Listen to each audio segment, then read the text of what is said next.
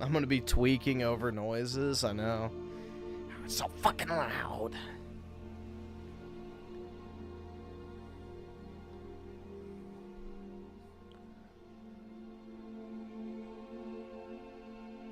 Here, let's see what he let's see if there's anything interesting that he's uploaded. I haven't looked in a while. I have to go on a break from him. Because it's like, it just gets too depressing.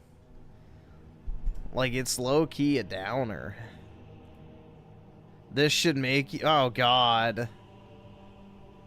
This should make you feel better about not getting women. Alright, let's watch that. That's clickable. That's clickable. Alright, here we go. Oh, wait, that one. Oh, man. Every once in a while, it's a nice little reminder that it's not that terrible to not have a sexual partner in your life. And by that, I mean a girlfriend, wife, whatever you want to call it. Because quite frankly, ladies, that's what you've reduced yourselves to at this point. You've made it very clear you don't want anything to do with us as far as we as people go. What we could offer you is really just services and money in exchange for maybe some starfish every 6 months. Oh, and we can't even get that because we're bad. So some starfish every 6 months. Brutal, dude. Like, at this point, I really just don't know why he doesn't pay for it, man. I really don't. Like, just go on your favorite escort site of choice, pay the, like, whatever $1,000 these bitches charge for 3 hours of fun. You know? Just get it out of your system. Here we go. Thank you, People Magazine. Man asks if he's in the wrong for expecting girlfriend to keep paying after half of the bills after she cuts work hours. Grass ain't always greener. It's just that you're looking at it from an angle, right? Still got to pay half the bills and you cut your work hours, huh? Well, it just looks like you're finding a new roommate. You're going to be bunking in your part of the house. God, this is... Yeah. Oh, you know, never combine finances, never get married, never act. 300 for an hour. Dude, I have no idea how much a hooker costs. Do I strike you as the type of person who's browsing the internet for a hooker? Like, I have no fucking clue how much a hooker costs.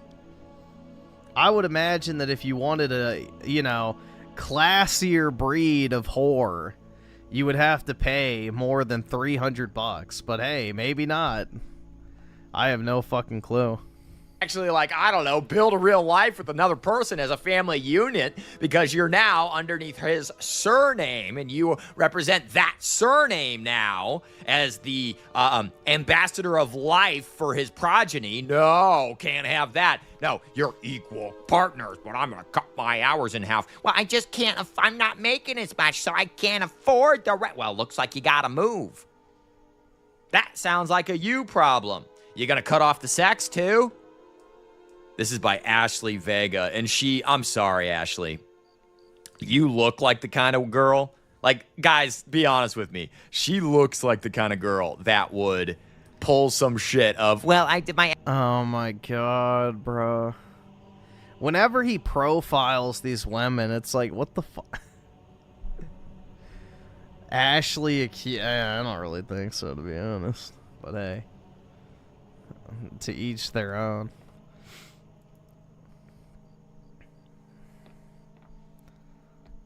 Can he go one video without saying the word sex? I don't think so. It's okay, Griff, we won't judge you. Yeah, dude. I definitely am the type of person who would pay for sex. Absolutely.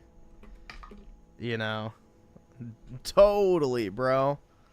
No, I would forgo sex in order to buy a Pokemon card, honestly, at this point, man. Like, forget the $1,000 hooker. Give me a $1,000 PSA 10 slab instead. You know? I'm probably like the least sex motivated person you've probably ever met.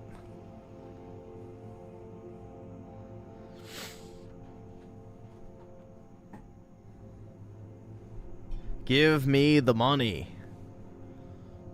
The only way I would engage in prostitution is if I was the one getting paid. And that's on God. Griff has a crush on Ashley. Oh, yeah, dude. She's so hot. My hours are cut and I have less money now. And this is the kind of girl that makes a TikTok about how much money she spends on makeup every month to look perfect for you. Even though we don't do it for you. We don't do it for men. We don't do it for men. My God, bro. Jesus. We're already this fucking unhinged. Sage College of Albany. Kingston University. University of Westminster. Oh, is she English? Of course. Of course she is. The man asked if he was wrong for insisting his girlfriend pay what do you mean by that, her Raymond? half She's of the just rent and bills after she planned to work few hours to help her depression.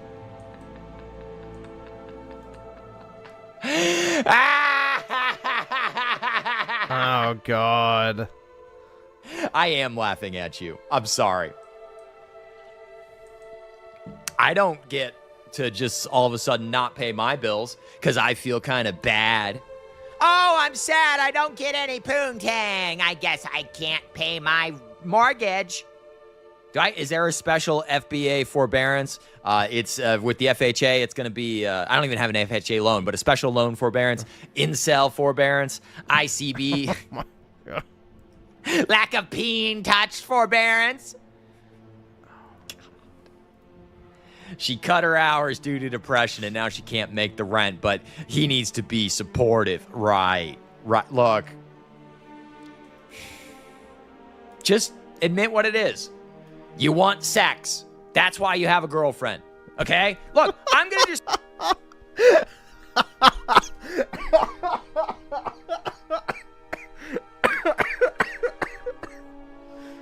We go from his girlfriend doesn't want to pay the full rent anymore that she owes because she cut her hours because of mud depression, and it goes to fucking sex immediately. Oh my God, bro, this shit's funny as fuck. I don't think sex has anything to do with what's being discussed. It's just, you know, the fact that she wants to cut her hours and no longer pay the same amount of rent because she's making less money, and then it goes immediately to fucking sex. I don't think them having sex was the problem. Just start saying it for what it is, because there's no women that are interested in me anyway. There's none. Zero. And all of you bitches are like, oh, it's your personality. It's your... Fuck yourselves. I wasn't always like this. I don't believe that. I don't believe that, dude. He was probably one of those nice guys. Do you know what I mean? Where it's like, yeah, I'm such a nice guy.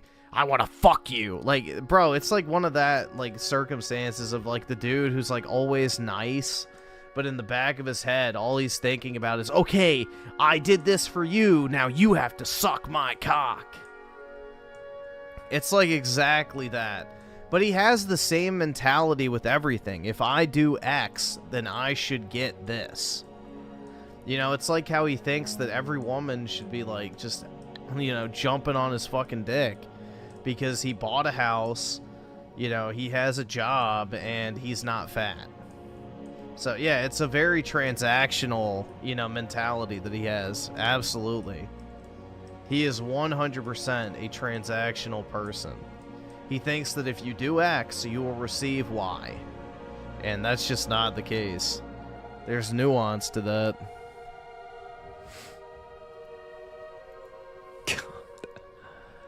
A man and his girlfriend split. Oh, I love how it's a man and now it's the girlfriend that she needs help. Split rent and bills evenly while living together. While she said she'd go part-time for her mental health, she asked him to pay 70% of their... No! Yeah, I mean, if you're going to be if you're working less and you're going to be home more, then you definitely shouldn't be paying less of the rent. Because you're going to be the one sitting at fucking home all day. So, yeah, you should be paying your fair share of the rent regardless. So, it doesn't matter. If you weren't in a relationship, you wouldn't be able to say, like, oh, well, you know, I don't want to work as much, so I'm just going to pay less rent each month. That's not how it works. So, yeah, that's retarded. She signed a legal contract saying she'd pay X amount of rent per month when you signed the lease, so... Not how it works. You don't get to take a mental health day from your fucking rent payments. No! What, I'm just supposed to come up with 30% more fucking money? Are you kidding me? Are you fucking kidding me? Oh, I'm depressed. Just willy-nilly. Oh, I feel sad now. I gotta cut my hours. I can't work as much. I need you to pick up the slack. We're not married, bitch. None of you want to get married. He refused and asked Reddit if he was wrong for doing so. Well, that was your first mistake, is not putting your damn foot in. Like, I said it recently on a stream. The reason that no women want anything to do with me is because I have standards and boundaries. What? Standards and boundaries. I thought he couldn't even get a woman to look at him. I don't think it's your standards and boundaries that are the problem, dude. If you can't even get women to look at you, I don't think the standards and boundaries are the problem. Like, what standards and boundaries is he even talking about? I mean, he literally is on record saying he'll take anyone, as long as they're not fat and covered in tattoos and a single mom. So... It's a hell of a drug. Like, no. You want to move in, it's 50-50. You want to cut your hours for depression. Like, unless you were legitimately hospitalized for trying to off yourself, I'm sorry. Men don't, you want to be equals. You want to be equal partners. You know, you better be giving him 6 blowjobs a day at that rate. Good God. This is just... A man sought support from a Reddit community after questioning whether he was in the wrong for still expecting his girlfriend to pay her half of the rent and bills. In his post, he explained that the couple had always split their shared expenses evenly while living together. He wrote that they both worked full-time as trainees in different fields and were both qualifying within the next 3 months. Oh, so you're both broke. The man shared that the milestone would soon mean a pay raise for both of them, something they had been looking forward to. And she had to fuck We it have up. plans for the future that the pay rise will help us achieve within the next 2 to 3 years. They're English. No one says rise, except for the English. Aluminum. He explained, emphasizing that the increase in income was meant to support their shared goals. However, he said things became complicated. It's so complicated. Oh my God.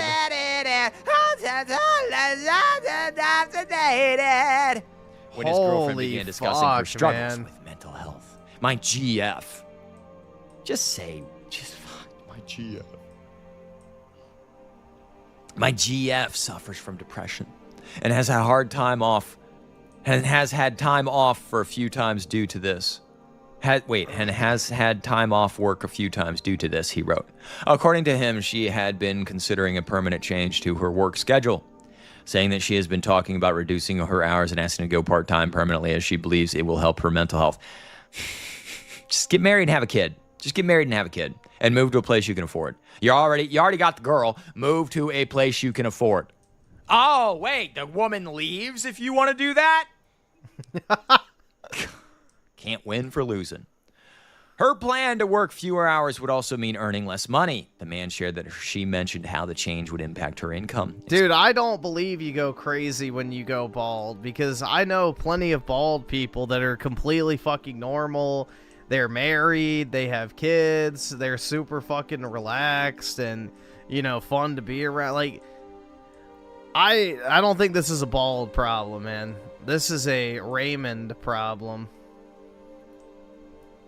There are plenty of bald guys that are suffering from success. Explaining that instead of 250 pounds a month after tax pay rise, she'll end up with 100 pounds a month pay cut. Don't rely on women. 50, my guy in the Discord, we did the video. Go check it out. The guy, his name's Eric, and he had his girlfriend just up and leave because he refused to pay for a $50,000 wedding. Bruh. And she wanted to go off and be debt-laden and be a doctor, so whatever. And He bought a house. Dude, I do not get that shit.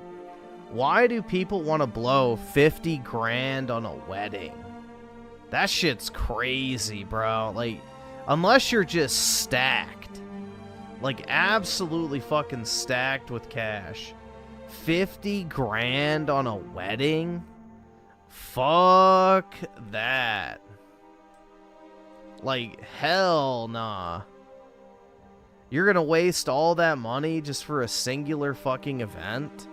With a bunch of people you don't really fucking care that much about anyway? Just to have it as a status symbol? Like, yeah.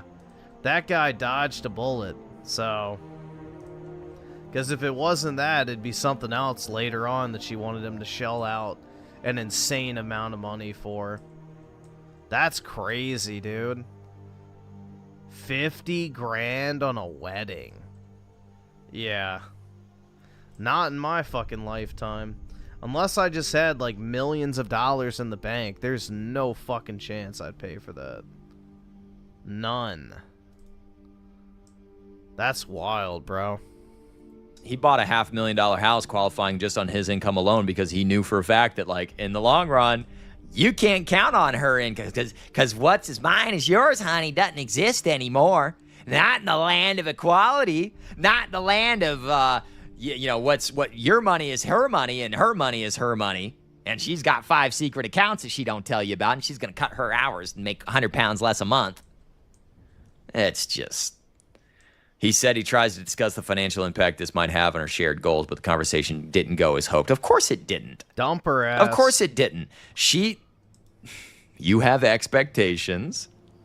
She has a version of reality in her head that she's not willing to compromise on. You're going to have a problem. Do you have different... This is why men and women aren't getting together. This is why relationships aren't lasting. This is why no one can date. This is why no one can get laid. Everyone has different expectations and priorities, and no one knows how to communicate those in a way that's actually effective.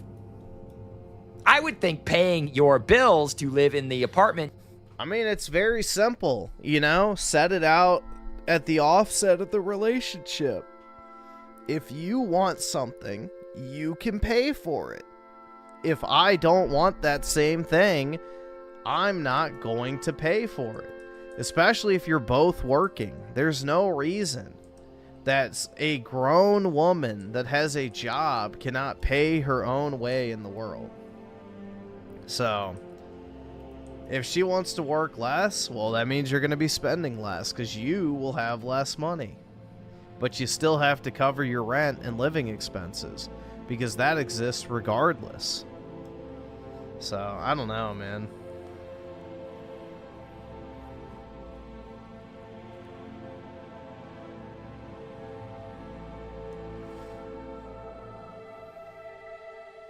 As soon as you get the money, honey, I'd like to travel. Yeah, fuck that. I hate traveling. You have chosen to live in to be close to work because you already have the woman. You already have the relationship. So check marks marked. Oh, wait, I forgot. The women can always just leave. So you always have to be fucking providing and improving and providing and improving. And obviously you're just going to be a slave to this bitch forever, huh? I pointed out the impact this would have for our plans, which she said it doesn't matter, he wrote. According to him, his girlfriend responded by saying that if she went part-time, she expected him to take on a larger share of the expenses. I would be finding another place to live tomorrow. I'm not kidding.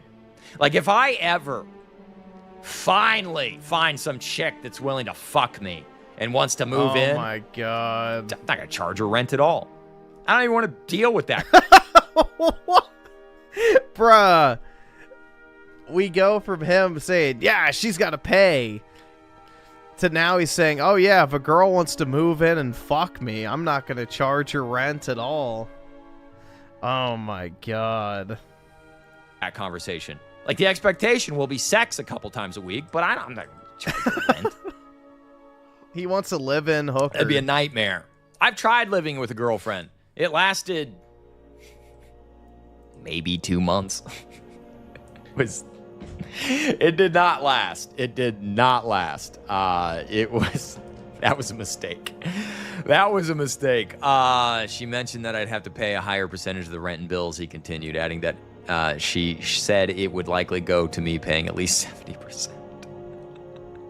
Woman's boyfriend shocked she won't spend her $30,000 inheritance on joint European trip. Oh, fuck you too.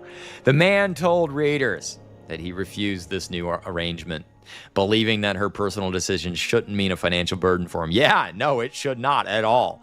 I refused this and told her that her choosing to work less hours didn't mean her bills go down, he explained. He stood firm on his belief that if she reduced her hours, then she'll still have her half of the bills to pay. Yes, because that's how reality works, ladies.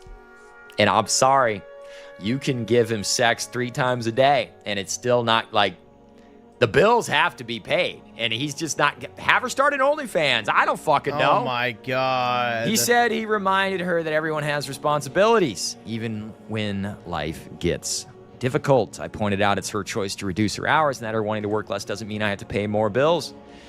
He added that he would also like to cut back on work if he could, but understands that bills need paying. I guess jacking off every day to some 4chan thread isn't that bad, is it, boys? It just be a pornosexual. That's fine. Jacking off to a 4chan thread. Hold on. What the fuck?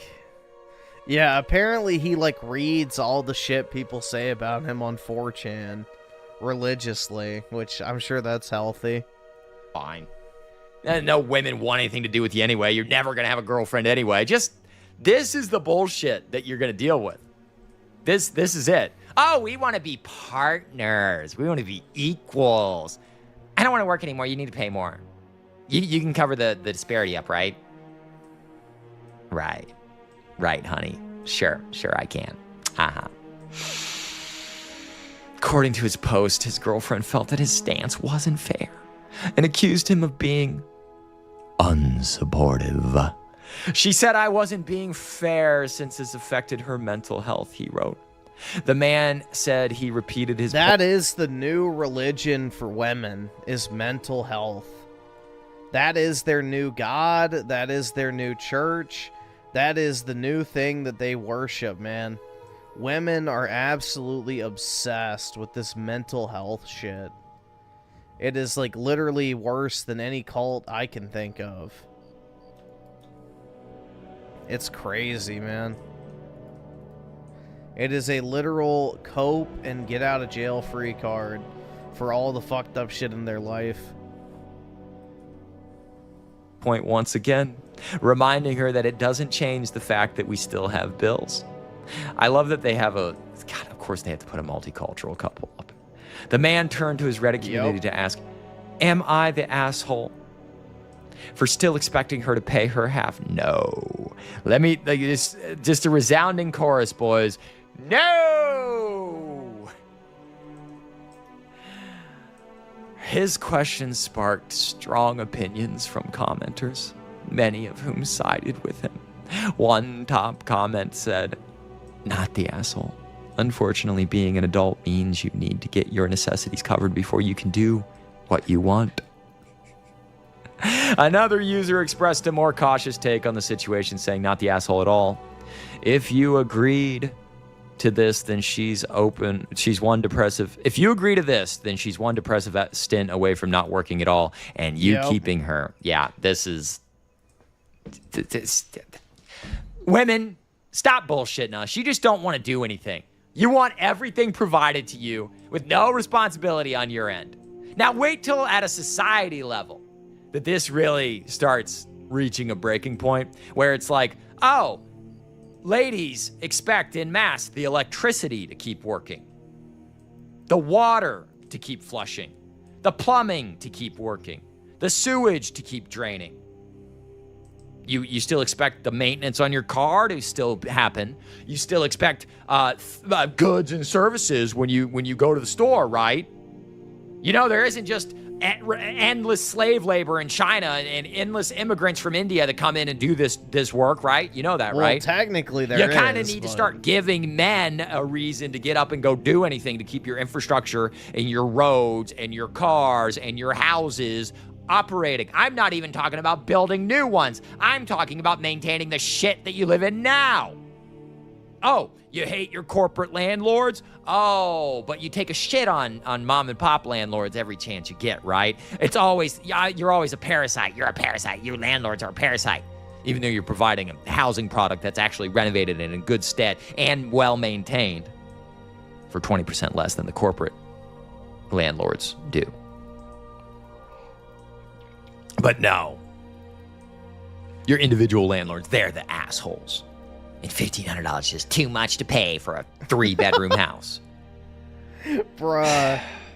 He's trauma dumping. The discussion around the post reflected the difficulty balance many couples face when mental health and finances collide. While the man's girlfriend hoped to prioritize her well-being before working less, he believed that the financial responsibilities still should be shared.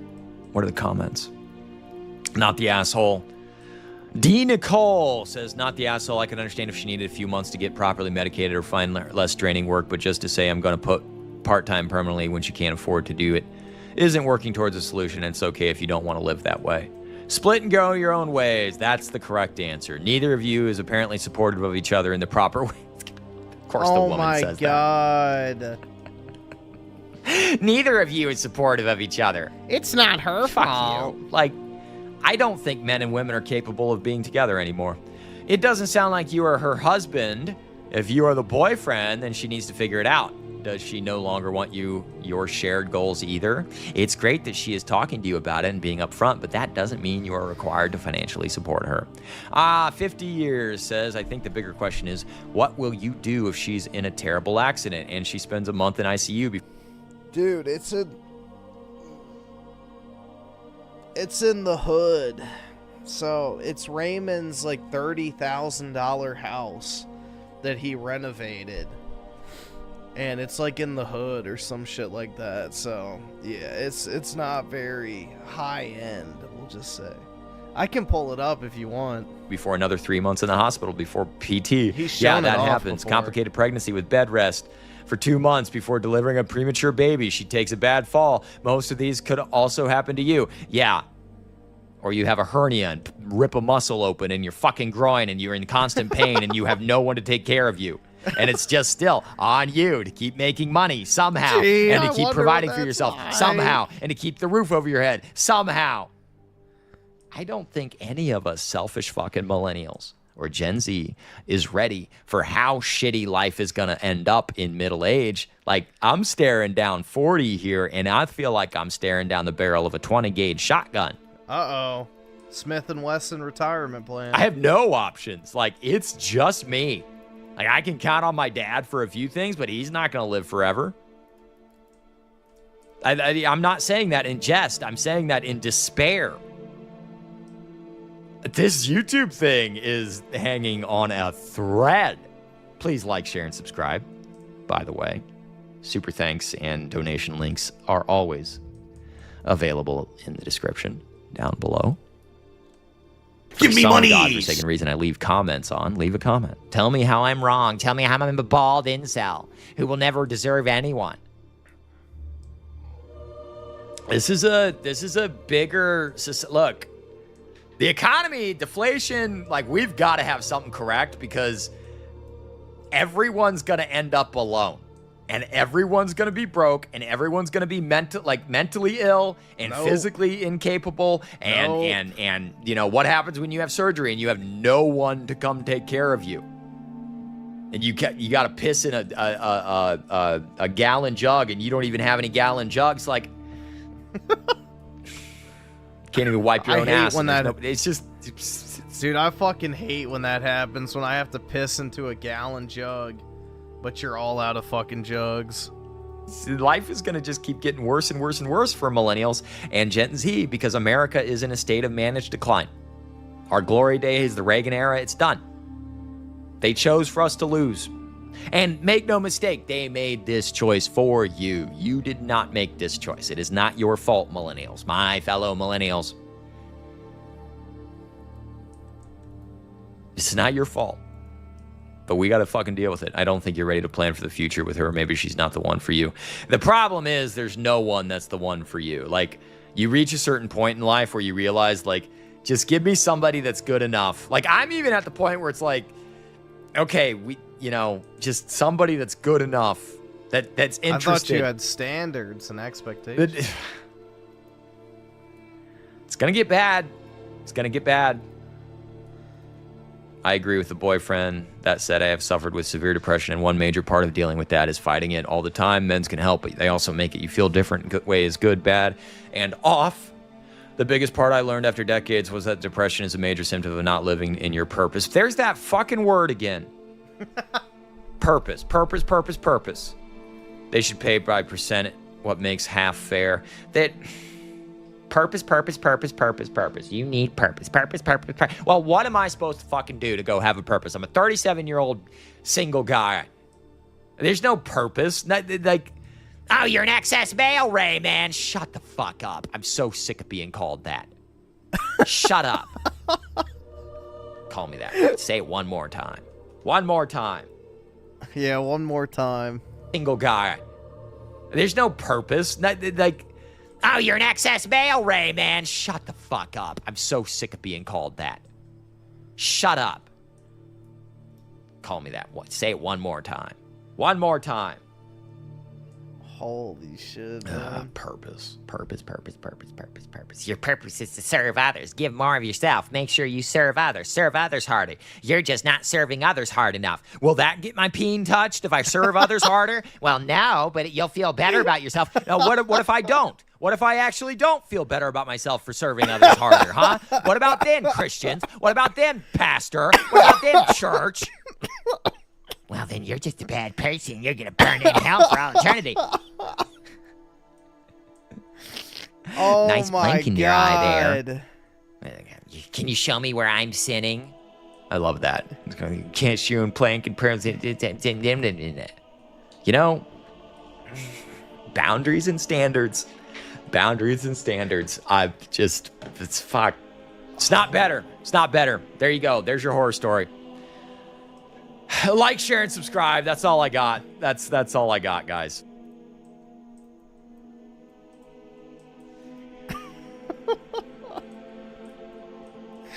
Dude, holy shit. Virginia, if you can take me back to you. Oh my God, bro. Brutal. You're an excess male. Oh my God, man. Oh, dude. Just that content. This whole genre of, it's the Raymond Lite over here. Non-bald Raymond.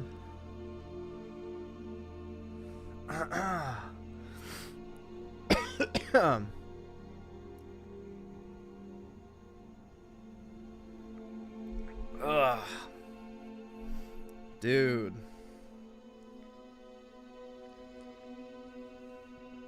Yeah, the Polish chick is hot. Yeah, he has the same head shape as Raymond. He's just not bald. Yeah, this chick. This is Victoria Gaj. Oh, shit. This is Victoria Gajosz, and she's rewriting Polish sprint history. Born July 6, 2006, Poland. At just 19, she ran 23.07. I hate that voice. Hell yeah, dude.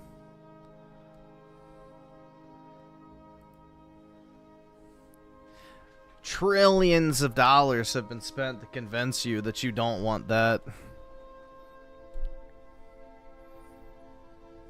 Trillions have been spent to convince you that you don't want that.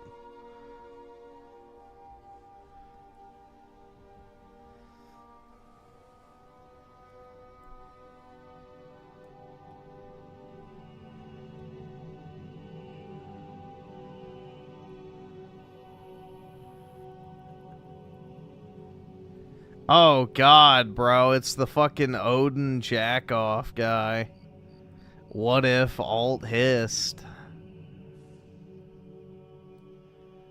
Does this guy just make Raymond Doomer videos? I guess so, probably. His channel name is retarded. Dad mode in dark mode? What the fuck does that even mean? Why not just dad in dark mode? Like, why would you put the mode after dad? Like, just put dad in dark mode. There you go. Dad mode in dark mode.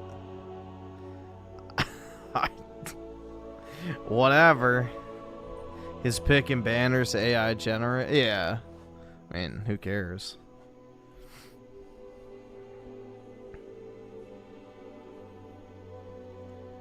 You're an NPC. All right, let's see. So it's Friday. Bro, I think that's kind of ironic because this style of content is like literal NPC content, I feel like. I wasn't going to do a video. Typically, I upload videos on Sunday, Tuesday, Wednesday, and Thursday at 6 p.m. But you know what? I'm throwing out a wild card here. I'm deciding to do a sequel on yesterday's video.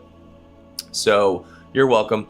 But anyways, so what I'm going to talk about here is about people and how they think that they are thinkers. So here's the thing. Most people, they think they are thinkers. They think they are, but they aren't. They are reactors. And I don't mean this as an insult of any kind. It's just a fact that has been documented by a bunch of researchers in human cognition. So one in particular, Daniel Kahneman, he spent decades proving that the mind. Daniel Kahneman. Is there a less than 0% chance that that's a fucking troll study? I don't know. A lot of these studies, air quotes, I feel like are just bullshit in the first place. They just make shit up and see if people believe it. Mind essentially has two modes. There's system 1 and system 2. And so system 1 is immediate. It's No.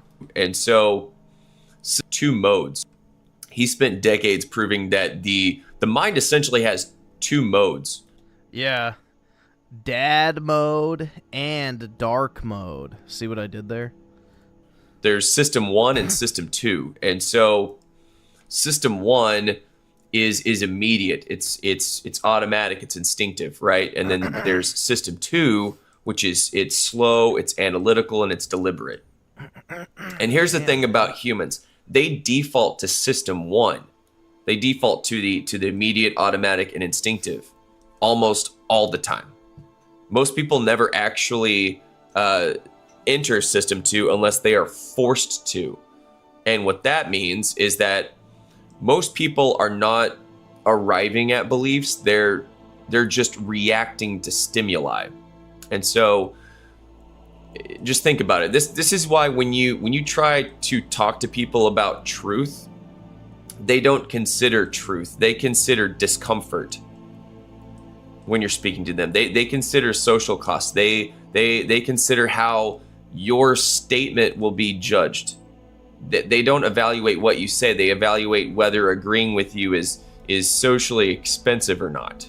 So, but yeah, I mean, you already know this is true. You've seen it in your life, I'm sure. When everyone in the room believes something and you challenge it, you notice the tension there, right? You're at a party and people are just, being surface level, and somebody says something that you know is blatantly false, and you at first you think to yourself, man, should I say it? And then you're like, yeah, screw it, I'll say it, see what happens. And then that's what happens. You feel the discomfort, you see that sudden confusion in their eyes. And here's the thing, they don't run the logic. They run the social calculation. That's what's happening. And then there's this thing called the Ash experiments. And so what those did was those proved that the majority will knowingly say something false if the group says it first, which is way stupid, but humans, right? And then Milgram proved that this is an actually insane experiment. They proved that the majority of people will obey an authority, even if what they're doing, what they're asked to do by the authority, violates their own conscience, which is wild. Yeah. So, I mean, just combine these findings here, okay? It's don't like the thing where if you should try this out if you're ever curious. Like, if you're ever at a hotel, walk into the elevator and just face towards the back wall. And if anyone else gets on the elevator after you've already gotten on, everybody will copy the exact same thing that you're doing. They will quite literally face the wall as well if you're already doing it. It's kind of wild, but yeah. It's just herd mentality on steroids and also appeal to authority type shit.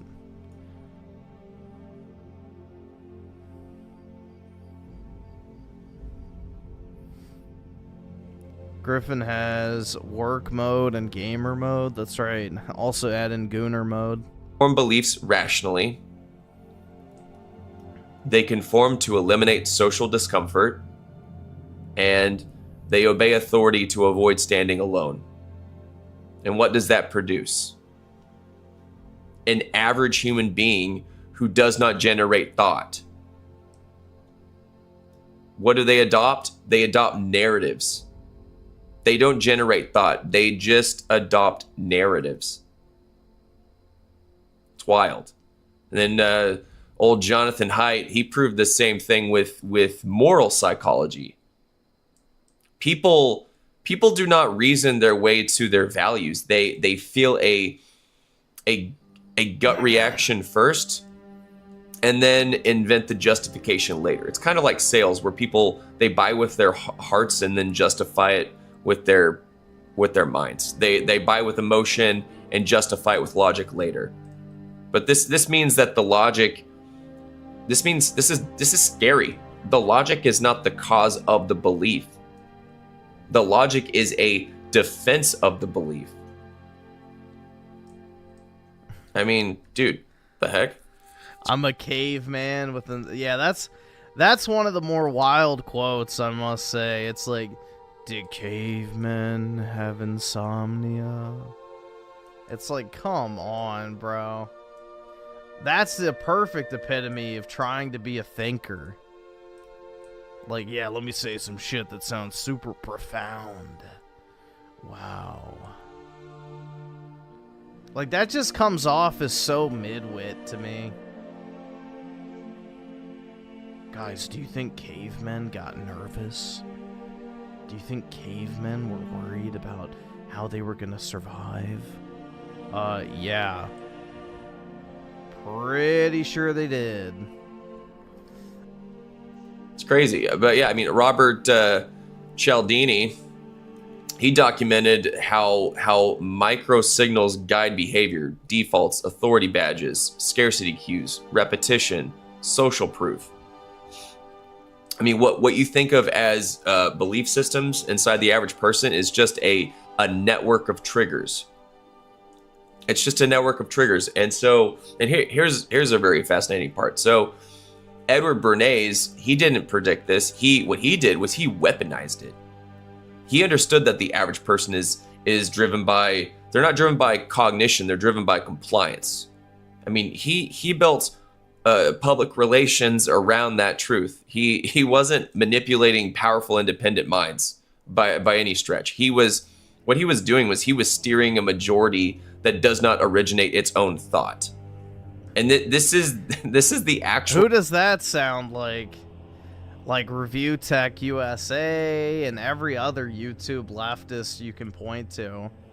They don't actually derive their own fucking thoughts. They just parrot what they're told to believe. So, yeah, that is definitely true. That is definitely fucking true. We see that all the time, especially with modern politics, man. That's probably more relevant than ever. Reason the world feels frustrating when you think independently. Because you've made the mistake of assuming that the average person thinks before they speak, and they don't. They don't. I mean, you're assuming they evaluate your words Most based people on don't accuracy. have an internal They don't. dialogue. They evaluate based on, will believing this cost me acceptance? Because we're social creatures, so we need to be accepted by the group, and to a fault, apparently, a lot of the time. But yeah, I mean, this is, I mean, I'd say this is the real divide in humanity. I mean, it's just a statistical reality. I mean, the majority is average, okay? Average means reactive, reactive means predictable, and predictable means steerable. I mean, yeah, it's wild. I mean, but kind of what I said in my video from yesterday, that there is a cost to being conscious. Once you see what drives most people, you stop doing a lot of things. You stop expecting depth from them, for one. You stop expecting logic. you stop expecting original thought. I mean, and this is where we're at. I mean, oh my god. And that's the thing, is like a lot of people. I'll never be accepted? Probably not, man. I'm like normie repellent. So, I don't know. I don't fucking have that tendency to be like, yeah, you know, I'll just agree with what everybody else. Like, I don't fucking care. I don't know, man. I have zero desire to be accepted by the group. That has never been a guiding thing that I've cared about.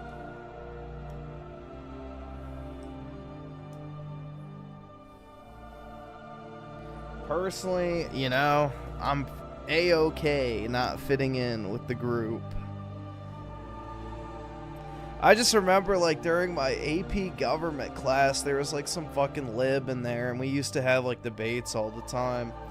And, he goes, like, if you have that mentality, you know, no one's ever gonna want to be around you. And I'm like, well, listen, if the people I'm gonna be around are like you, I'd rather not be in the first place. And it's just like, bro, honestly, that's the case. It's just like, why am I gonna put on a fucking mask to be around a bunch of people I don't fucking like in the first place? Makes no sense. Zero fucking sense. They think that they're surrounded by intellect and intentionality. They're not. They are surrounded by reaction and imitation and compliance. So, I mean, here's the thing, man. You must stop treating the average person as if they are. Yeah, my teacher kind of had a look of shock on her face when it happened, because, like, she was worried about it, because, like, it was getting personal, like, his kind of like, no one's ever gonna want blah blah. It's like, yeah, well, if they're like you, I don't want to be around them in the first place. And she just kind of had, like, the look of, you know, because they're basically, I was one of the few conservatives, quote unquote, in the class.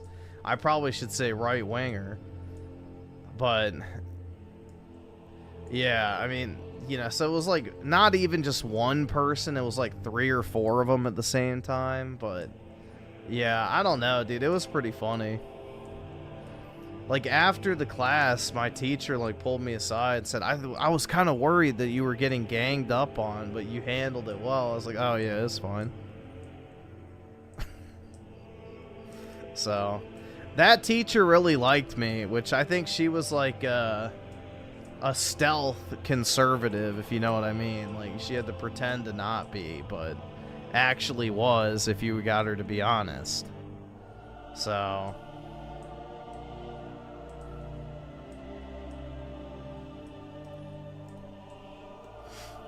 But yeah, that was a pretty fun class, honestly. We had like a bunch of debates and stuff all the time because it was a presidential election year.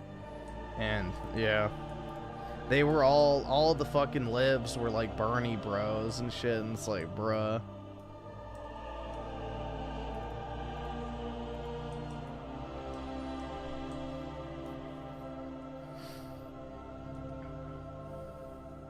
are consciously choosing their conclusions, because they're not. they're just following the path of least resistance. They want to eliminate tension and friction. They want to stay inside the warm, cozy blanket of social approval. Man, they want to feel like they are on the good side, right? I mean, that's the primary reward mechanism driving them.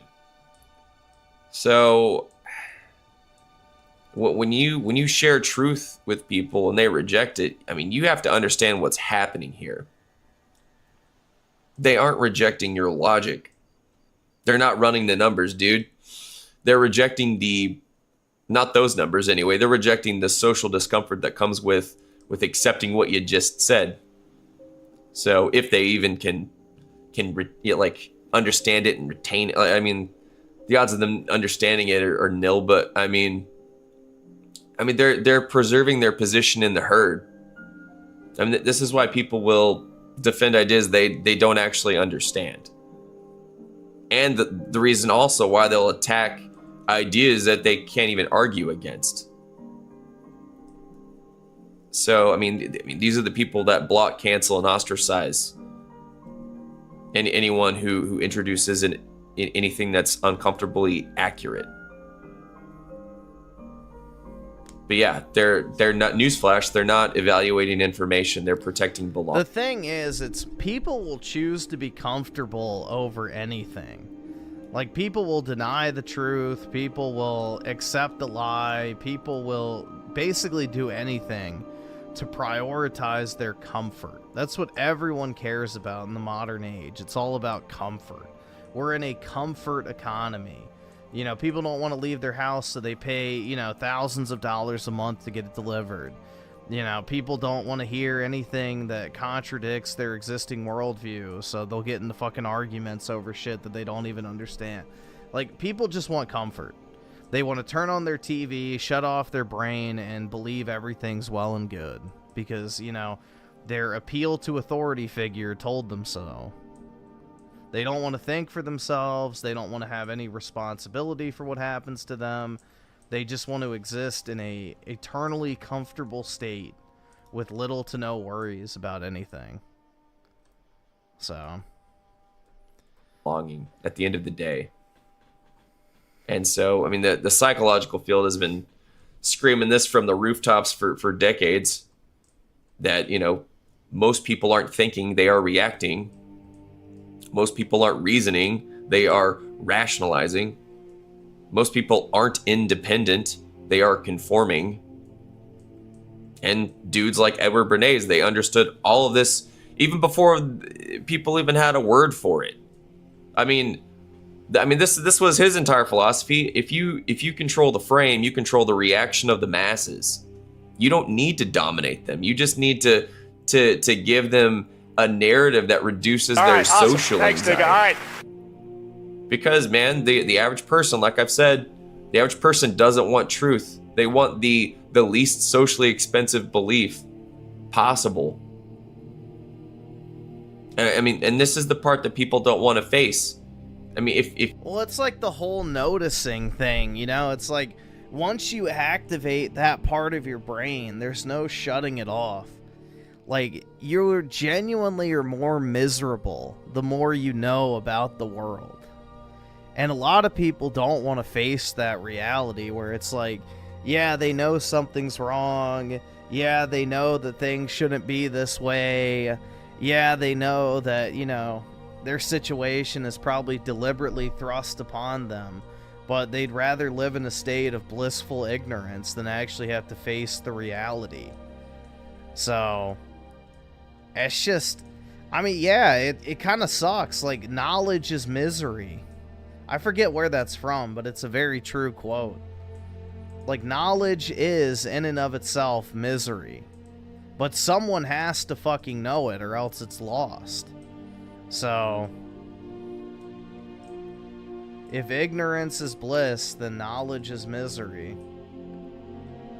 And I think it's definitely fair to say that once you know, like, what's truly happening, it makes you a much different person.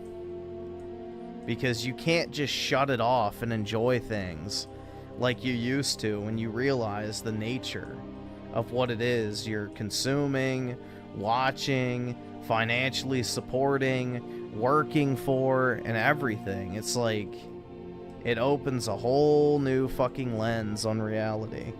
And a lot of people just are not mentally equipped to handle that.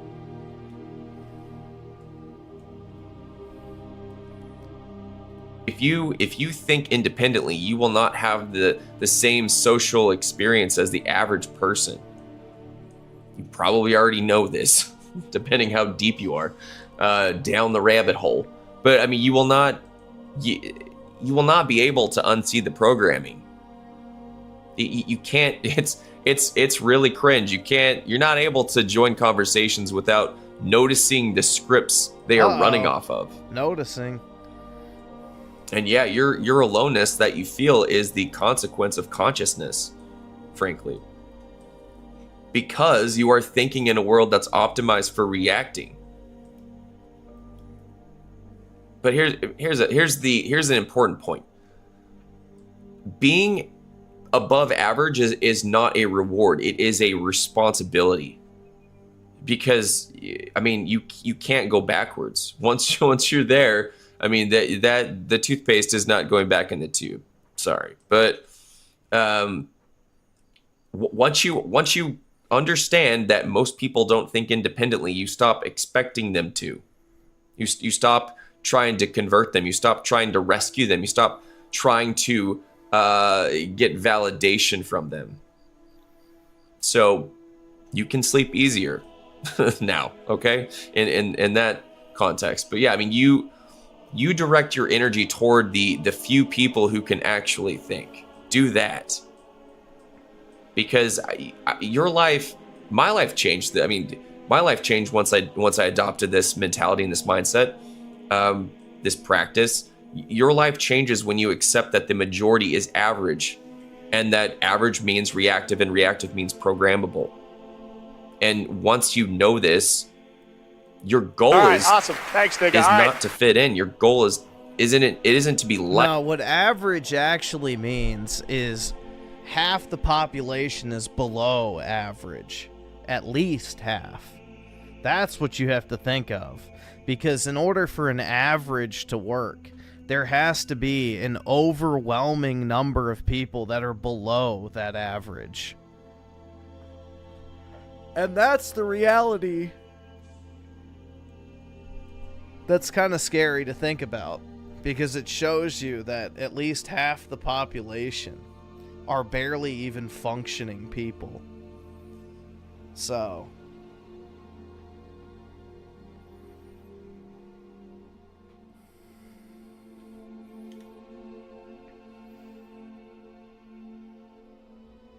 in order for there to be someone extraordinary, there has to be at least 100 people that are below average. So let's see. Oski with the 5. A slave obeys, a man chooses. Ironically, it's a Jewish man. It says, yeah. Good old Bioshock. And let's see. Not the quote you're looking for, but it's the same idea. Let's see. What do you miss? I miss the way I viewed the world before I knew too much about it. Yeah, pretty much, man. That's the thing. It's like ignorance is bliss in a sense. But that's what they say. The dumbest people on average are usually the happiest.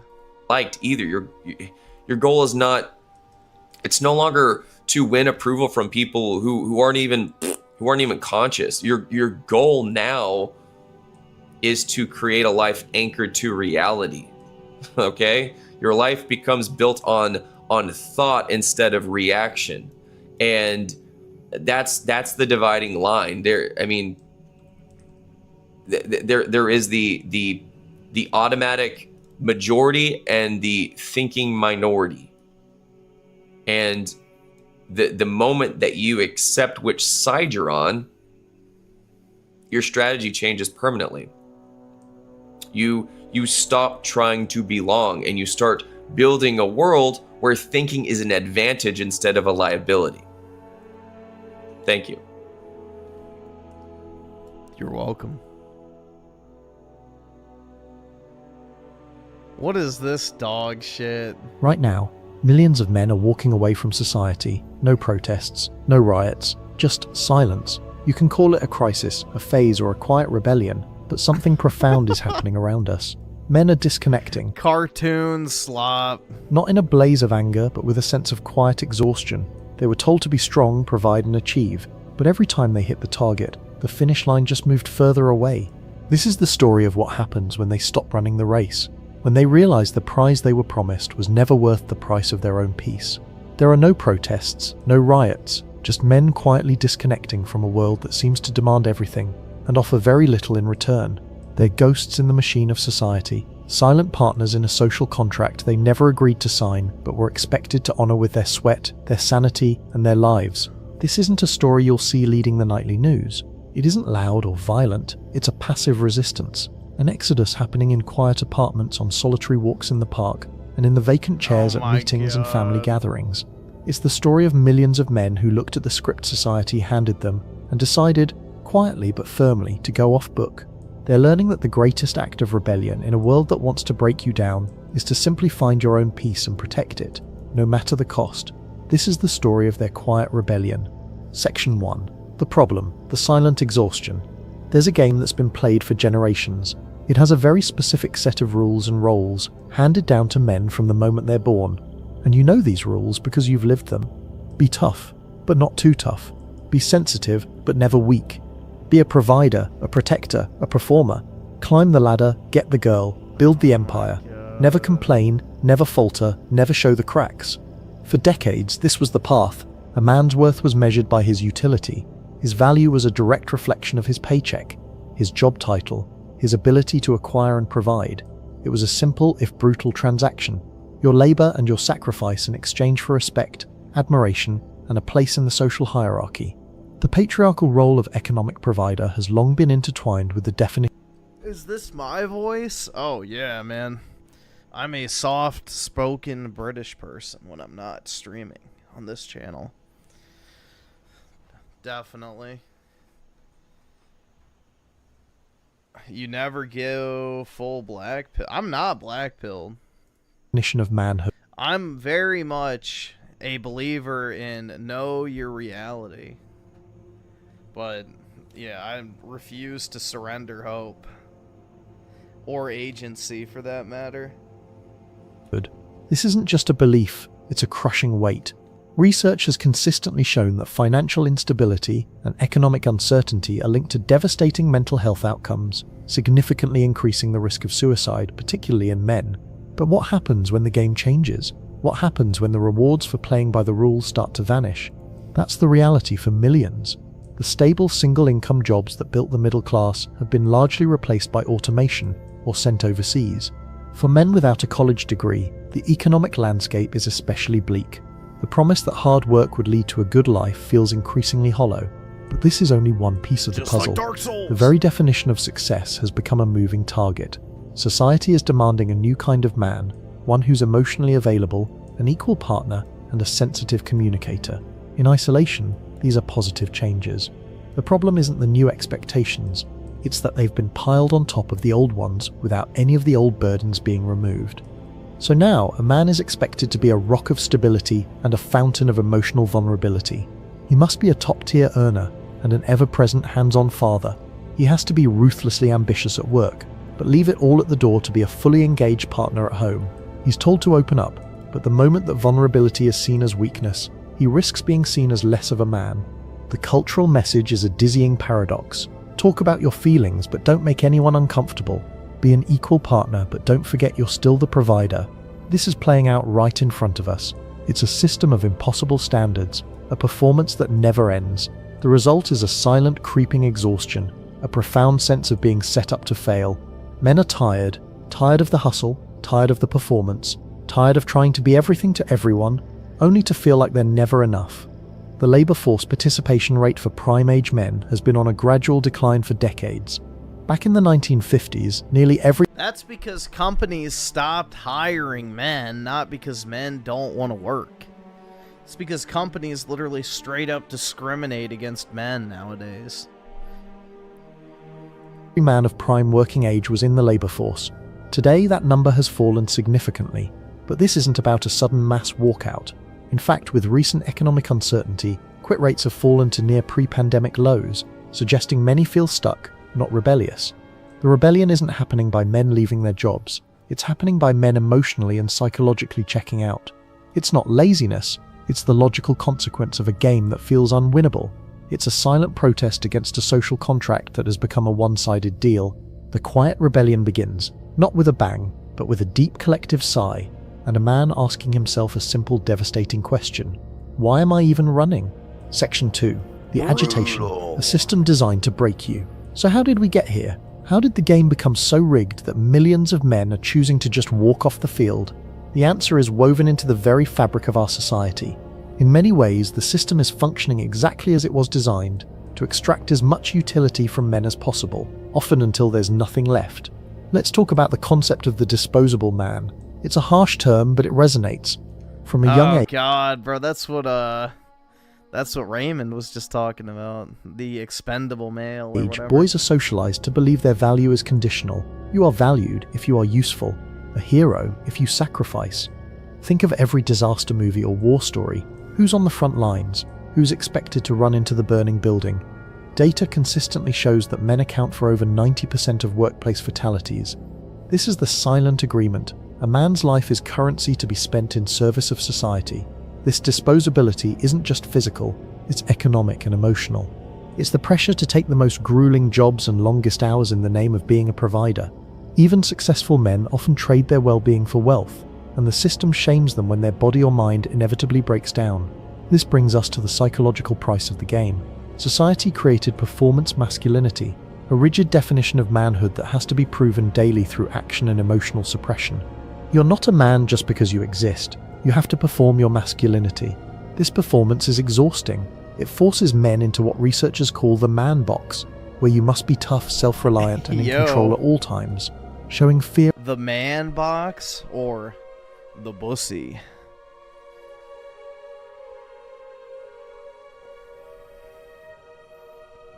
Why is it so gothic? It's probably just whatever AI prompt he entered. Probably said make a animation like blank. I have no idea. No fucking clue. Fear or sadness violates the code. The consequences are catastrophic. Men suffer from depression and anxiety at staggering rates, but it often goes undiagnosed, manifesting as anger, irritability, or escapism. They suffer in silence, believing it's their burden to bear alone. And the silence is killing them. Men die by suicide at a rate nearly 4 times higher than women. It is a silent epidemic fueled by loneliness and an inability to ask for help. When you're taught your entire life that your value lies in your strength, admitting you're struggling can feel like a fundamental failure. So instead of reaching out, many choose the only exit they feel is available. This isolation. Do a 360 no scope front flip back flip off a bridge. Is a defining feature of the modern male experience. While some studies show men and women report similar overall rates of loneliness, there's a key difference. Men are far less likely to turn to friends or family for emotional support. One 2021 study found that the percentage of men with no close friends had increased dramatically since 1990. Yo, that's me. Think about that. A massive increase in profound social isolation. Another study found a majority of young men agree with the statement, "No one really knows me well." For those men, the likelihood of having suicidal thoughts more than doubles. This is the emotional blackmail of the system. It promises status in exchange for your authentic self.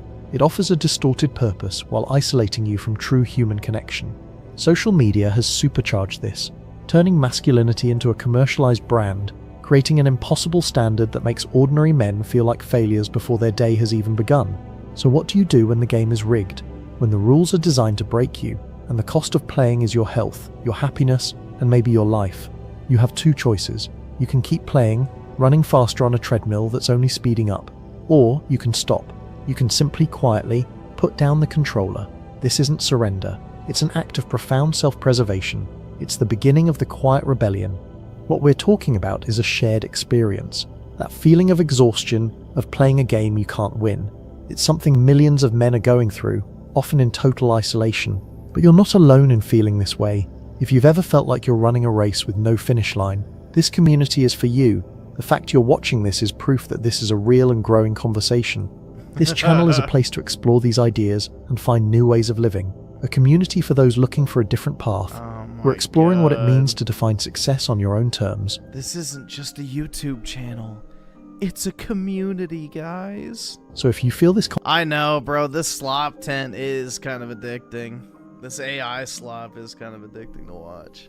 conversation is worth having, I invite you to subscribe. Click that button and join a tribe of men who are choosing to define success and happiness on their own terms. You don't have to walk this path alone. Now, yeah, dude. let's get back to what it means to actually quit the game. Bust out my Section 3, loincloth. the solution, the quiet rebellion.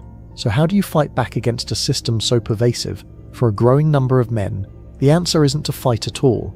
Not in the traditional sense. It's not about storming barricades or starting a revolution. The quiet rebellion is an internal one. It's the conscious decision to stop playing a rigged game. It's realizing that the only winning move is not to play. This isn't about blaming women or society. It's a deeper, more personal liberation. It's about detaching But what if I want to blame women in society? your self-worth from the external validation the system uses to control you. It's taking your chips off the table and walking away. Pillar 1, redefine what it means to win. The first step is to redefine what it means to win. Society tells you winning is about more money, more status, more possessions. The quiet rebel understands this is a trap designed to keep you on the hamster wheel. The true victory isn't getting more, it's wanting less. This is an embrace of modern minimalism, not just of things but of obligations. It's about consciously building a life that is simple, manageable, and above all peaceful. It's the guy who turns down a high-stress promotion because he values his evenings more than a bigger paycheck. It's the guy who opts for a smaller apartment instead of a mortgaged mansion that owns him. It's the man who deletes dating apps, not out of defeat, but because he refuses to participate in a gamified marketplace that treats people like products. He learns that his time, his energy, and his mental peace are his most valuable assets. Dude, I fucking hate that word. His peace. Bro. That has got to be the gayest shit ever from, these fucking red pill channels. You know, men care about protecting their peace. It's such a woman thing to say. What type of fucking retarded shit is that, man? Oh, they just want peace. Peace. Bro, men thrive in war.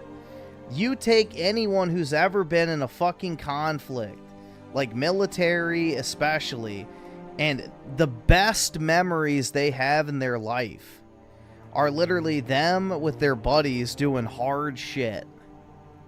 Men do not want peace. That is a fucking female fantasy.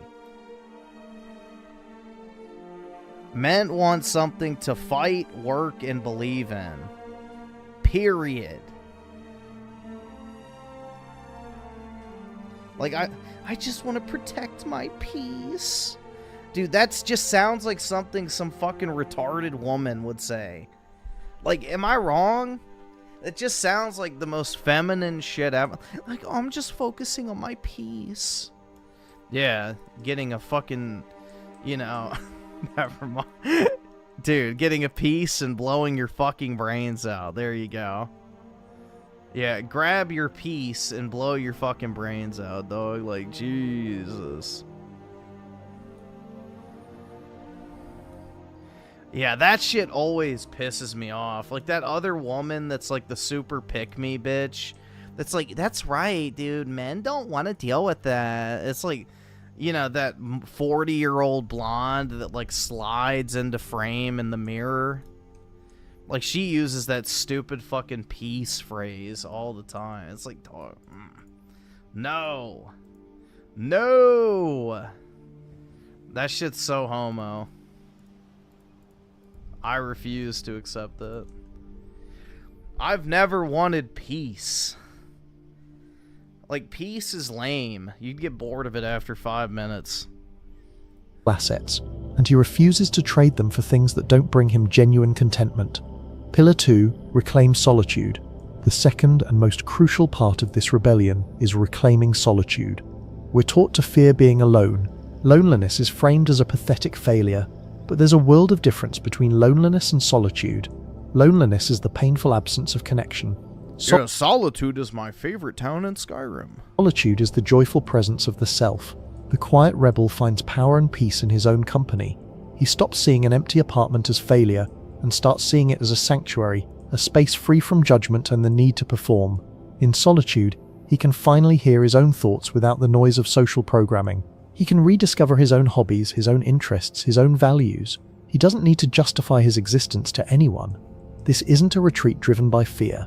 It's a strategic withdrawal. He's building a fortress of solitude where he can recharge and rebuild his sense of self on his own terms.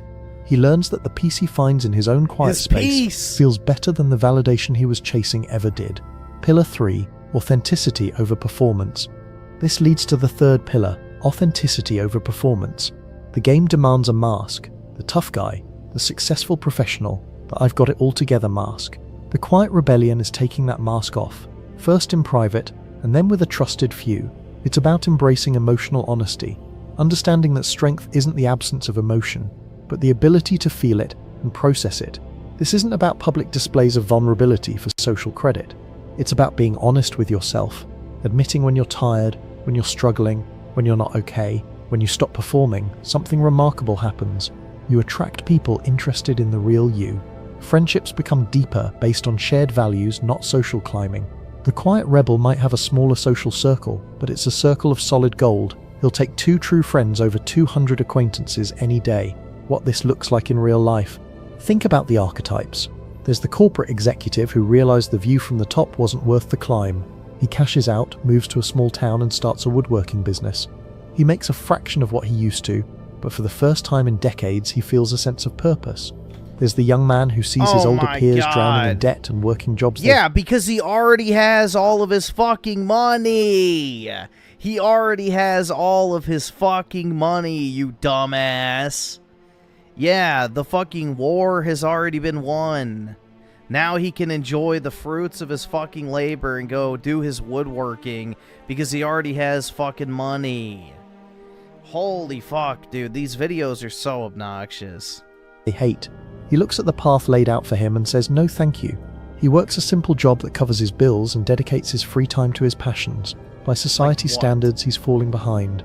But like what passion? He is happy. He is free. There's the divorced father who stops trying to win back the approval of people who never valued him. Dude, the people making these videos are fucking woodworkers the way they got dick in their fucking mouth. That's for goddamn sure. Jeez, bro, this shit is just so, like, demoralizing. Like, this is a demoralization effort. 100%, bro. Is the Chinese government behind this AI account? Like, honestly. Instead, he focuses on being present for his kids, building genuine friendships, and rediscovering hobbies he abandoned years ago. He's no longer chasing an image of success. He's living a life of meaning. Yeah, and how long before your wife leaves you? Rebellion is about choosing independence in its purest form, a quiet, self-assured independence. It's the power that comes from knowing you don't need anything from a system designed to exploit you. You don't need its approval or its rewards. You have your own definition of success, and it's one based on peace, freedom, and authenticity. That is the ultimate act of defiance. It's telling the system, you have no power over me because I no longer want what you're selling. Conclusion, life beyond the game. So what does life look like on the other side? What is the new reality for the man who has stopped playing? It's quiet. It's a quiet that's often mistaken for emptiness by those still caught in the noise. But for the man living it, it's the sound of peace. It's freedom from the constant grinding anxiety. The sound of peace! What does peace sound like? What does peace sound like? A fucking hippie ripping a bong? What does peace sound like, bro? Please, let me know. A fucking oriental gong that gets rang every 5 seconds? Like, what are we talking about? The sound of peace. Of performance. It's the relief of no longer having to prove your worth to anyone. This new reality is a world of discovered freedom. It's waking up and feeling calm instead of dread. It's finding joy in simple things. A good cup of coffee, a walk in the woods, a real conversation with a true friend. It's the satisfaction of work done for its own sake, not for applause. It's the comfort of solitude without the sting of loneliness. The man who has walked away is not a loser, He is a pioneer. He's charting a new path to a different kind of masculinity, one defined not by dominance or The sound of peace is not hearing a lawnmower, yeah. wealth, but by integrity, self-possession and peace. He has traded the promise of a kingdom for the reality of his own soul. He understands this withdrawal isn't giving up on life, it's taking life back. It's refusing to sacrifice his one precious existence on the altar of societal expectation. He isn't antisocial, he's selectively social. He isn't unambitious. His ambition is for a life of meaning, not a life of metrics. This quiet rebellion is one of the most significant social shifts of our time, happening just under the surface. It's a silent declaration that a man's life is his own, and his peace is not for sale. For every man out there feeling lost, exhausted, and invisible, know this: you are not alone. There are millions just like you, making the same choice, walking the same path. And the choice to walk away, to stop playing, to seek your own path, that isn't weakness. It is the ultimate act of strength. It is the discovery that your own peace feels better than status or victory ever could. It's the realization that the only game worth winning is the one you play by your own rules. The quiet rebellion isn't about dropping out of life. It's about opting into a life that's actually yours. If this story resonates with you, you're not alone. This is a conversation that needs to happen out in the open. Subscribe to Psycore, where we question the script society hands us and write our own. This is a community for men who are redefining what success, strength, and happiness actually mean. You're not alone in this. Click that subscribe button, join the conversation, let's explore these ideas together. Thanks for watching, and remember, your peace is not negotiable. That's right, guys. Never negotiate your peace. Dude, I fucking hate that shit so much. Your peace. Oh, your peace. Ugh, that's just like one of those fucking buzzwords I can't stand, man.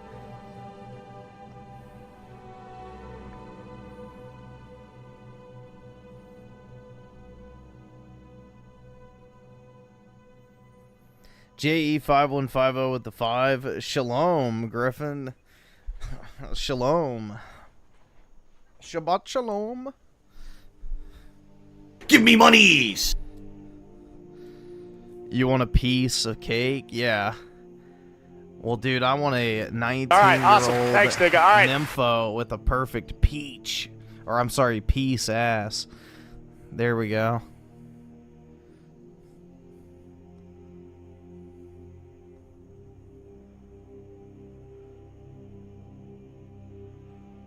These videos are so slob, man.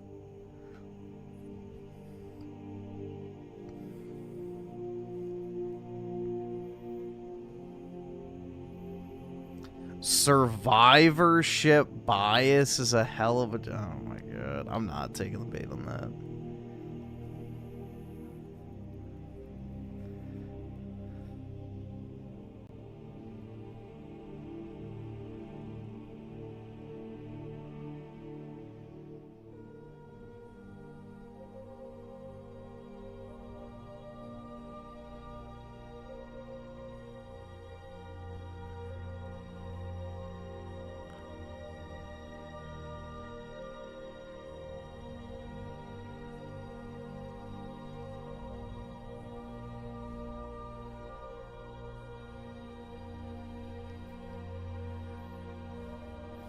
Griff's peace is sleeping with... That's right, man.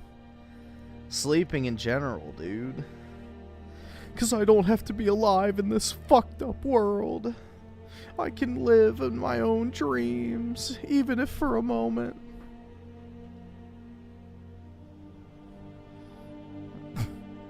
Your peace is hearing the ceiling bird chirp. That's right. That thumbnail's still funny, man. No bitches. Damn. Brutal.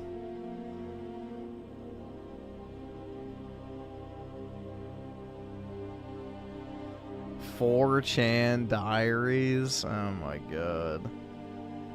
Dude, I fucking hate that word though, unironically, like the fucking peace bullshit. Watch. It's probably just another AI slot video. Be me, Yeah. 29, marketing coordinator, Living maybe in not. a decent one-bedroom in the city that costs too much but has exposed brick. Sunday morning, That's a premium. still in bed, scrolling Twitter with my coffee going cold on the nightstand. See a thread that Brutal. makes me actually sit up. Whoa. 5 reasons men have given up on dating and marriage. A thread. 12,000 likes. The replies are worse. Hundreds of men agreeing, sharing their own stories, talking about how they're done with dating. One comment. Why would I risk everything for someone who can replace me the second someone better comes along? I screenshot it.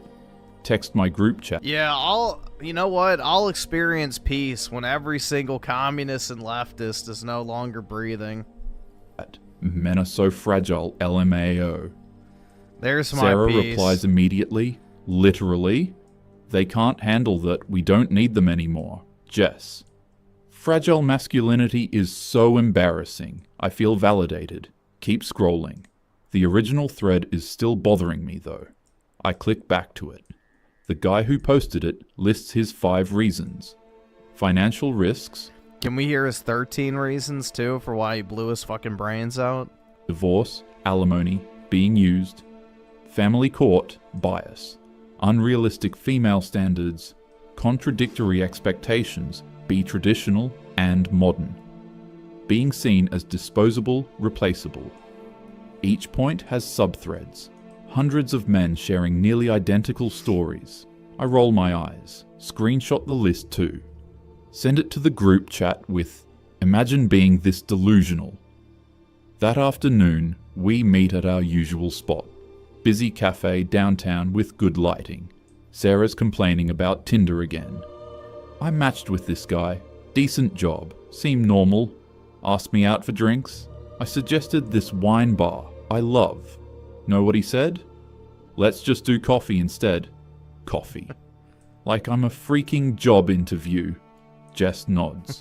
They're all like that now. No effort. My last 3 dates, they all wanted to split the check.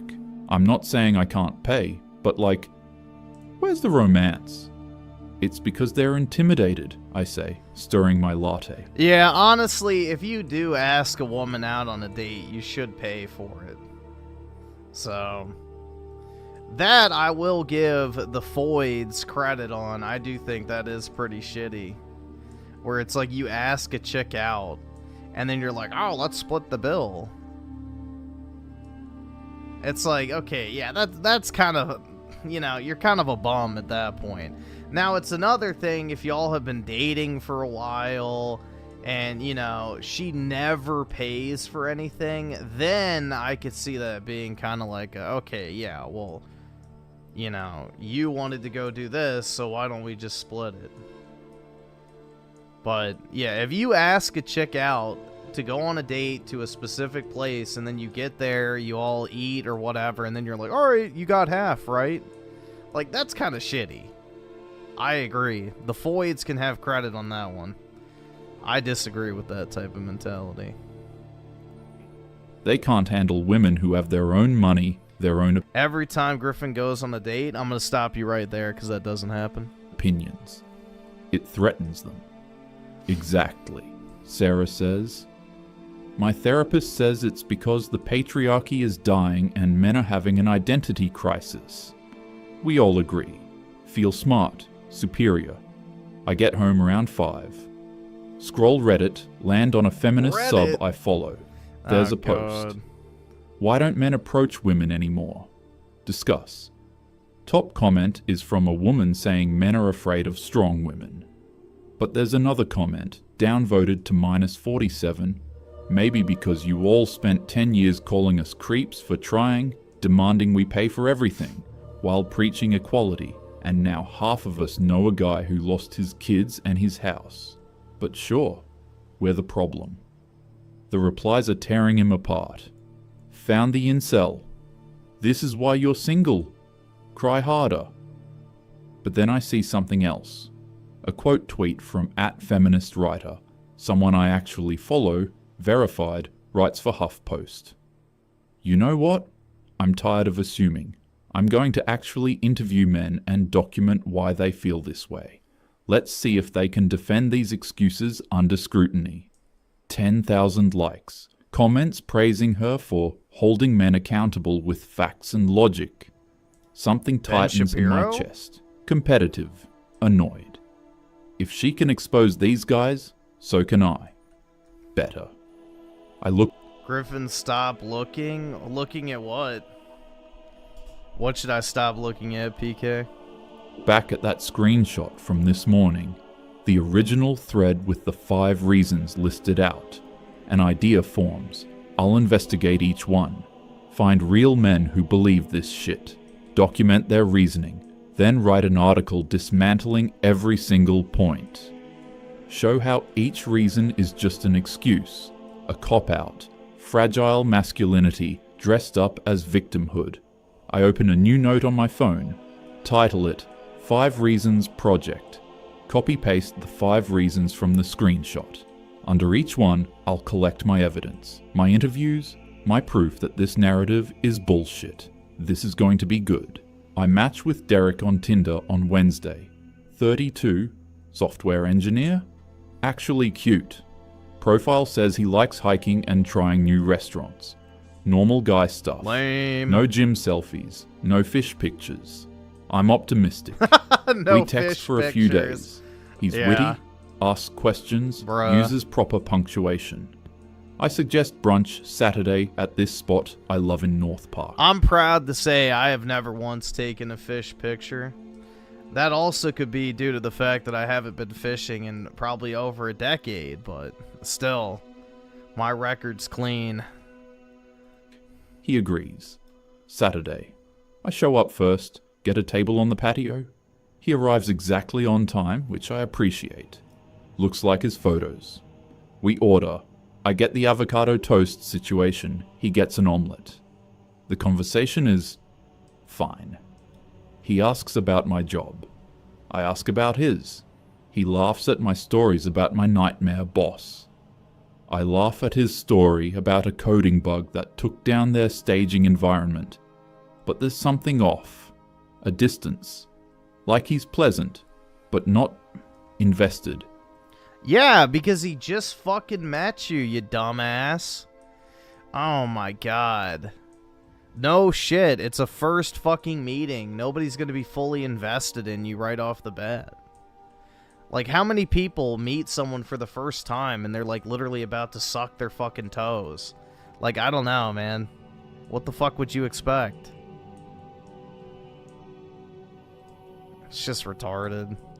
It's like, yeah, you literally just met this person. They're not gonna, like, immediately open up and, you know, tell you every fucking intimate detail of their fucking life. I don't know, man. Like he's interviewing me instead of trying to impress me. The food comes, we eat. Talk about hiking trails we've done, shows we're watching. Surface level shit. Check comes. Server sets it between us. I wait. Take a sip of water. He doesn't move. I wait longer, starting to feel awkward. Finally I laugh, trying to keep it light. Oh, are we splitting? He nods. Yeah, I always do on first dates now. I pull out my card. Pay me half. $23.67 including tip. After, we're walking to our cars. I can't help myself. So, not a believer in chivalry. He stops. Looks uncomfortable. Honestly, I just got out of a bad situation. My ex, we dated for a year. She expected me to pay for everything. Every dinner, every trip. I paid her rent twice when she was between jobs. Covered her car insurance for 3 months. Brutal. Then she left me for a guy who makes more than me. Some finance bro she met at a work conference. That's awful, I say, and I mean it. Kind of. Yeah. I felt like an ATM, like she was just using me until someone better came along. And when he showed up, I was out. She didn't even apologize, just said we wanted different things. He shakes his head. So now I split. If a woman's interested in me, she won't care about the check. I nod, say something supportive. We hug goodbye. In my car, I pull out my phone. Open that note. 5 Reasons Project. Under Reason 1, financial risks, divorce, alimony, being used, I type Derek, 32, SWE, paid rent plus expenses for X, 1 year. She left him for richer guy, now splits old checks as protection, says he felt like an ATM. I stare at it, tell myself it's just one bad experience. He's projecting, but I write it down anyway. Monday at work, break room, microwave in lunch. Tom from IT is sitting at the table, stirring his coffee. Tom's quiet, mid-40s, nice guy, always fixes my laptop issues without making me feel stupid. I sit across from him. Hey Tom, can I ask you something? Are you dating anyone? He laughs, but it sounds hollow. No, not really interested. Why not? Long pause. He keeps stirring his coffee even though there's nothing left to dissolve. I got divorced 4 years ago. I'm sorry. Don't be. I mean, it was bad. She cheated. I found out through Instagram of all things. Her co-worker posted a picture of them at a beach. That was a fun conversation. I don't know what to say. He continues, voice flat. But Yeah, the it is divorce wasn't even the brutal. worst part. The problem is this is almost 100% written by a guy. This is not actually a woman, most likely. Most of these fucking green texts are fake as fuck. For custody. 2 boys, 8 and 10 at the time. I'm a good dad. I coached their soccer, did homework with It's them every entertaining night, nonetheless. made breakfast before school. Didn't matter. Judge It's gave her realistic, primary too. custody. Said, mothers provide stability. That's insane. It's normal. I see them twice a month now. Every other weekend, I pay $1,800 in child support. Plus, half their medical, school expenses, extracurriculars. I'm still paying off my lawyer. That was $15,000. She got the house. I'm in a 1-bedroom apartment in the shitty part of El Cajon. He finally looks up. And you know what? She has her boyfriend living there now. In the house I paid for, with my kids. I have no say in that. None. His voice cracks slightly on the last word. So yeah, I'm not exactly rushing to get married again. Every divorced guy I know, they have some version of this story. We all warn each other now. I feel something uncomfortable in my stomach. Tom, I'm really sorry. That's not fair. It isn't. But it's reality. I go back to my desk. Brutal. Open my phone. Under Reason 2, Damn, Family man. Court Bias. I type, Tom, IT Department. Pays $1,800 per month child support despite ex cheating. Lost custody. Judge. Mothers provide stability. Sees kids 4 days per month. $15,000 lawyer fees. Ex's boyfriend lives in his old house with his kids. Says every divorced guy I know has similar story. I stare at the entry. Tom's not a misogynist. He's a genuinely good guy. And that makes it harder to dismiss. Friday night. Home alone. Again. Tinder open on my phone. I'm scrolling through old matches, thinking about my research, wondering if I need more data points. Then I start noticing patterns.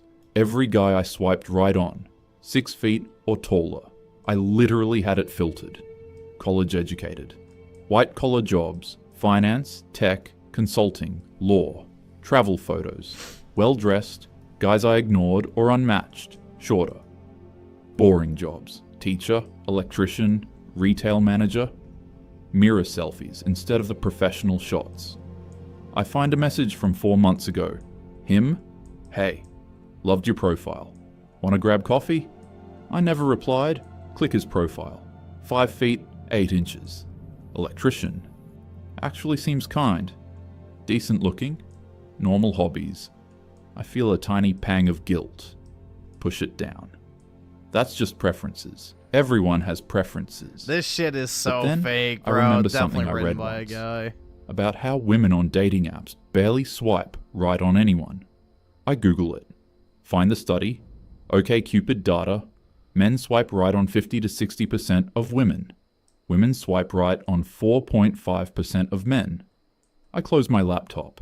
That stat sits in my brain all night. Saturday dinner with Jake, old college friend. We've stayed close over the years. Get dinner every few months, text occasionally. He's doing well. Finance job, Written by fit, Raymond, lives in a maybe nice so. condo downtown, single. We're at a Thai place in Hillcrest, splitting an appetizer. So I'm working on this project, I say, dipping a spring roll in sauce. Trying to understand why men say they've given up on dating. He raises an eyebrow. And? Just gathering data. You're single? Why? He laughs, sets down his fork. You really want to know? Yeah. He pulls out his phone, opens Tinder, shows me his stats screen. I'm not ugly, right? I'm 6 feet 1 inch. I make $140,000. I go to the gym 4 times a week. I get maybe 1 match a week. Maybe. My co-worker Emily, she's Jesus, cool. man. We're friends. She showed me her stats. 97 matches in 1 day. I'm quiet. And here's the thing, he continues. Most women on these apps are only swiping on the top 10% of guys. So those guys, they're drowning in options. Why would they commit? They don't have to. And the other 90% of us, we're invisible. I try to argue, but that's just apps. Dude, this In is real so life, fake. I'm It's not sorry, just but it is apps. funny. I tried approaching women in person, at a Regardless. bookstore, at a coffee shop. Both times I got cold creepy. One woman literally posted about me on Twitter. Didn't Yeah, use that my never name, happened. but described me. Tagged the coffee shop location. Her friends figured out who I was. Someone sent me the thread. I stopped trying after that. Silence. Then he says, quietly, looking right at me, "You rejected me 7 years ago. Remember?" My stomach drops. Jake, I'm not mad. I'm just saying. I was in grad school. Oh broke, my god, working part-time bro. at the library, making $12 an hour. You told me I was sweet, but not your type. That you needed someone more... what was the word? Ambitious. I feel heat in my face. So, I became ambitious. Got the job, the salary, the condo, the car. Became exactly what you said you wanted. He takes a sip of his beer. But here's what I learned. You didn't want me. You wanted what I could provide. And once I saw that, I couldn't unsee it. Not just with you, with everyone. I want to argue, want to tell him that's not fair. But the words won't come. Because he's right. What the fuck was that? He pays Hold for on. his half. What the fuck was that? Because he's right. It feels paid. Words. I want to argue, want to tell him that's not fair. But the words won't come. Because he's right. He pays for his half. We hug goodbye in the parking lot. It feels different than it used to. That night, sitting on my couch, I open my phone with shaking hands. Under reason 3. Unrealistic female standards, I type. OkCupid study. Women swipe right on less than 5% of men, versus men swiping right 50 to 60%. Creates massive imbalance. Top men have endless options. Why commit? Average men invisible. Jake. 6 feet 1 inch, $140,000, fit. Gets 1 match per week. Female co-worker, 97 matches per day. Then I scroll down to a blank space. Hesitate. Type, personal, rejected. See her with the 5. She admitted she was wrong. This is definitely written by a dude. Oh, it's yeah, most of these green texts are 100% fake. But at the same time, they are well written and entertaining at times. But yeah, this is definitely written by a man. Jake 7 years ago when he made $12 per hour. Now he's everything I said I wanted. He's not interested anymore. Says I wanted what he could provide, not him. I stare at the entry. My chest feels tight. But then I add one more line. Maybe he's just insecure? Still hung up on rejection from years ago? I closed the app. Tell myself that's probably it. I can't sleep. Jake's words are looping. You didn't want me. You wanted what I could provide. 2:47 a.m. I grab my laptop. Google, why men don't want relationships anymore. Click Reddit. r/men's rights. Start reading. Hundreds of posts. Thousands of upvotes. Reddit moment. Paid for everything for 3 years. Vacations, rent, her car payment. She left me the week I got laid off. Found out she'd been talking to someone else for months. My ex told me I was too short at 5 feet 9 inches, but constantly complains there are no good men left. I was her safe choice after she spent her 20s with guys who treated her like shit. She literally told me I was husband material like it was a compliment. I was never her first choice, just her last resort. She wanted me to be the leader and make decisions, but also accused me of being controlling when I did. Wanted me to pay for dates, but called me sexist when I opened doors. I couldn't win. The comments all echo the same sentiment. Same here. Happened to me too. This is why I quit. I find YouTube, video titled, Why Men Are Walking Away. Guy in his 30s, calm, articulate, not angry, just exhausted. Well, we know that's not Raymond. He says, men are told to be providers, protectors, leaders, strong and stoic. No, it said calm. It said calm. Not angry, not angry, just exhausted, calm. Yeah, no, definitely not Raymond. But also, be emotionally vulnerable, split everything equally. Don't expect traditional gender roles. So we're supposed to be traditional. Oh, let's see, SNK Nostalgia with the 2 destroyed other Street Fighter 6 players tonight. Very nice, man. Glad you had some success. When it benefits women. Dude, this is definitely written by a man. Like, there's no way. I know this is fake because she magically met 5 guys in the exact order of the list. Yeah. The writing is definitely fake. Women, and modern when it benefits way too women. Specific, too. We adapt to whatever standard serves them in that moment. There's no way to win. Comment section is full of men agreeing. Hundreds of them. Another video. Man talking about his divorce. She got the house. The kids. I pay $3,000 a month in child support and alimony. She's living with her new boyfriend now. In my house. Sleeping in my bed.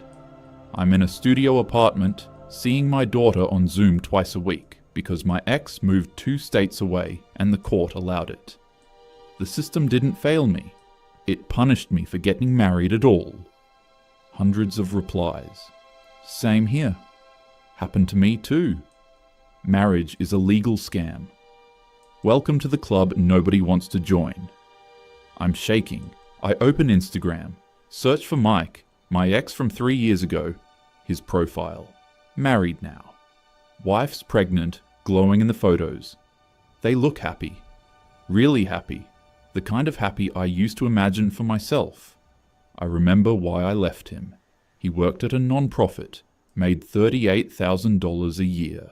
Sweet, kind, emotionally available, cooked dinner, listened to me vent about work, remembered little things like my favorite tea and the names of my co-workers. But I wanted someone more ambitious. Someone who could afford the life I imagined. Nice trips, good restaurants, a house someday. Give me money! The future I thought I deserved. Guy from my gym asked. SNK Nostalgia, the 2 sounds like a winner. Yeah. This shit's pretty wild, man. The doomer black pill rabbit hole on YouTube is ever so deep. Welcome to the club. Nobody wants to join. I might have to steal that. Yeah. Asked me out. Consultant. Drove a BMW. Made 6 figures. I started texting him while I was still with Mike. Long conversations, flirting, emotional affair, I guess. though I didn't call it that at the time. Broke up with Mike a week later. Told him I needed someone on my level. The consultant ghosted me after 3 months. Brutal. I never apologized to Mike. Told myself I outgrew him. That I was choosing myself. I look at his Instagram again. His wife isn't prettier than me. Doesn't seem more successful. But she's there. And I'm here. Alone. I open my phone. Go to my notes. Under reason 4, contradictory expectations. Be traditional and modern. I type. Men expected to be provider but split bills. Be leader but not controlling. Pursue but not be creepy. Be confident but vulnerable. Have traditional values but support modern feminism. Standards that shift based on what benefits. Yeah, there's no way a woman would unironically use the word feminism in that capacity. Again, another, you know, indicator that this shit glows in the dark, man. Definitely would not happen.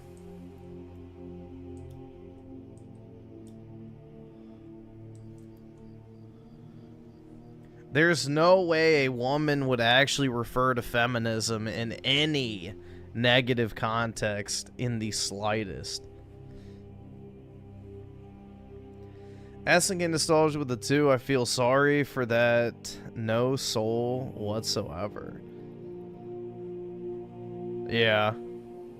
I can't afford this shit! Fuck them. Yep. You gotta, I mean, you know, everybody's got a sub story, right? Not exactly glowing, but definitely a man. I mean, that's what I mean. It's like some glowy shit, bro. Obviously, it's not real. Benefits women in the moment. Probably exaggerating. These can't all apply to the same women. Under reason 5, being seen as disposable, replaceable. I type, men report being left when they lose job, get sick, don't earn enough, someone better appears. Treated as placeholders until upgrade arrives. Forums full of identical stories, good partners replaced for richer, taller, more exciting options. Sounds bitter. Maybe these guys just weren't compatible with their partners. I scroll down, pause, cursor blinking, then type. Personal, Mike. Left him despite him being good partner because he made $38,000. Moved on to someone with more money. Told Mike I needed someone on my level. He's married now. I stopped typing. Delete I'm alone. Replace it with focusing on my career. I stare at the note. My hands are shaking. I close the app. Set my phone face down on the couch. Tell myself I'm just documenting their perspective. That's all this is. Research. But my chest feels tight and I don't know why. Monday night, group chat notification. Sarah. Coffee tomorrow. Need to vent about this guy who had the audacity to... me. Actually, yeah. I want to run something by you both. Tuesday afternoon, same cafe. Sarah and Jess across from me. I pull out my phone. Show them the note. The 5 reasons. All the data I collected. So I've been researching that thread. The one about men giving up on dating. And I found some... interesting stuff. What the fuck was Sarah that? squints at my screen. The AI must have fucked up. Like I talk to actual men. Normal guys. And they all kind of say the same things. I scroll through. This guy Tom at work. Lost custody of his kids, even though his ex cheated. Pays almost $2,000 a month. Only sees them twice a month. Jess frowns. That's sad, but like, there's probably more to that story. Maybe. But then there's this study. I pull it up. Women on dating apps swipe right on less than 5% of men. Men swipe right on like 60% of women. Doesn't that seem... We have standards, Sarah cuts in. That's not a bad thing. Right, but... I'm struggling to find the words. What if those standards are... I don't know. What if we're all chasing the same small percentage of guys, and those guys have no reason to commit because they have endless options? Jess sets down her cup. Are you seriously both This is sizing definitely this written right by now? Raymond. I'm not. These guys aren't incels. They're regular people with real experiences. Sarah leans Yeah, back. this shit is funny. Let me guess. They're all bitter because women don't want them? Because they're short or broke or whatever? Some of them are successful. Jake told me he makes 6 figures, he's tall, goes to the gym, gets 3 matches a week. Then he's doing something wrong, Jess says flatly. But what if... No? Sarah's voice is sharp now. What if nothing? You started this whole thing to prove these guys were full of shit. Now you're defending them? I'm not defending them. Oh my I'm just saying maybe some of their points. This is incel embarrassing, fanfiction, Jess interrupts. bro. These men are feeding you a victim narrative and you're buying it. You're smarter than this. Silence. Sarah softens slightly. Look, you've been single for a while. I get that it's frustrating. But the problem isn't that you have standards. The problem is, men can't meet them. I want to argue. Want to show them Tom's story, the custody statistics, the forums with thousands of men saying identical things. But I don't. Yeah, I hear myself say. You're probably right, Jess nods. These guys complaining online? They're not exactly top-tier material. That's why they're complaining instead of dating. True, I say quietly. We change the subject. They talk about a new restaurant. But dude, why did they need to be top tier material just to date? They forgot to add that one in there. Instigate nostalgia with the 2. This is yeah, this shit. Oh my god. Yeah, it's pretty funny, man. I find it mildly entertaining at least. And Instigate nostalgia with the 2 buying stonk soon. Palmer Lucky, nice, bro. I hope it goes well. I smile and nod. That night, alone in my apartment, I open my phone. Look at that note one more time. All 5 reasons documented. I add one final line at the bottom. Maybe I just got unlucky. Talked to the wrong guys. Close the app. The apartment is quiet, but something in my chest still feels tight. I tell myself it'll pass. That was the end. Oh my god.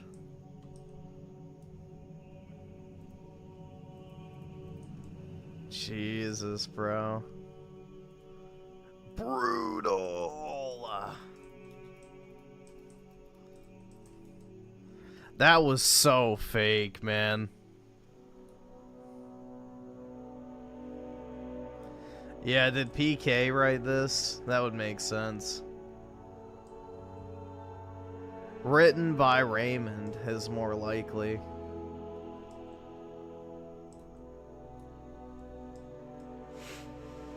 Cue the I'm not okay outro music.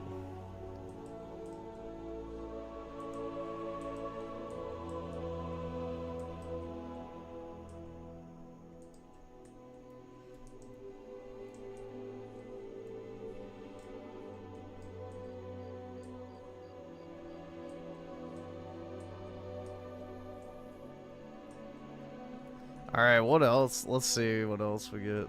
An Orimo thumbnail, bruh.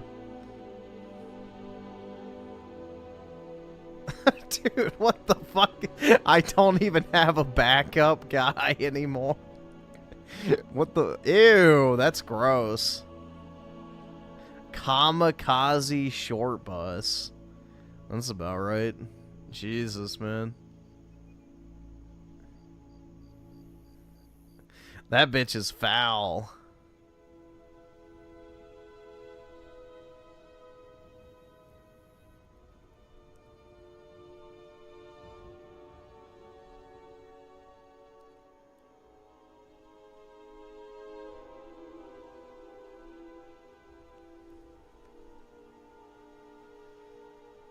Oh, we should watch one of these at some point. I don't know if we'll do it tonight.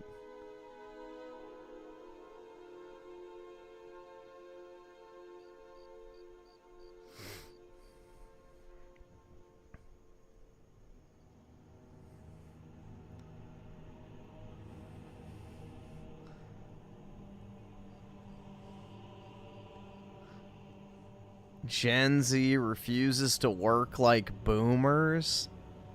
New money Nate. Gen Z absolutely refuses to work the same way boomers did, but why? Why so against it? A recent survey found that 72% of Gen Z workers have quit or strongly considered quitting their job if the job wasn't flexible. Another found that Gen Z is asking for way more money than boomers did, with 55% of them negotiating job offers compared to 42% for boomers. The same study found on average... Well, yeah, because the average job offer doesn't pay shit anymore. You know, back in the boomers' day, if they got minimum wage, that's the equivalent of us getting $90,000 today. So, yeah, if everybody was getting a fucking, you know, $90,000 a year starting salary, I don't think anyone would be negotiating. But the fact of the matter is there's been zero fucking wage growth over the past, like, 3 decades for the most part.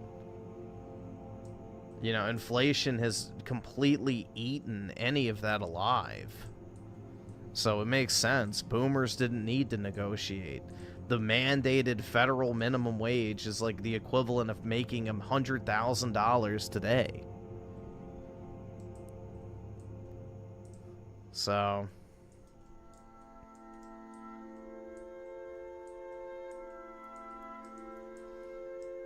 I mean, that's a pretty easy thing to understand.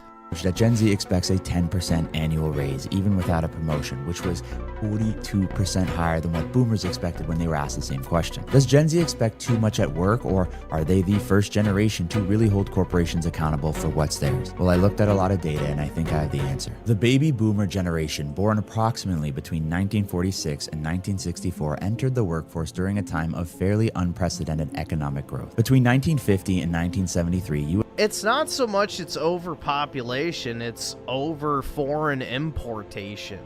Because if people weren't allowed to hire foreigners and they were forced to hire American workers, this wouldn't be a problem. But because they can just import, you know, 100,000 immigrants overnight and pay them, you know, a fraction of what would be considered a livable wage by a actual U.S. citizen, it just suppresses wages so much.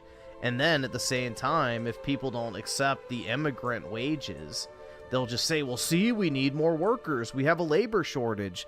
Let in another 100 million. Like, again, this is a manufactured problem. Companies are greedy as fuck. Like, simple as that, bro. You could easily afford to pay people more money.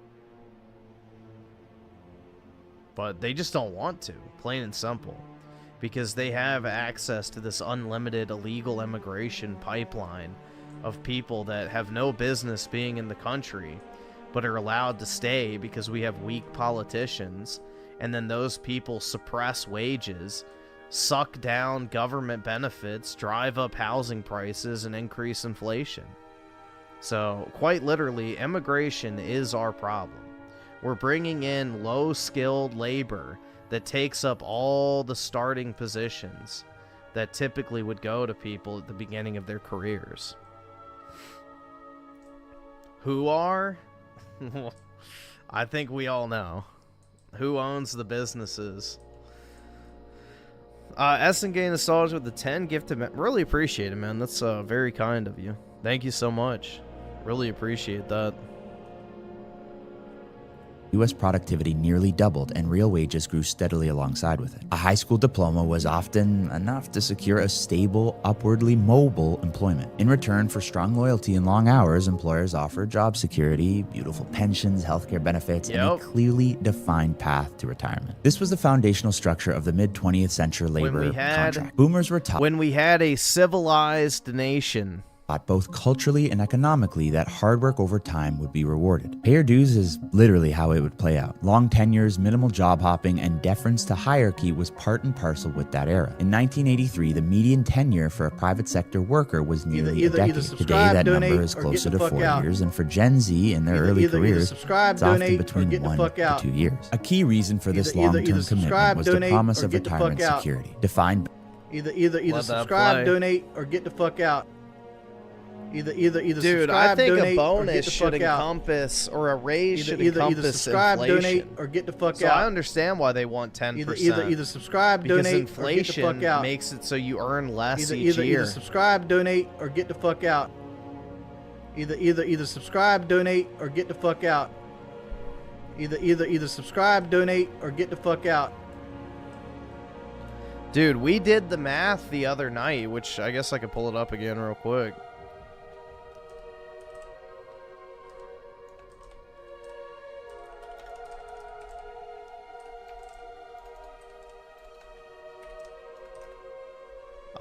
Let's see. We did this the other night, but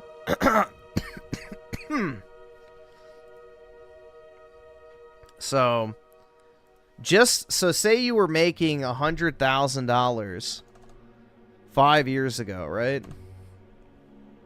In order to be making the same amount of money, you would have had to received a pay raise of 25% or 26% over the past 5 years. So what's that on average? 26, it's about 5%. Yeah, 5.2%.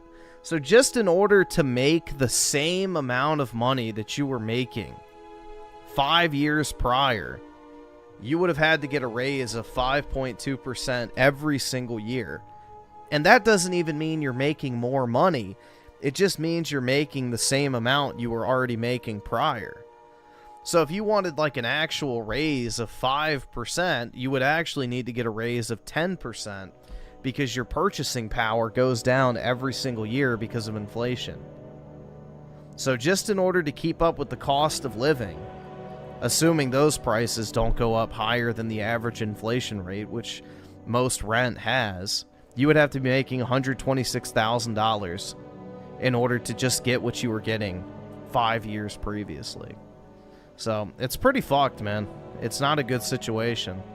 Benefit pension plans, which was the norm for private sector employees in the 1980s, was rewarded by those who stayed the course. The longer you remained, the more generous the payout was. This pension structure was explicitly designed to discourage mobility and incentivize loyalty. Promotions were performance-based, but also tenure-driven. In large firms, career ladders were formalized in HR departments, and mentorship often meant climbing behind someone on a predefined path. The implied promise was clear. If you showed up, if you stayed late, if you didn't complain, and you paid your dues, you'd eventually reach financial stability, you'd own a home, you'd retire with dignity. It's not a bad anymore. promise. The contract worked for many. Boomers became one of the wealthiest generations in history, controlling over half of U.S. wealth by 2023, despite representing roughly a fifth of the population. They bought homes young, they benefited from rising asset values, and were somewhat shielded from many modern labor market shocks. Over time, that structure has changed, and Gen Z has taken a different approach to work. As a result, housing, wages, and debt have each moved in ways that materially alter how Gen Z chooses to navigate their career. In 1980, the median home price in the US was approximately between $50,000 and $60,000. Adjusted for inflation, that's roughly $290K. Yet the actual median home price in 2025 exceeds $420K, according to Federal Reserve data. This gap represents a substantial increase in the cost of home ownership relative to previous generations, especially for younger workers whose early career earnings, which we are about to touch on, have not kept pace. Wage growth has diverged from productivity. Between 1979 and 2021, net productivity in the US increased by nearly 70%, while hourly compensation rose by only 20%, according to the Economic Policy Institute. We also have to talk about student debt. The average Gen Z borrower carries approximately $20,000 in student loan debt, but many have a much larger debt load, sometimes well into the six figures. Since 1980, the cost of attending a four-year public college in the US has increased by over 180% after adjusting for inflation, far outpacing wage growth, housing, or consumer prices. And as we've touched on in several of the last videos, the US economy today is just not the greatest. Deloitte projects US GDP growth at 1.4% this year and 1.5% in 2026. That's not recessionary, but that's also not that strong. Inflation has chilled, but it's still a tad sticky, holding around 2.8 to 3%. And the job market macro-wise is starting to slip, with some economists putting the odds of a downturn within the next 12 months at roughly 1 in 3. Another thing that is very, very important to note here is that over the past few decades, two of the most powerful employee retention tools, Pensions and employer-provided healthcare have fundamentally changed. In 1980, over 60% of private sector workers had access to a defined benefit pension. Today, that number is less than 15%. The majority have shifted to a defined contribution plan like the 401k, which transfers both the risk and the responsibility more so to the worker. Healthcare coverage has also followed a somewhat similar path. Rising costs, more narrow networks, and increased employee cost sharing have eroded its value as a very big loyalty incentive. In many cases, many of the benefits once tied to long-term tenure have become somewhat unstable and somewhat conditional, which further weakens the rationale for somebody to stay at one company for their entire career. Now, you might be wondering, does it not always feel super unfair for the youngest generation? Of course, perceptions of unfairness are not unique to Gen Z. Historically, younger generations have often viewed the socioeconomic landscape that they inherit as imbalanced. An obvious example is millennials with 2008. What distinguishes Gen Z is the volume and the clarity of comparative data available in real time. Through social media, salary transparency, and platforms that track. Let's see, SK Nostalgia with the 2 this Monday, HKMR 762A4, 5K fun, nice man, very cool. Ammo in the basement ready to go, nice. Hold on, let me take a sip.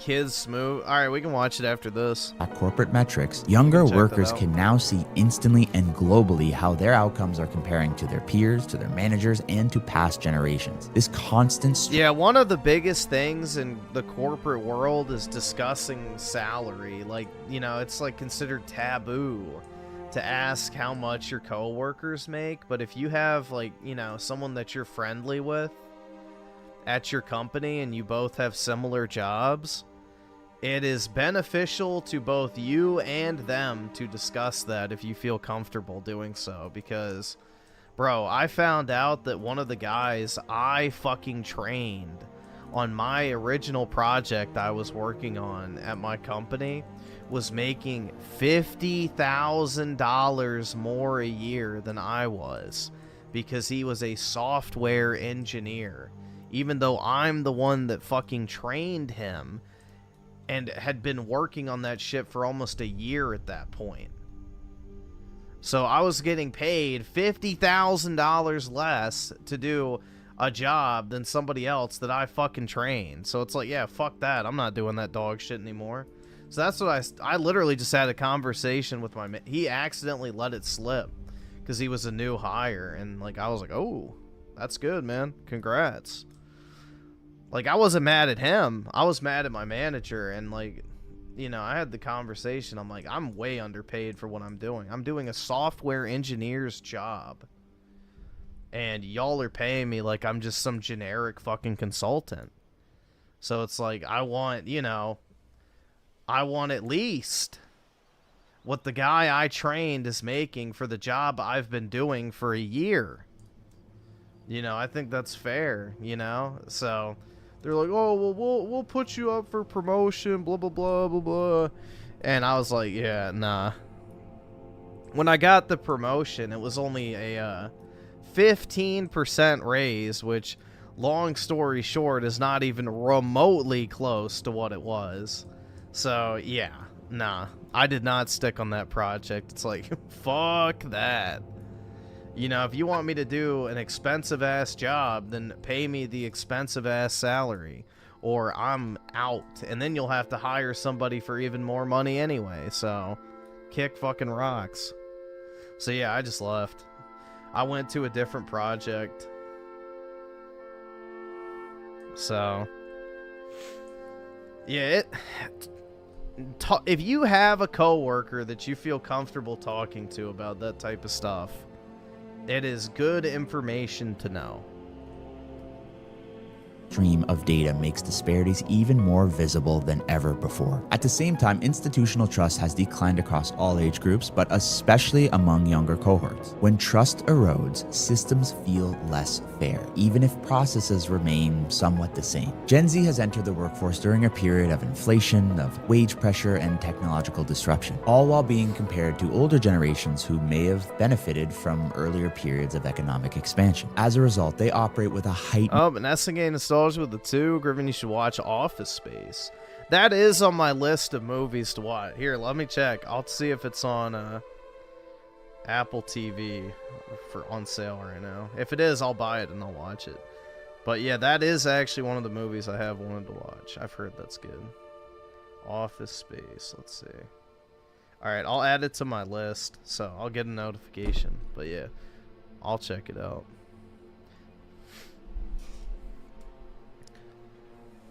Did I quit? Yeah, I swapped projects. So the way it works at my company is if you're a consultant, which I am, after 9 months on a project, you have the option to transfer to a different one.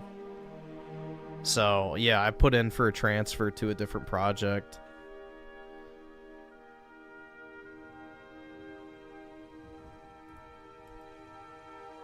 So, yeah, I put in for a transfer to a different project, and I've been on the same project now for like 3 years. So, but yeah, I just got another promotion, so we'll see how well that turns out. I don't know. I don't have the details yet, but on Monday, apparently, it'll be like uploaded into the employee profile portal or whatever the fuck, and I'll see what I actually get bonus and promotion-wise as far as a pay raise goes. The last time it was like 16%, which was pretty good. So, not the 50,000 difference, but, you know, it's decent. But now that I'm doing a much easier job compared to fucking coding out these massive optimization problems, you know, it's fine. I'd much rather be doing easy shit, to be honest.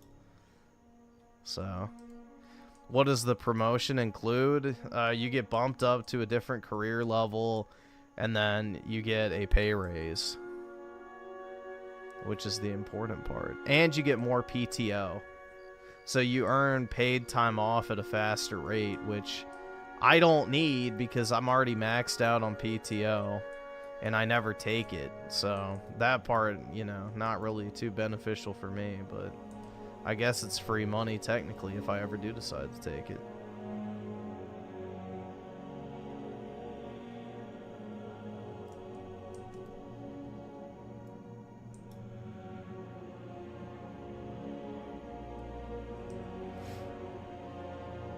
But yeah.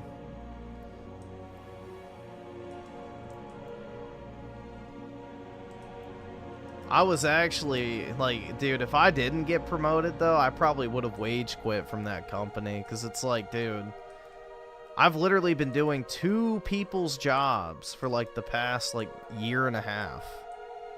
And it's like, alright, bro, if I didn't get promoted from that, I'm never going to get promoted. So it's like, it's time to leave. But luckily, that did not need to happen. Because right now, it's pretty bad looking for a new job. It's pretty rough out there, especially in my area, because all the companies are cutting back heavily because of all the government, you know, spending cuts and contract cancellations. Sense of awareness of when systems no longer serve them, and they are more willing to adapt accordingly. So how does Gen Z actually approach and think about work? Well, firstly, Gen Z just values work differently in general. According to Deloitte's 2024 Global Gen Z survey, younger workers consistently prioritize flexibility. Dude, maybe I should go work for Deloitte, and then I can get my $1,000 Lego credit. Well-being, and alignment with personal values over traditional markers like time and role or title advancement. Career paths have become more fluid and less like linear ladders as a result. According to Randstad, Gen Z changes jobs nearly 3 times faster than Gen X or Boomers during their early careers. Where earlier generations were encouraged to pursue advancement through internal loyalty and tenure, younger workers are more likely to seek external opportunities that provide more immediate increases in compensation and scope. The labor market has evolved to reward lateral. Dude, the thing is if I was in charge of hiring for a company, I would go to like high school students and be like, hey, do you want to skip the whole college bullshit and just actually work?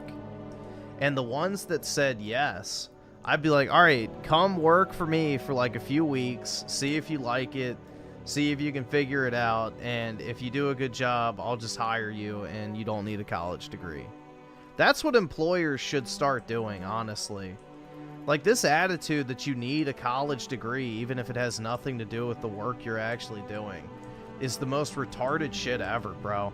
I would rather hire somebody who has, like, the initiative to start working instead of going to college for 4 years and just wasting a bunch of time and money. Like, I would absolutely rather hire someone who has, like, that drive to actually go and just start working. I feel like that would be a better employee anyway. So it's like, that would be my mentality and exactly what I would do if I was in charge of hiring. Personally. But, you know, it's just this obsession with college I don't fucking get, man. I don't really feel like I gained that much, like, useful information from my time in college. Like, yeah, I guess it was kind of fun, dude, but it's like, was it really worth it? Not really. I don't feel like I dramatically changed as a person, or, you know, I needed to go to college to do what I do, because I didn't even go to college for what I do. So I would just give them, like, a test run to see if they can handle it. And it's like, okay, if you're not mature enough yet, then, you know, get back to me later. But for the people who are, you know, willing to work, they have that initiative, and, you know, they can actually perform. Like, I'd rather just pluck somebody right out of high school and not have them get indoctrinated for 4 fucking years at, you know, whatever university they'd be going to. So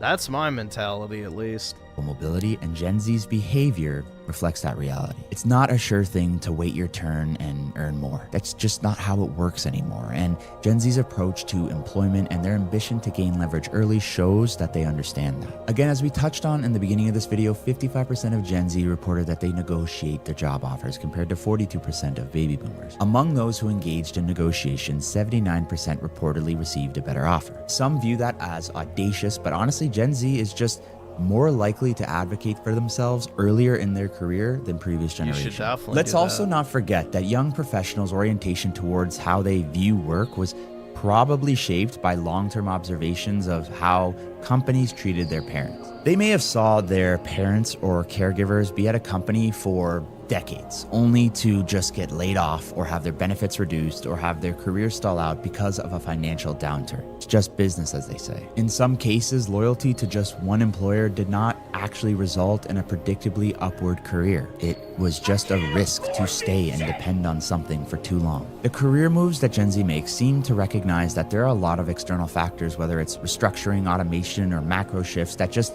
override personal performance or effort. Even if you work hard, sometimes it doesn't matter. As a result, Gen Z is more likely to interpret stability as the ability to remain mobile, adaptable, and independent of any one institutional structure. The motto is staying ahead of the game, and you can make a really good argument that that's kind of necessary in today's environment. Put simply, they gotta do what they gotta do. And if that means going from job to job, if that means aggressively negotiating, if that means ruffling some feathers earlier in their career, it is purely based on their assessment of the economy and them protecting their interests. They refuse to work like boomers because if they work like boomers, they may not get what boomers got. It's as easy as that. It's a different world with different incentives and different outcomes, so Gen Z's working. You just straight up won't get what boomers got. That shit doesn't exist anymore, man. There is no loyalty to the employee anymore.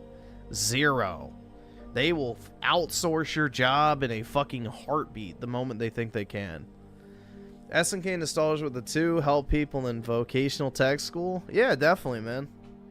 I mean, that's the thing. It's like, you know, as you know, hopefully in the future, if I ever start a business, my goal will be to actually, you know, help people.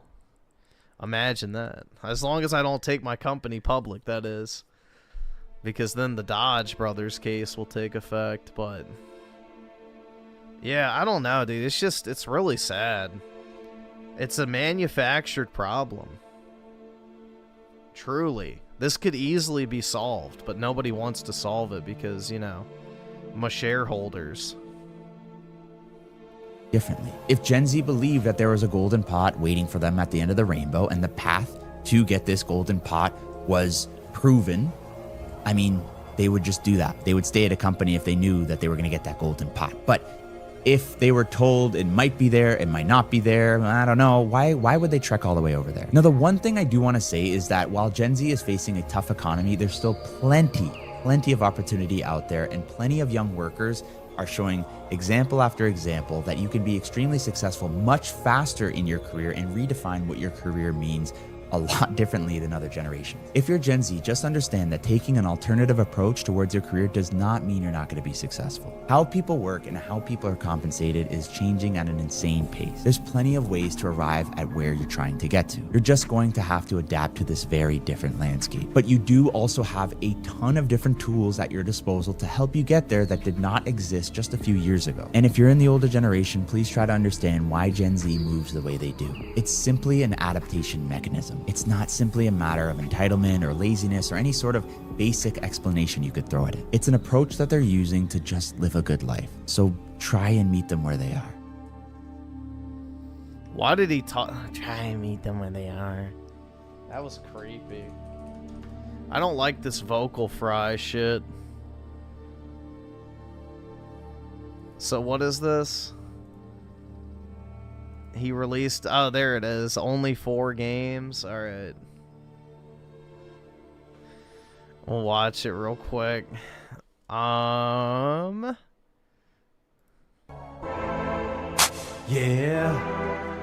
Uh-oh. What the Phil Spencer lied when he said it would only be only 4 games, only 4 games, only 4 games, only 4 games. One more time. Phil Spencer lied when he said it would only be only 4 games, only 4 games, only 4 games, only 4 games.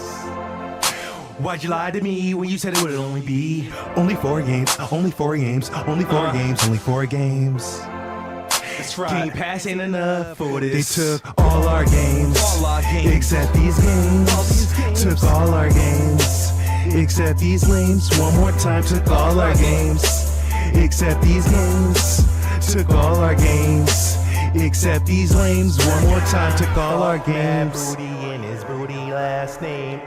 Bill said, trust us, we did, now we losing. Starfield on a DualSense, shit be so confusing. Game Pass dream ain't what it seems, now feels like an illusion.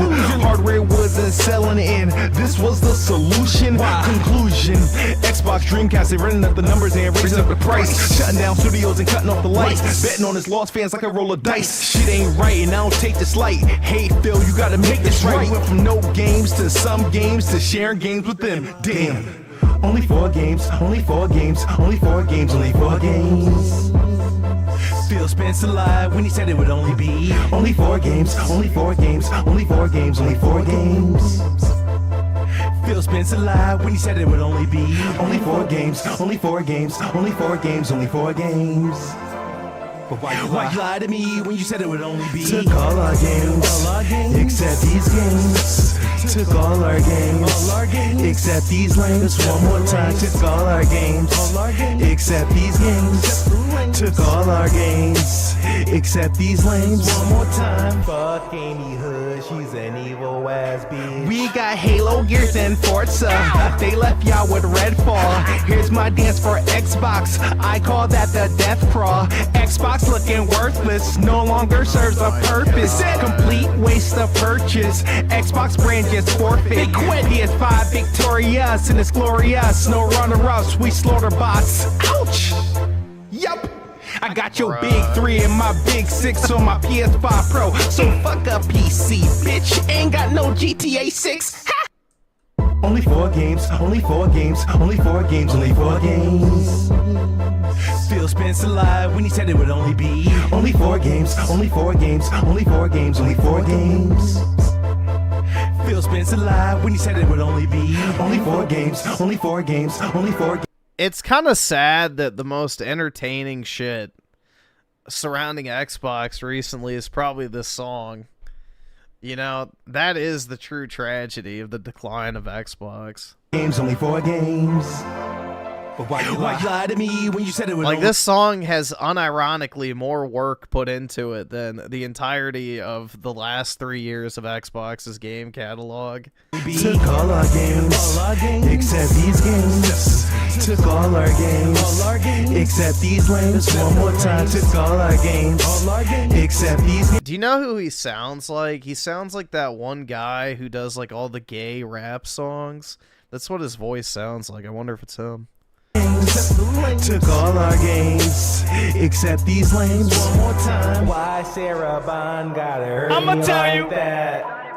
Tony the Pony, I tried to tell you that boyfriend was phony. You didn't listen, now you're looking lonely. Look at your library, that shit is corny. GTA 6, I got Xbox games on my IX list. You didn't listen, I told you this, now you look sour. Did you drink this? Might as well. This is the future, it ain't hard to tell. Xbox is PC, that shit's lame as hell. I feel like Nas, I rule the world. I got your games, nothing you can do to change. Undertaker, you are Kane. Understand we're not the same.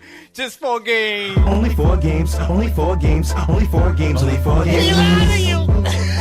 Phil Spencer lied when he said it would only be only 4 games, only 4 games, only 4 games, only 4 games. And GTA 6 is first Phil party. Spencer lied when he said it would only be only 4 games, only 4 games, only 4 games, only 4 games. Pretty sure it's first party. But why you lie to me when you said it would only be took all our games, All your games. except these games. What games? Took all our games, All your games. except these lanes. One more time, took all our games, Took all your games. except these games. What games? Took all our games, except these lanes. One more time.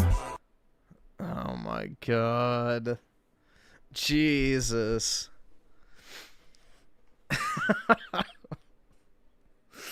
Oh my god. Brutal.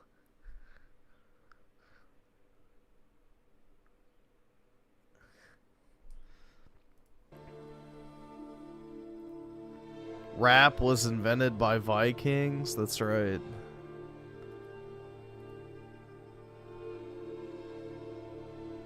Everything was. Essen gained nostalgia with the 2. I might be white. I might be too, man. Last time I checked, at least. It'd be pretty surprising if I wasn't. That's for sure.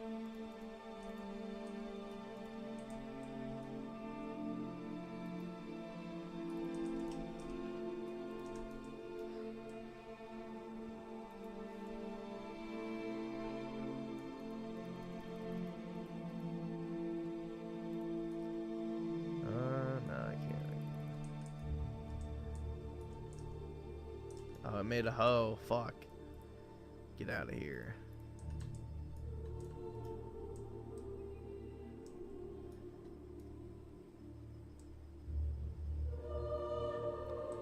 I can't afford this shit.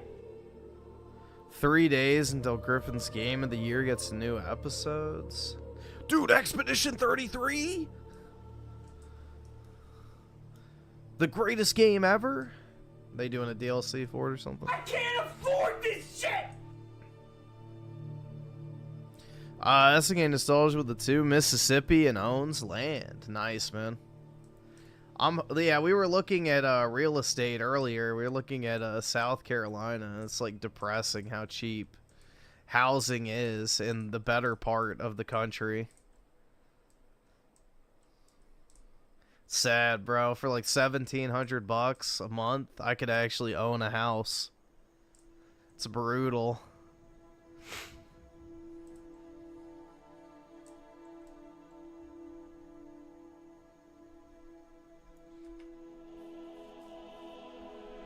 Maybe someday, man.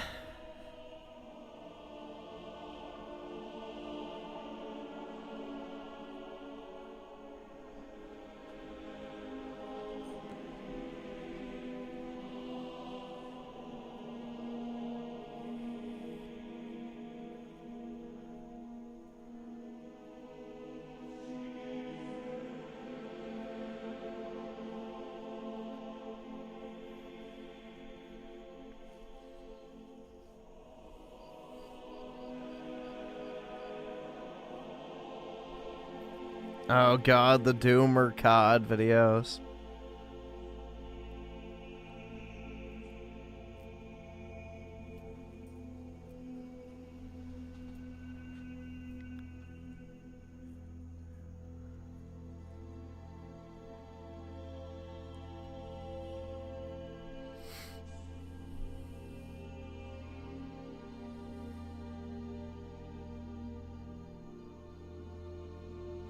Here, let's see.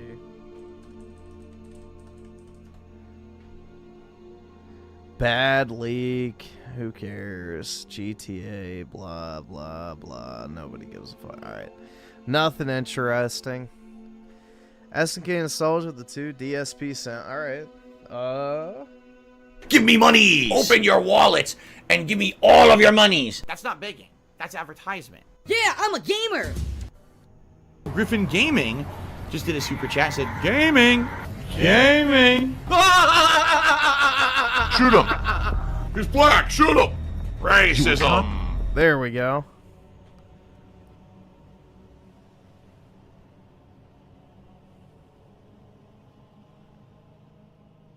Yeah, I heard about the Halo 2 and 3 thing. No multiplayer, bro. That shit's brutal. I can't afford this shit!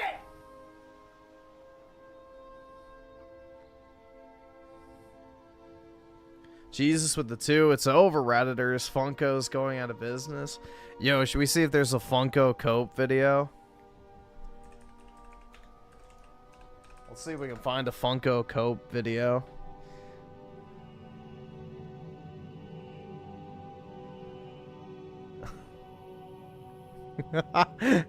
Can it happen, guys? Hey guys, Skittle Rampage here. Welcome back to a new video. I do hope you're enjoying your day today. So today we're going to be going over the outlook or future look at what Funko plans to do to get things back on track and make themselves more money. Wait, so it doesn't talk about it? Nope, I guess not. Hey guys, Skittle Rampage here. Welcome back to a new video. Let's see. I don't really want to watch a furry.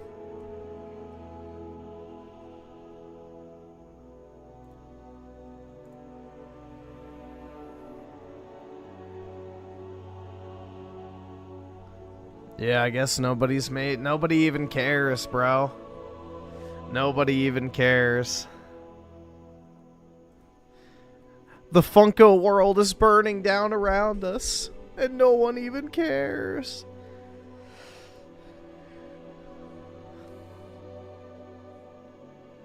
Watch it, maybe it'll bring back Jeff. Uh-oh. Is he a furry now?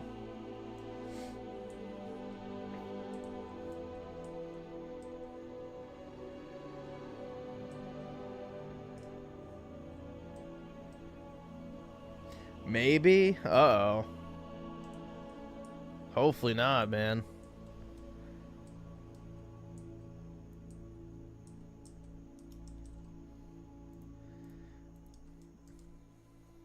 Hopefully he's just playing Smash Bros and not smashing it to furries.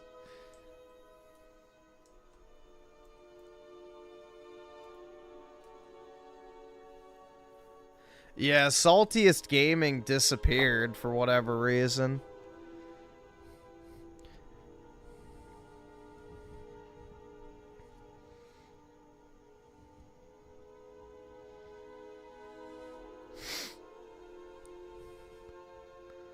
Bro, now the Funko videos on the homepage.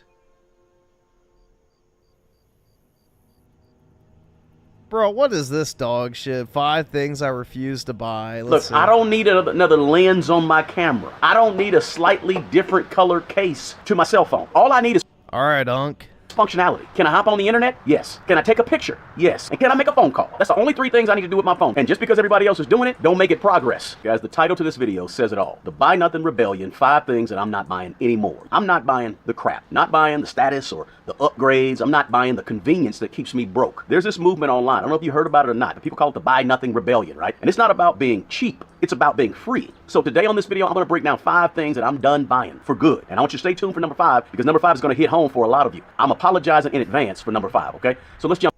Dog, you could make a great racist meme with the title and thumbnail of this video. Into it, okay? The first thing that I'm not buying anymore is cars with car payments and new cars, period. I read a story recently that said the average new car in America is over $50,000. Guys, that's crazy. The Buy Nothing Rebellion for me starts right there with cars. Meme. I'm not buying a car that comes with a car payment ever again, right? I'm not buying new cars either. You ever notice how people will fight to have the latest car, but then end up struggling to have an emergency fund, right? They'll say things like, well, most people don't even buy their cars. I mean, it's like, what, 70 to 80% of all Mercedes on the roads are leased, not bought.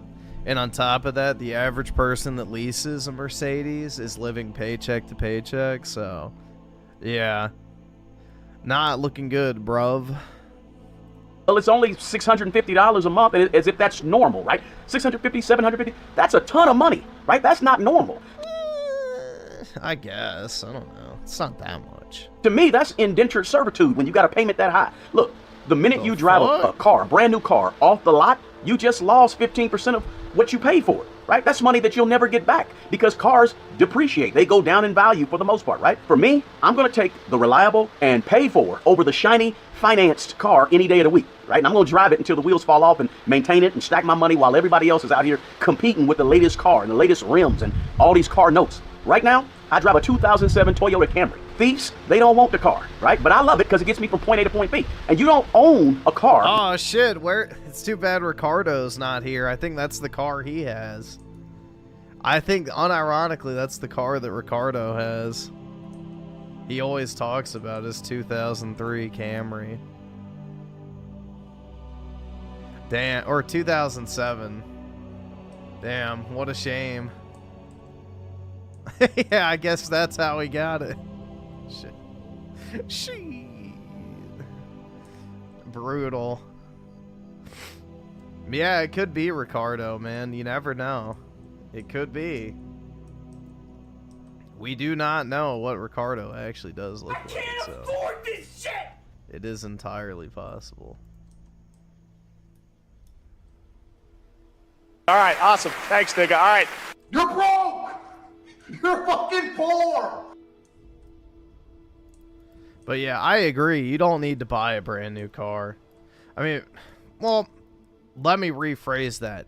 You don't need to buy a brand new top of the line car. Personally, I would always buy a new car because there's a reason the car that you bought pre-owned was, you know, traded in. So there might be something wrong with it. So that's already a gamble. And on top of that, usually if you buy a new car, you get the manufacturer's warranty, which is a lifesaver. Because I've seen it firsthand, like my mom's car. She had a problem with the front end sensor. Like just beeping randomly all the fucking time. Well, the front end sensor was defective. And in order to fix it, they had to replace the entire computer system, which was like a $7,000 repair and component. So if it was not a new car when she got it, she would have had to pay that out of pocket to get the car fixed. So with a lot of these cars with the modern computer systems and stuff, you have to be careful because you may end up paying more in the long run for, you know, repairs and parts and all that type of shit with how much stuff goes into these cars now. It's not just an engine and wheels anymore where, you know, you can just take it into the shop and get it tinkered on. No, it's like a lot of these cars are super fucking expensive to do anything on if, like, something arises that's a problem.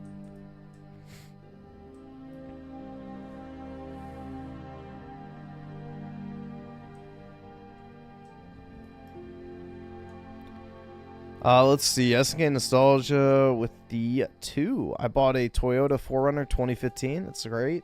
Yeah, Toyotas are solid. So, I've heard nothing but good things from people who own Toyotas. So, they seem to be, you know, one of the few brands that's actually held up over the years. And Jesus with the 5. Watch. Women are realizing it's getting... Okay, yeah, we can check it out. And see her with the 2. Been wanting to read again. Any suggestions? I'm trying to think. What's a good suggestion? I mean, I talked about it the other night. Paradise Lost is a good book. I just finished reading that again. One of my personal favorite books. It's long. So, Just know that. But The Count of Monte Cristo, I really like that book, personally. Like, if you like revenge stories, that's, like, one of the best. It is one of the very few books I enjoyed reading in school. But that's a really, really solid one. But aside from that, I just mainly read, like, non-fiction stuff, so... I'm trying to think... What else? I don't know, I mainly just... The thing I like to do is I like to find books on, like, historical figures and stuff that I like. Or, like, contemporary literature from the time that they were alive, so... I don't know, I'm not really, like, a huge... modern book fanatic, personally. But I guess those are 2 recommendations. I guess it really just depends on what type of book you're looking for.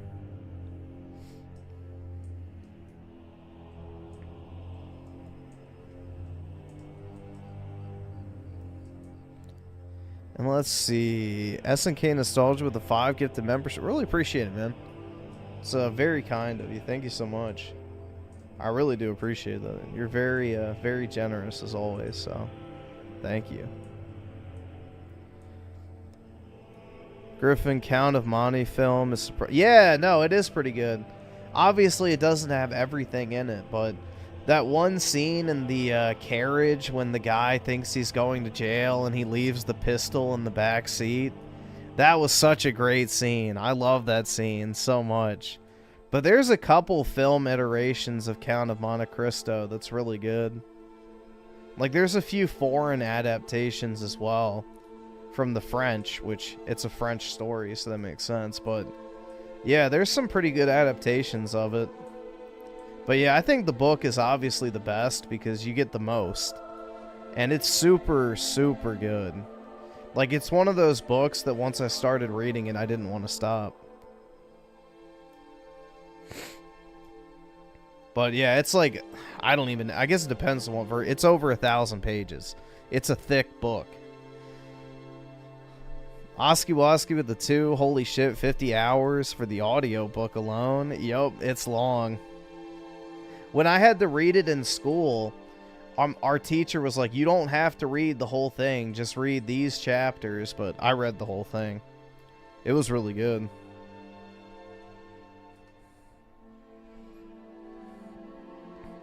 When you have a car payment until it's fully paid off. So for me, that's the first thing that I'm done buying, not buying anymore, is cars with car payments or new cars. And I'm done pretending that depreciating cars is some type of flex, right? It's not. Now, the second thing that I'm not buying anymore is the status symbol stuff to hang on my body or my feet. Now look, you see me in these hats, right? I got about 6 or 7 of these hats and I rotate them for these videos. I'm just keeping it real with you, right? Look, the buy nothing rebellion for me includes no status watches, no status sneakers, right? Gym shoes, whatever you want, tennis shoes, no status jewelry, and no fancy fresh fit. I don't have to have the latest fit just because. Dude, you're not buying maybe some people do, but the way I view buying a nice watch is you're buying a literal piece of art, and you're buying the craftsmanship that goes into it.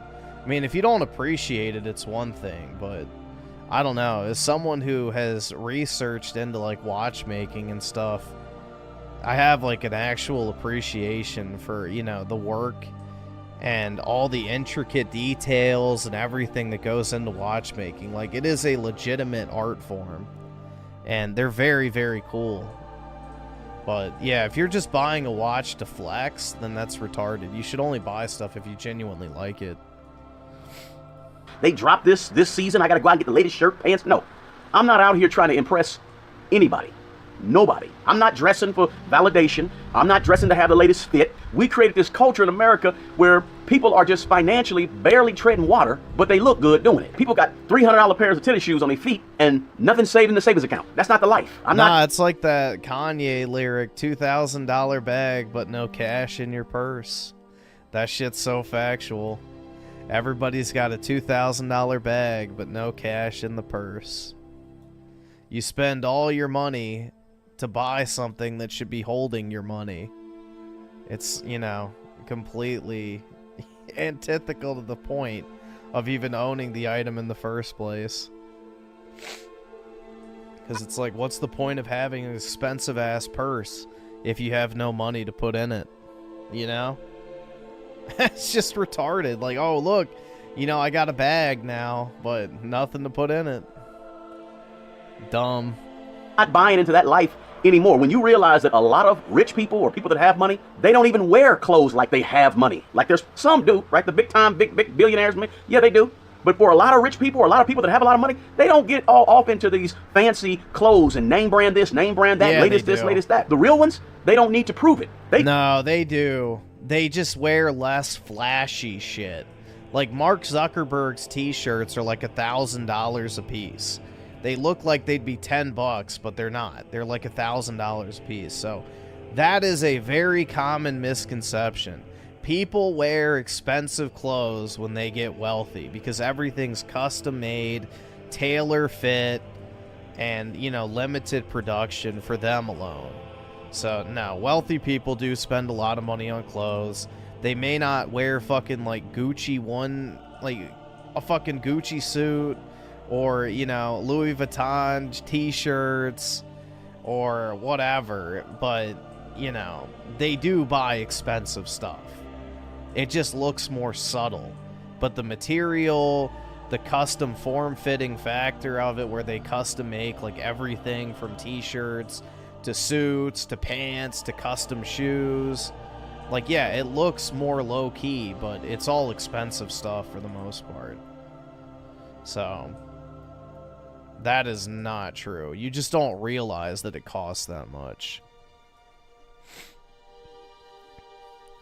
SNK nostalgia with the 2, a watch and a 9mm. That's right, man. And a combat knife, too. But, yeah. Also with the 2, really appreciate it, man. Don't dress like a bum. Exactly. You don't want to look like a bum. There's nothing wrong with dressing nice, especially if you have money. I think it's almost like a duty you owe society to at least look good if you're wealthy. You know? Like, if you're extremely wealthy, I feel like you should be almost required to dress well. They just show it in the back where you can't see it through their options, their choices, their decisions, what they own, right? So for me, done buying the status. If it's about a label or the latest fashion trend, well, what they I'm out. Own, count me out. What because in the long run, status don't really pay the bills. Status doesn't pay the mortgage. Status doesn't really buy freedom or peace. Now, the third thing that I'm not buying anymore is luxury vacations, especially on a credit card. Let me be clear about this. Traveling is cool. Nothing wrong with traveling. For me, if I can't save for it and pay for it in cash, I'm not going.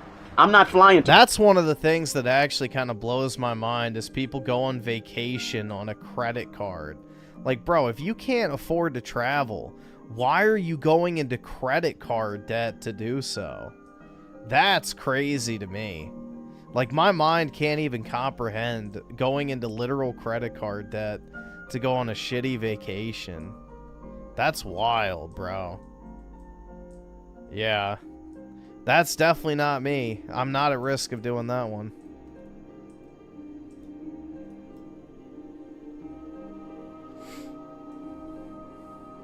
Paradise and sit on the beach somewhere in Dubai just to come home and be broke again. It just doesn't make logical sense to me, right? That's not Yogi Bear with the 2. I'm outside PK's house. Pray for me. He doesn't live in a house, bro. He lives in a, like, double-wide mobile home. I guess it's kind of a house, but, you know. If you hear a screaming child and a barking dog, you know you're there. Also, maybe a vacuum cleaner running in the background with some mariachi music. It's not really a vacation. When you do that, that's when your vacation turns into a financial hangover when you get back home, right? Too many people are financing fun nowadays. People call it, well, I need a mental health break, so I got to go take this trip to Greece, right? You don't really have to go to Greece to have a mental health break. You can go take a walk in the park that's about 5 or 10 or 30 minutes from where you live. You could sit outside on that ledge or on that, not on the ledge now. You could sit outside on that mountain, take that hike. You could do all types of things for a mental break. You ain't got to go to Cancun. Listen, a lot of people are just buying an experience and then turn around and make an excuse for it by saying, you know, it's for my mental health. Look, people buy these experiences that a lot of people just can't afford. Just be honest with you, right? Just so they can post pictures of it on IG and on Facebook, sitting on the beach and get this social media validation for people that don't even like them or they don't even know hardly, but that's not really something that I want to do. I'm not paying for an experience and then experiencing stress when the credit card bill shows up. It's sort of like my kids when they want to go to college. I said, look, we're going to go to an in-state school that doesn't cost a lot of money. We're going to work so we can actually pay for it. And guess what? I'm not going to pay for the experience to go off to college and live in a dorm and go away to school, you know, 100, 300 or 400, 500 miles, 1,000 miles away. I'm not paying for experiences. And when it comes to vacations, I'll pay for the experience, but I'm not putting it on a credit card. When I take a trip, it's going to be paid for. Pressure-free, guilt-free, credit card-free, because peace of mind is the real luxury, right? If you can't afford it, if I can't afford it, I wait on it. It's called patience, and I plan for it. And then when I go knowing that the bills back home are taken care of. Now, that's just me personally. Don't beat me up in the comments. If you understand what I'm saying, drop me a comment below. And if you disagree with me, feel free to drop that comment below. I don't mind. Guys, if you're serious about getting your money right, go grab my new book, Manage Your Way to Millions. It's not about getting rich overnight. It's about... Here's the upsell. New phones. And I'm not falling for the upgrade trap. This right here, it works just fine. And I'm not upgrading. I would hope so. That's a Galaxy S25 or whatever. That's a brand new phone. This phone until this phone stops. Maybe an S24. I'm not sure. I don't remember. Well, let's see. 4 Ultra. Yeah, it's an S24 Ultra at least. What about S25? Yeah, I think it's the S25, bro. Brand fucking new. Doing what I needed to do. Okay. Now, when AT&T or T-Mobile, you know, the phone carriers, right, when they send me an email saying that it's time for me to upgrade my phone, that's not an opportunity. A lot of times, that's just a trap to get you to spend money with them. And we've been trained and conditioned to chase traps and chase these upgrades like it's some sort of progress. But really, it's just another payment. And you just stay on their rolls of people who have to keep paying them over and over and over. Look, I don't need another lens on my camera. I don't need a slightly different color case to my cell phone, okay? All I need is functionality. Yeah, I gotta buy my dad a new phone at some point. My dad refuses to upgrade his phones always, so I'm usually the one who always ends up buying him a new one. And my current phone has all the functionality that I need, right? Can I hop on the internet? Yes. Can I take a picture? Yes. Can I take a quality picture? Yes. And can I make a phone call? That's the only 3 things I need to do with my phone. That upgrade culture is how they keep you locked in. I'm opting out of that. I'll upgrade when I say so, not when the phone company tells me to or tells me that it's time. Now, the 5th thing that I'm not buying anymore, and I don't want to ruffle no feathers with this one, right? But I want to be honest with you. I'm not buying food delivery, okay? I don't grow my own food, not yet. So the least I can do is get off of my behind and go get my own food, either from the grocery store so I can cook it, or at the very least, at least make a run to Chipotle or Cava or whatever you like to eat. Look, here's the deal. If you're injured, if you're sick, if you're unable to get out, I totally understand it. This ain't for you. But the rest of us, come on now. We're paying $15, $20, $30 worth of food that is being made 2 miles down the road. All we got to do is jump in the car. Matter of fact, all we got to do is take a 30-minute walk to go get it. If you can't even go get your own food and you're of able body and sound mind, that's just like lazy inflation, right? You're literally paying extra for the convenience of being lazier. And that's not really freedom. That's really waste. And a lot of people waste money like that. But like I said, I don't mean to ruffle no feathers, but the buy nothing rebellion for me includes no more food delivery. Listen, grow your own food, or at least get your own food, or cook your own food. We got to stop buying convenience and start building some discipline. And just because everybody else is doing it, don't make it progress. So hey, that's my personal buy nothing rebellion. I'm not buying car payers. I'm not buying status with clothes and stuff. I'm not buying vacations on credit, and I'm not buying upgrades, and I'm definitely not buying food that's being delivered. I'm not paying that extra. This is not about being cheap, right? To me, it's about being free. Every time I say no to something that doesn't build my wealth, I'm saying yes to the life that I actually want down the road. Listen, if you... Hopefully it's not too far down the road. Remember, don't put off your life too long. You hear that, Griff? More Uber Eats. That's right. I gotta buy more. I don't really order Uber Eats that much. The most I've ordered recently is I ordered from the Pho restaurant near me because I've been sick. Which that's good on the throat, but that's about it.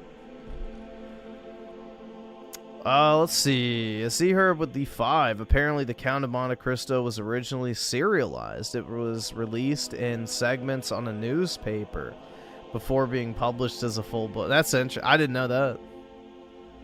That's kind of funny. Like the original, what are you calling comic books, I guess, or mangas, dude. But yeah, that's pretty neat. I didn't know that.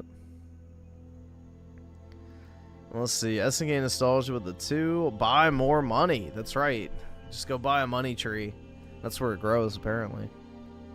If you're ready to take this journey deeper, head over to smartmoneybro.com. Over there, you're going to find my new book, Manage Your Way to Millions, and my full system, the 4 steps to maximize your money. Everything you need to build wealth and reach financial freedom. Guys, smash that like The button. upsell. Share this video with somebody who you think needs to hear it. We all know somebody that's guilty of these things, so share this video. And do me a favor, drop that comment below and let me know your thoughts. Remember, the best person who's going to take care of the old you is the young you.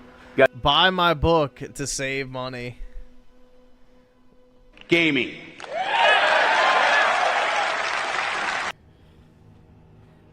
Crazy how that works. Essen getting nostalgia with the 2. I bought a pizza oven. It's amazing. That'd be cool. Yeah, I would actually like to have a pizza oven. That'd be a cool thing to learn how to cook. I love pizza. But, yeah, I don't know. I don't know how, like, difficult it would actually be to cook pizza. But, yeah, that'd be cool to have, like, an outdoor, like, wood fire pizza oven. One of my friends growing up had one. But I don't think they ever used it.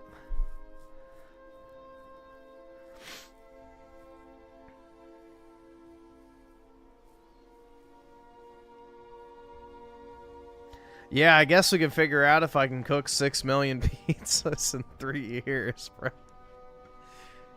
We gotta beat the world record, man. Mamma mia.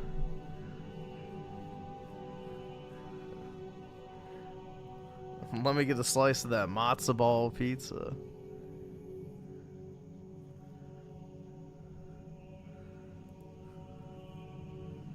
Margaritas, those are good. The best margarita I had was in the Dominican Republic. They made the margarita mix right at the table. So it was really good. They brought like all the fruit and stuff, handmade the margarita mix, brought the blender, crushed up the ice, you know, mixed it right in front of you, and then poured it into the glass, which they had in like a cooler, and it was like completely crystallized with ice. It was really awesome. But that was the best one I've ever had.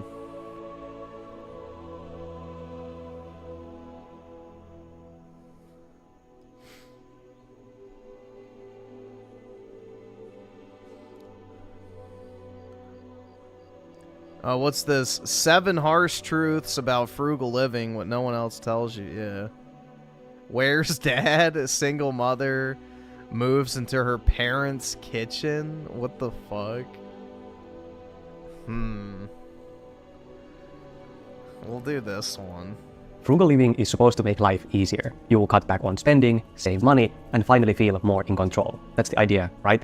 But it isn't always as simple and rewarding as it sounds. After years of living simply, I've seen how frugality can help, but also how much it can cost you. So here are 7 truths about frugal living, the things you need to hear if you want saving money to actually support your life. The first one is the time trap of frugality.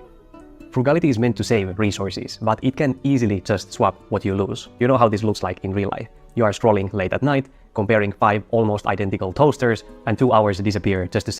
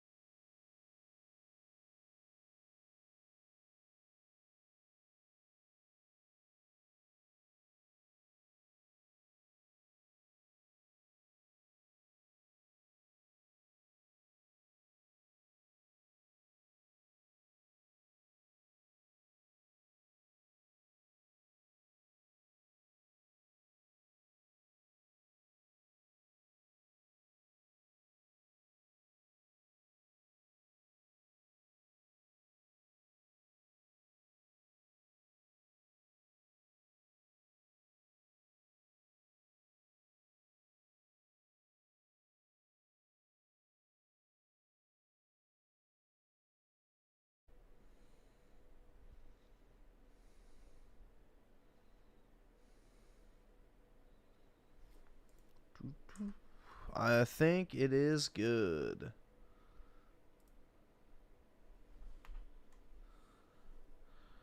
I don't know. Can y'all hear me?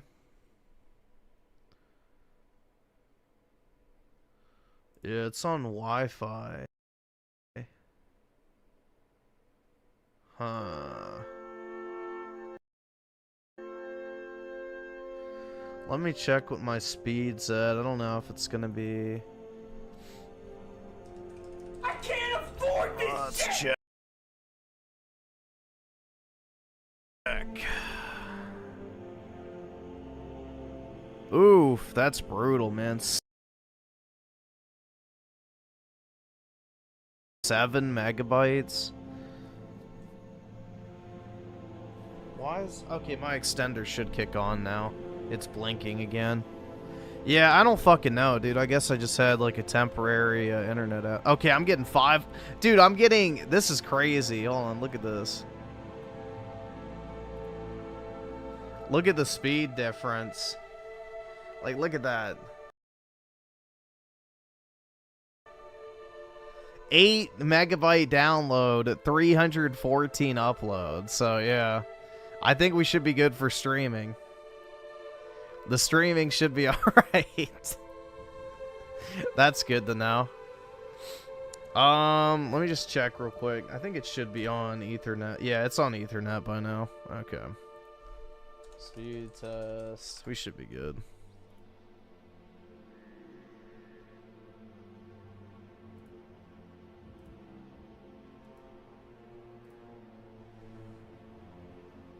Oh, yeah, we're good now. There we go. I'm not poor.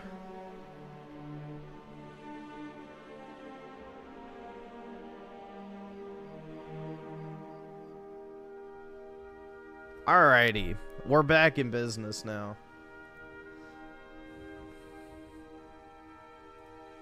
Let's see. Waste of time. And I know that I am not the only one. We are trained to see saving money as something to be proud of. Wasting time doesn't carry this same shame, and yet time is the scarcest resource that we have. Rich or poor, we all run out. So here's the shift. Okay, now we're good. It's green. Time at least as much as your money. Even give yourself an hourly rate. And when you are about to trade time for money, ask yourself, is this saving really worth my hours? Because sometimes the smartest choice is not squeezing out another discount, it's paying a little more to have time and energy for something more meaningful.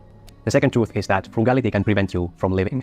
Saving money can give you comfort, but it can also stop you from moving forward. When every choice is about saving, you might end up holding yourself back from things that could actually grow you, like learning skills, traveling, starting new hobbies, or paying for good internet, bro. I was too frugal, I guess. I don't fucking know. Alright, screw you, YouTube. Quit giving me that. I can't afford Sue the internet? Yeah, exactly. For emotional damages. all put off until someday, and while you are waiting for the perfect time, the years just pass by. You think you are being smart, but the hidden cost is missed life experiences and memories. Always picking the cheapest option, like the cheapest restaurant, the cheapest activity, the cheapest version of everything, often means you are limiting your life and not living it to the fullest or highest potential. What makes it tricky is that this feels like control. Yeah, dude, I am broke. That's why everyone needs to... Give me monies! I'm just a humble stream and video merchant, dude. Trying to make my way in this big blue world. Scotty Man with the 5 interesting video. Let's see. Alright, yeah, we can check it out. Oh, is it one of these Zoom? I think, isn't this the Doomer Call of Duty guy? Oh my god. Saving feels safe, while spending feels like risk. It's oh, and SNK Soldier with the 2, the Eastern Seaboard got nuked. I guess I'm in a better place now. Much easier to avoid spending than to risk it not being worth it. Doing something later becomes like an excuse. You don't have to face the fear of living bigger today if you convince yourself that tomorrow will be better. But as we all know, tomorrow keeps moving, and those chances don't wait forever. Opportunities you could have taken in your 20s, 30s, or 40s become harder to reach later. Building new skills can also get more difficult with time because life fills up with routines, responsibilities, and habits that are harder to break. You might save money, but what slips away are the years you could have used to grow and explore. I have caught myself doing this sometimes too. I have a reputation for being very careful with money, and often I take that as a compliment, but I also know how easy... I'm bored of you. Be gone. What's up, guys? Welcome back to Jimmy Talks. So, for years now, we have all watched the promises get made and then broken. You know, we have all seen the big speeches and the rallies, only to be left waiting for any real change. So, the feeling that things are getting worse and not better is not in your head. It's actually real. So, the recent election of Zoran Mamdani in New York City is the final proof that the old way of doing politics is finished. It shows exactly why the GOP keeps losing, and it points to the only way forward. Let's be clear about who Zoran Mamdani is. He is not an American. He was born in Uganda and became a citizen here. He is a Muslim who follows a political idea called Marxism, which has brought misery and failure everywhere it's been tried. By every traditional measure, he should not be a winning candidate. So why did he win? It's quite simple. Because a bunch of non-Americans voted for him. If you look at the actual breakdown of the vote, it was like 70% of non-native born voters voted for him. So New York is a festering cesspool of foreigners that, you know, just elected a foreigner. Shocking. When you bring in people to your country, they will take away power from the native population. Who would have guessed? Not me, that's for sure. He talked to people about the things that actually matter in their daily lives. He talked about the sky-high cost of rent. He talked about the struggle to afford... Well, he also made a bunch of empty promises that he'll never be able to fucking keep. So if there's anything to be learned from this, it's if you want to get elected, just lie. People are too fucking stupid to realize that you're lying to them. Groceries. People are hurting financially, and he at least pretended to care about that financial pain. So when people are drowning economically, they're going to grab onto anything that can help them. And this is the Republican Party's great failure. They have forgotten the most basic job of a politician. That is to make life better for the people who vote for them. Think back to the big promises. The economy was going to be fixed. It's going to be great. They said all that. Great. That's cool. Whatever. But what happened? We still go to the grocery store. We get our cart of groceries, and it still costs twice the amount of money it did a few years ago. You fill up your car with gas, and it's like... Yep, you can thank the, privately owned Federal Reserve for that one, as well as the Biden administration amplifying the effects of inflation.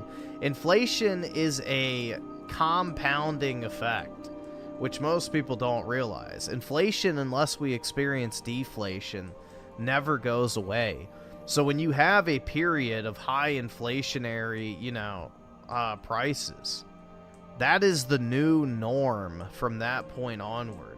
That's why Biden was so damaging, is because, he's only in office for 4 years, but the effects of his pricing or inflation will be felt forever. That is the new baseline. So every time it says, oh, we only had 2% inflation, well, that means we had 2% more inflation on top of the already existing inflation. So inflation never actually decreases. The rate at which inflation increases decreases, which is the deceptive part about it. So prices will never get, lower unless we have deflation, which the Federal Reserve will never allow to happen. So as long as we have a privately owned Federal Reserve central bank, shit ain't ever getting fixed, man. It's only going to keep getting worse. They're going to just keep looting us constantly like they've been doing for the past 100 years. Like a pain. For Gen Z, the idea of feeling a home still feels like a fantasy. So this is not an accident. It's just a result of bad policy. The government printed too much money and made it harder to produce our own energy. It let supply chains break. So when given power, the GOP promised to fix this. They used the right words, but the results never came. The cost of living keeps going up. Many economists are saying we're already in a recession. The average family definitely feels this in their paycheck. Then there's the biggest promise of all, immigration. Since 2020, over 55 million people have entered this country in 5 years. Just think about that for a second. 55 million. This is not normal immigration, it is an invasion. It is a deliberate change to the very character of the country. The promise was a wall, the promise was the laws would be enforced, we're going to mass deport everybody, all the illegals are going to get sent back to where they came from. But what did we get? Definitely not that. We didn't get nearly as much deportations as they said we were going to get. We just have the DHS page on X putting some cool ads out. But our towns and cities are still changing demographically, so when a political party fails on its most important promise, which is to keep the nation safe and secure, it does not deserve to win. But the hardest thing to understand for the Republicans, the GOP, is their obsession with a foreign country, Israel. Yep. This is the issue that is finally breaking people's patience. Think about it. The GOP is not a real political party, too. That's the issue. Is the GOP is the Democrat Party, but it's the speed bump. That's it.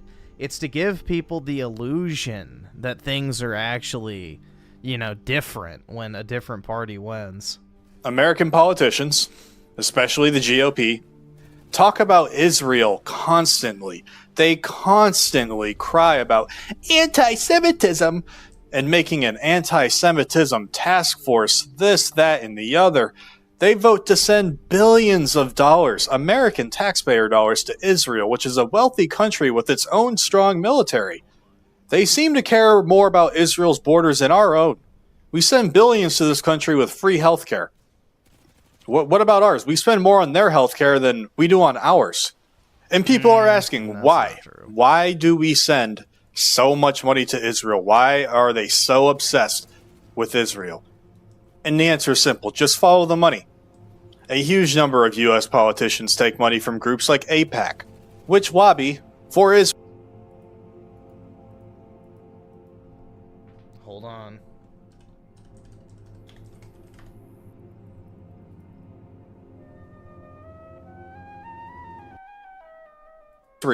It's a simple transaction, really. The politician gets campaign money, and in return, they promise to always support Israel, no matter what. It's literally that simple. It's just that simple. So now the American people are starting to see this. And, you know, this used to be a taboo subject. You even mentioned this, like, dude, you are gone. You're canceled from everything. You're unemployable. Like, they see these politicians talking about the need to be careful with money, and they spend too much. And then that same politician votes to send billions of dollars to Israel. They hear about American soldiers being put in harm's way for conflicts in other countries. And honestly, people are just tired of it. They are sick of their money. They're sick of their family members being used for other countries' problems, specifically Israel. This is the biggest reason that the GOP loses. They have become a party of mixed messages. They promise to put America first, make America great again, keep America great, and I was all aboard the MAGA train in 2016. And it's really such a shame what Trump has turned into, because really his actions show that he puts a foreign country first. A person who can't pay their rent does not care about the politics in Israel. They care about their own life. A family watching their neighborhood become unrecognizable. The thing with Trump and Israel is it's not so much him, it's the fucking GOP, which he has to cater to. Again, our Republican Party, quote unquote, absolutely fucking hates Trump and is actively trying to undermine him in everything that he does. So, that is the core of the problem. You know, I think if it was up to Trump, we would just have the death squads personally, but hey, I don't know, man. The thing is, with Trump, you have to remember, is the Republican Party absolutely fucking despises him. So, to get anything done, he unfortunately has to go through Congress, which sucks. With foreign accents and foreign languages and people that don't look like them and people who don't pray like them don't care about foreign wars in Israel. They care about their own well-being. When people are given a choice between a party that does nothing for them but loves Israel and a party that at least talks about helping them, even if their ideas are bad and they're probably going to fail, they are going to choose the one that talks about helping. So the Democrats understand this basic idea. You have to give people something. Mamdani, he talked about rent control, he talked about housing, he spoke to an actual issue. You know, his Republican opponent probably offered the same political rhetoric that nobody gives a fuck about, all while taking money from the same donors who ensure nothing ever really changes. So this failure is actually why the dissident right is growing. We're not just a fringe group anymore. We are the only people that can connect the dots and get the whole picture here. We see that the bad economy, the open borders, and the focus on Israel are all a part of the same problem. The problem is that our leaders have stopped working for us. The old GOP cannot be fixed and must be replaced. It needs to be replaced by a movement with clear, simple priorities. Absolutely agree. The GOP needs to be gone yesterday. It's a fucking joke, man. The Republican Party is, I think, worse than the Democrat Party because at least the Democrats are honest about what they are. A bunch of power-hungry leftists that will do anything and everything to win and kill and destroy anyone and everyone in their way. The Republican Party is the bitch-titty fucking pussy party of a bunch of effeminate cocks that pretend to be opposition, but in reality, they're just a bunch of money-grubbing little fucking, you know, Israel cocksuckers because all they care about is getting their McShekels at the end of their term in the Senate or the House so that they can cash the fuck in like the good little goys they are. You know, they want their $7,000 for their Twitter ad or their 30 pieces of silver.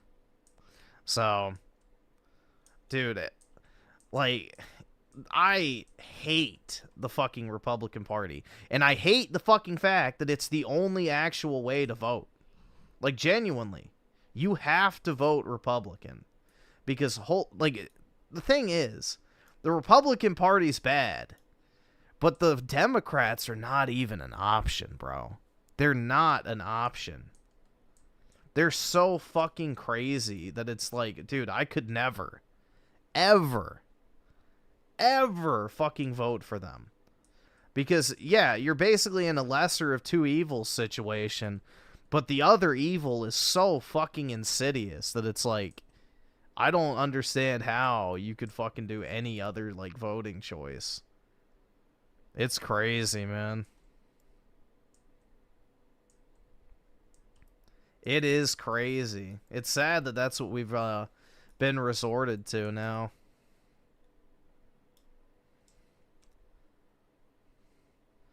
Let's see. Roger Dodger with the 2. Just join Nick Fuentes. I'll tell you what. If Nick Fuentes actually picks a lane and sticks to it, maybe. But he flip-flops way too fucking much for me to take him seriously. Nick Fuentes does not have any hard-line stances on anything that he takes. He flip-flops on every single fucking issue depending on which way the wind is blowing. So, if he actually picks a lane and sticks to it and doesn't flip-flop on every single issue that, you know, pops up, then maybe. But he's way too inconsistent.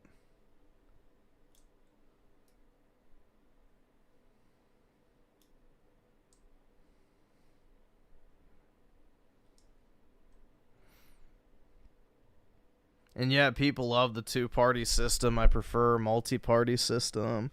Yes, either one has their benefit.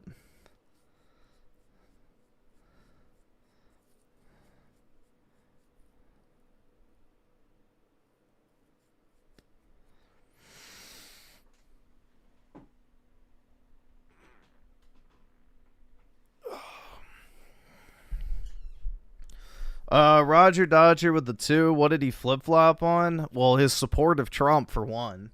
He literally was telling people not to vote for Trump and to vote for Camel Toe right at the lead up to the election, which is bad. Which he LARPs as a Trump supporter, which it's obvious that he's not.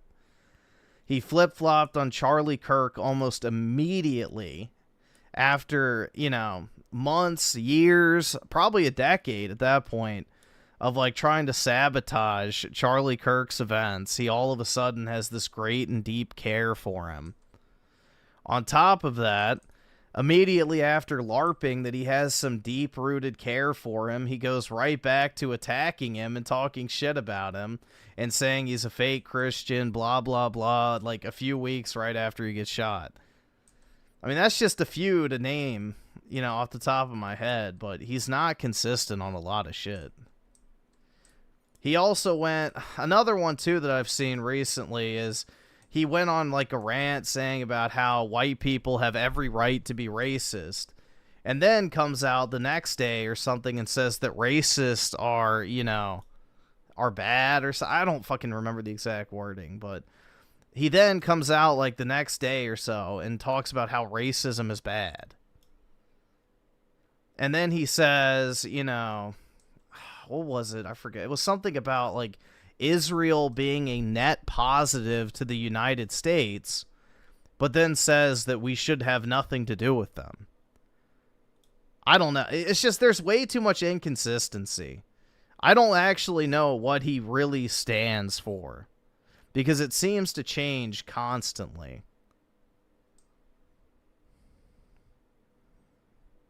You know, he pushed the whole Catholic-Muslim alliance. Now he's basically back to saying that Islam and Christianity are completely incompatible with each other. So, I don't know, man. It just, he seems more like he's interested in being an entertainer than an actual, like, serious political commentator / person, you know, shaping policy. So, again, I think it would benefit him greatly, you know, not even being sarcastic, to make his own version of my struggle and write down all of his actual viewpoints on shit and then stick to it. It would do him a great service to have that, because he is way too inconsistent on a lot of issues.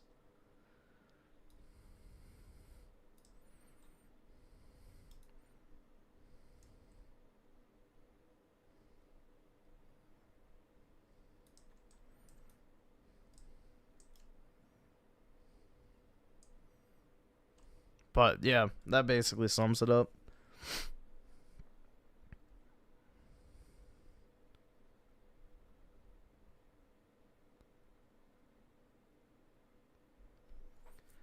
Every political movement in the West, at the last hurdle, chickens out. Dude, I know. Trust me, you can just do things. I would love to have 10 minutes with Trump just to let him know, like, you know, you could really do something here. There's quite literally no one that could actually stop you if you just wanted to do something, you know? Realistically, who would fucking stop you? Chuck Flea with the 2. Nick admires Stalin as Razorfish.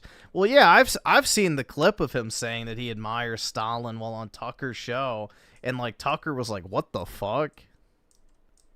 Yeah. Griffin would fangirl hard in front of Trump. I'd get him to sign my Trump cards for added value. Well, dude, Nick Fuentes gives the flamer vibe, which I would not be surprised if he's gay. Americans first. First, we need an economy for Americans. This means using taxes on foreign goods to protect our own jobs. It means stopping the government from printing so much money that our savings become worthless. It's not the government, bro. It's not. You can't stop it. You can't stop. It's not the government. The government has zero say in how much money gets printed. That's the brutal truth. The government has nothing to do with the monetary supply. That is the unfortunate reality. We need to have our own oil. We need to have our own gas production. We need to make energy cheap. We need policies that help American families have more children, because our people are our greatest treasure. We are being replaced right now. So why don't we give them an incentive to actually have children? White people, I mean. Yeah, this channel is pro-white. Who cares? That's who started America. That's who's lived in America the longest. Got a fucking problem with that? Go rage in the comments. Go soy jack. Who cares? Unsubscribe. Just leave.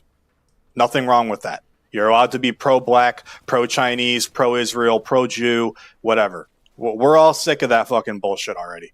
Second, we must stop the invasion at the border. We need to close the border completely. Then we need to start the long process of sending people back. We actually have shut down the border. Border crossings are basically non-existent at this point, so that actually has been fixed, and it was fixed almost immediately. That's why you don't hear anything about it. We've had net negative immigration for the first time ever in 50 years. So that actually has been done well. So we don't even have border, crossings anymore. They're all stopped before they even get here.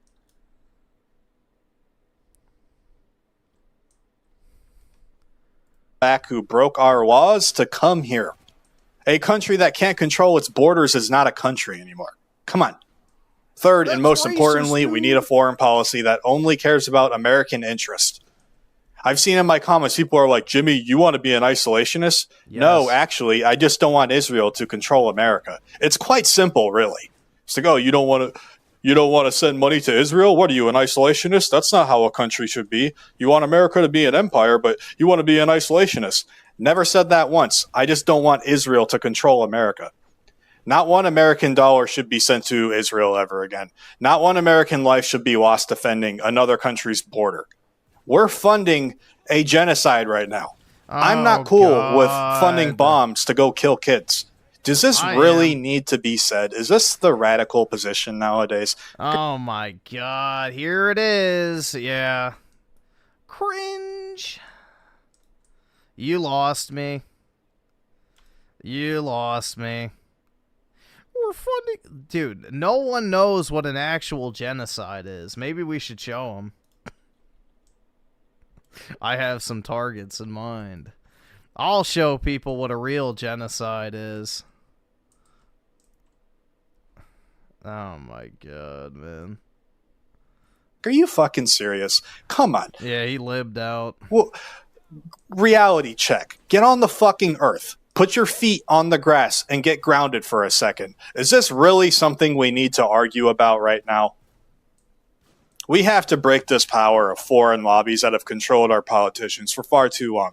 I know. Radical take.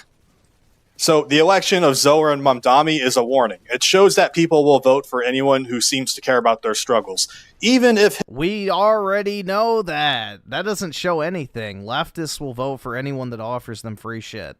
That's been the way of the Democrat Party for the past, 60 years? What did LBJ say? I'll have those N-words voting Democrat for the next 200 years? Welcome to the welfare state. His solutions are terrible. The old GOP offers no solutions and doesn't seem to care. Their losses are their own fault. They only care about Israel. The future belongs to those of us who are brave enough to say the truth plainly. America must come first. Our people must come first. Our needs must come first. There is no other way. Israel does not come first anymore. Until our leaders understand this, they will keep losing.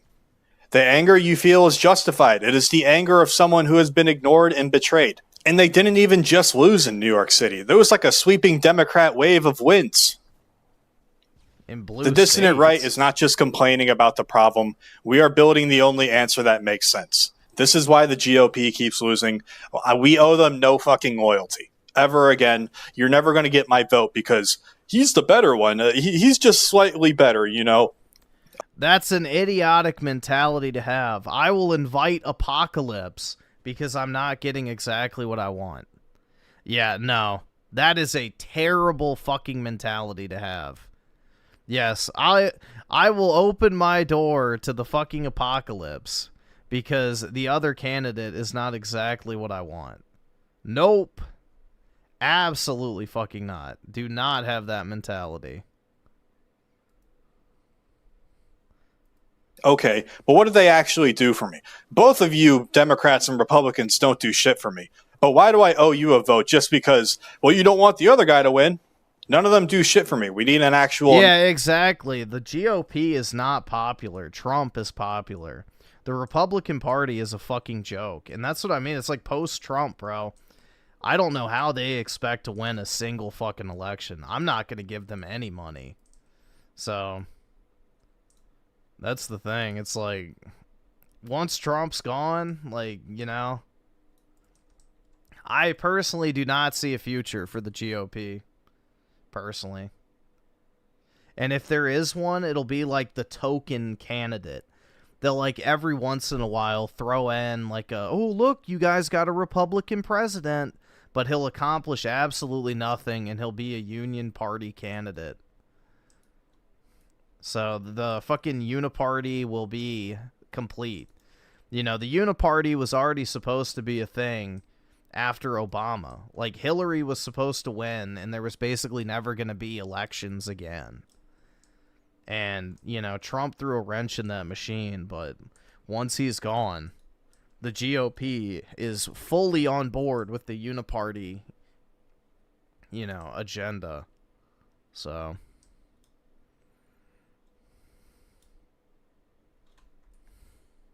American first leader.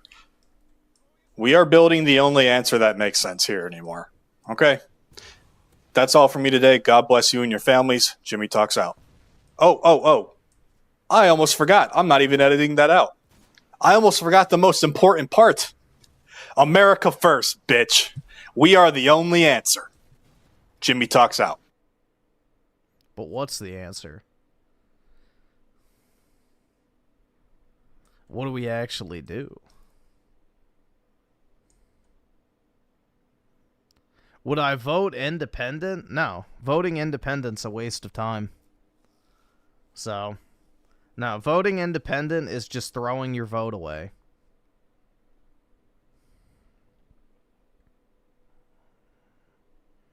All voting independent does is gives Democrats the win. So, you're quite literally just wasting your vote.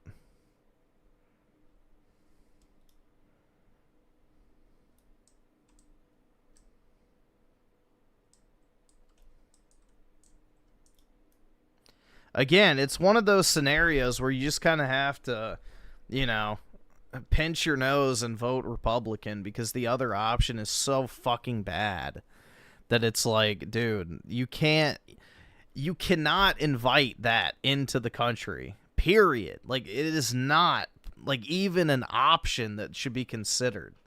And every vote you don't cast for a Republican, unfortunately, is the equivalent of voting for a Democrat. So, you have to vote Republican, unfortunately. The real solution is to infiltrate the Republican Party. That is the end game that everybody should be doing. You have to get in and change it from within. That's the only option we have.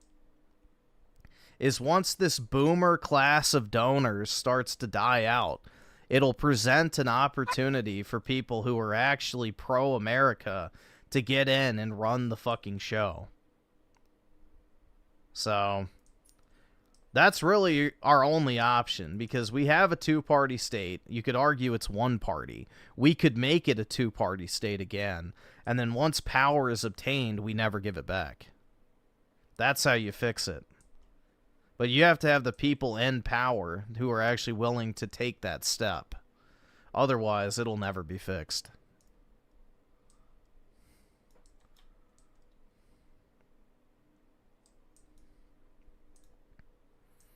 Chuck Flea with the 2, independents only win in locals. Yeah, or you're just an extreme leftist like Bernie Sanders, who's basically just a Democrat anyway. So, yeah, pretty much, man. That's how it works, unfortunately.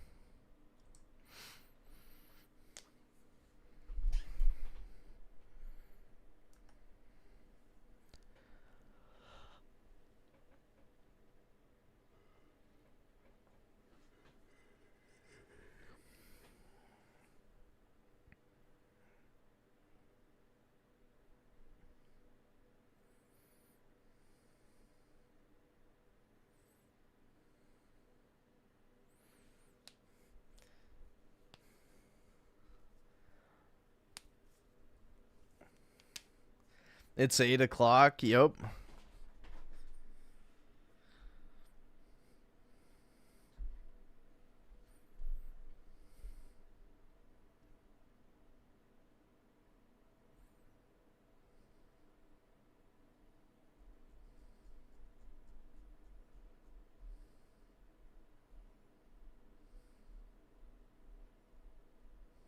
I can't afford this shit!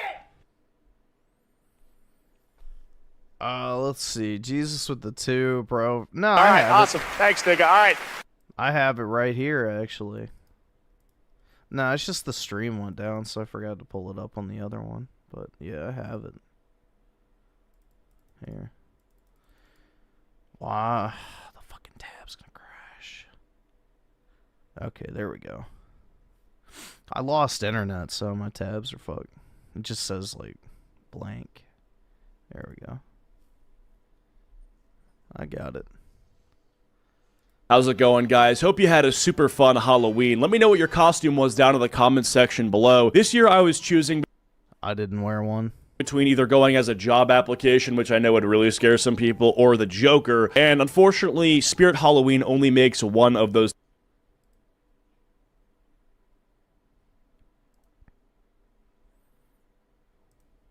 two costumes. So I went as the Joker. I think I did a pretty good job. And yeah, I know in this photo my mirror is super dirty, but I really could care less about such a mundane task. I mean, let's see. Drake Drizzy with a 5, like it or not. You will need other demographics to help win elections. Yup. For now, at least. For sure. Yup. The invaders are already in, and they've been given rights, so, yeah. Agreed. I mean, the thing is, bro, is like, my solution, personally, is just extreme nationalism. Like, we need extreme nationalism. That is the only way we're going to unify the different, like, ethnic groups. Because as long as we have this identity politics shit, where it's like, oh, I'm a, you know, black American, or I'm a Hispanic American, and everybody fucking hates each other, nobody's ever going to get along. So what needs to happen is we have to start basically enforcing nationalism to an extreme scale, where everyone has to basically embrace a nationalistic lifestyle and culture and set of values, or they will be removed from society. People who fly foreign flags, people who burn the American flag, people that refuse to, you know, serve the country's best interests, they need to be dealt with as essentially traitors. And through 2 or 3 generations of that, you will slowly be able to create this cohesive unit of people that are unified in nationalism. The Chinese have done that to a pretty successful degree, because a lot of people don't know China has a ton of different ethnic groups in it, and they made it work. So we can definitely do the same. But yeah, we need to create a strong shared, you know, set of identity, values, morals, and culture focused around basically a celebration of the state. So our national identity needs to be the thing that unifies us, which, you know, means getting rid of Marxism. I mean, I'm watching the price of Bitcoin go up and down. I'm thinking about the cure to cancer. I have these high-frequency, dialed-in thoughts. I have to get rich. I mean, I'm not rich yet, and my mirror is dirty. One of those problems is getting solved, and it's not the mirror. Let's just put it like that. Anyway, another problem that we're facing as a society is that men are afraid to approach women. Men are scared of women, and let's talk about it. Hello again, friends, and happy Halloween. This Halloween, I've decided to dress up as the scariest possible... If this is a reaction, let's just watch the actual video. Men on Reddit? Yeah, we'll just watch the actual video if it's just a reaction. Hello again, friends, and happy Halloween. This Halloween, I've There we go. decided to dress up as the scariest possible thing to my audience. A woman. As the OG YouTube pick-me, I have made many videos dunking on bad female behavior, ranging from terrible things like the creepy female teacher epidemic, to more silly things like women... Yeah, I don't understand the love of this e-girl aesthetic, bro. I don't know, it does nothing for me. posting their L's in my Are Women Okay video. The video where I read embarrassing stories women willingly put on the internet about themselves. And that video has sort of become a fan favorite. So I've gotten many requests from you guys to do a male version of that video. But the issue I found is the male version just doesn't exist. No, I'm not joking. I looked everywhere for the male equivalent, but it turns out, unlike women, men don't like to post embarrassing stories about themselves. Women will be out here openly talking about the time they got a yeast infection from the homeless man behind a Denny's, but a man won't even post about the time he said "you too" when a waitress said "enjoy your food." They take that shit to the grave. At least, that's what I thought. Until I visited a dark, forbidden corner of the internet. I used a VPN, I changed my IP address, I went incognito mode, and I visited reddit.com. And I found one of the funniest and most depressing communities I have ever come across in all my years doing this. It's true, folks. I may have found the one place on the internet where men are posting their L's. Lord knows it's hard to be a man today, you know? Like, I couldn't imagine. You're told to be nice, but not too nice, confident, not too confident, 6 foot, 6 pack, 6 figures, have a perfect beard or a perfectly clean-shaven face. Oh yeah, that reminds me. Before we dive into this video, let's quickly give a shout out to today's sponsor. Yup, I knew it was coming.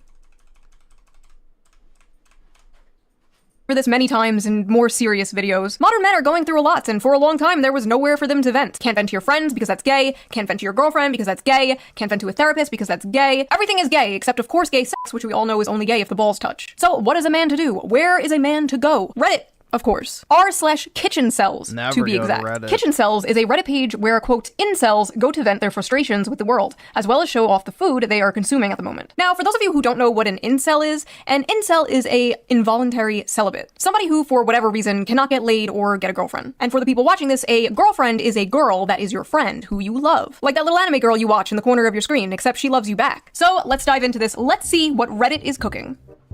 Nothing good. Failed my f***ing driver's test today. I'm 26 years old, I can't hold a job, I can't get laid, I can't even drive. I don't deserve flavors. I dropped my salad. I fail at everything I do. I'll never amount to anything. I'm a perverted incel freak with weirdly long toes. Classmates that I have school shit vibes. Bowl of sludge. What am I looking at? Is this your classmate? Holy shit, maybe they were right. Resident evil ass meal. I asked my high school biology teacher out on a date the day I turned 18 via her Steam account. She blocked me. This guy somehow managed to find the one female teacher that did not want to groom their male student. Incredible. Chicken looks good though. 7 out of 10. Asked a girl out and she started laughing. Oh, that's just a learning experience, dude. Got super hard. Rice. Oh. What the fuck? 5'10", rice looks good. The only girlfriend I've had was on an online game when I was 11. I'm gonna hold your hand when I tell you this. That was a man. That was a 45-year-old man. Made this cake to celebrate 6 months on heroin. No woman could love a creature like me, but this feels great anyways. I only haven't ended my life because I don't want to make any women happy. My obsession with an anime girl prevents me from talking to 3D women. Every night before going to sleep, I watch a video of her kissing the camera, and it is almost always Yeah, I mean, this video is definitely Reddit humor, but the posts are fucking deranged, man. Jesus. Raymond posting? Yeah, doesn't he post pictures of his food?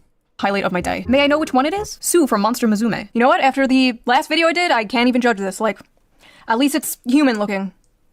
The bar is in hell. I have a huge crush on a coworker. I was talking at her about fishing, and I jokingly said I could buy her one of those toy Barbie fishing rods and teach her how to catch a fish. She said, I don't think I'd be interested in that, in the most disgusted tone of voice I've ever heard a human muster. I like how he said talking at her. Not with her, not talking with her, talking at her. Women love when you talk at them. Just corner them and start yapping about World War I or like Warhammer lore. They f***ing love that shit. Just get right up in their face and explain to them the entire plot of Lord of the Rings.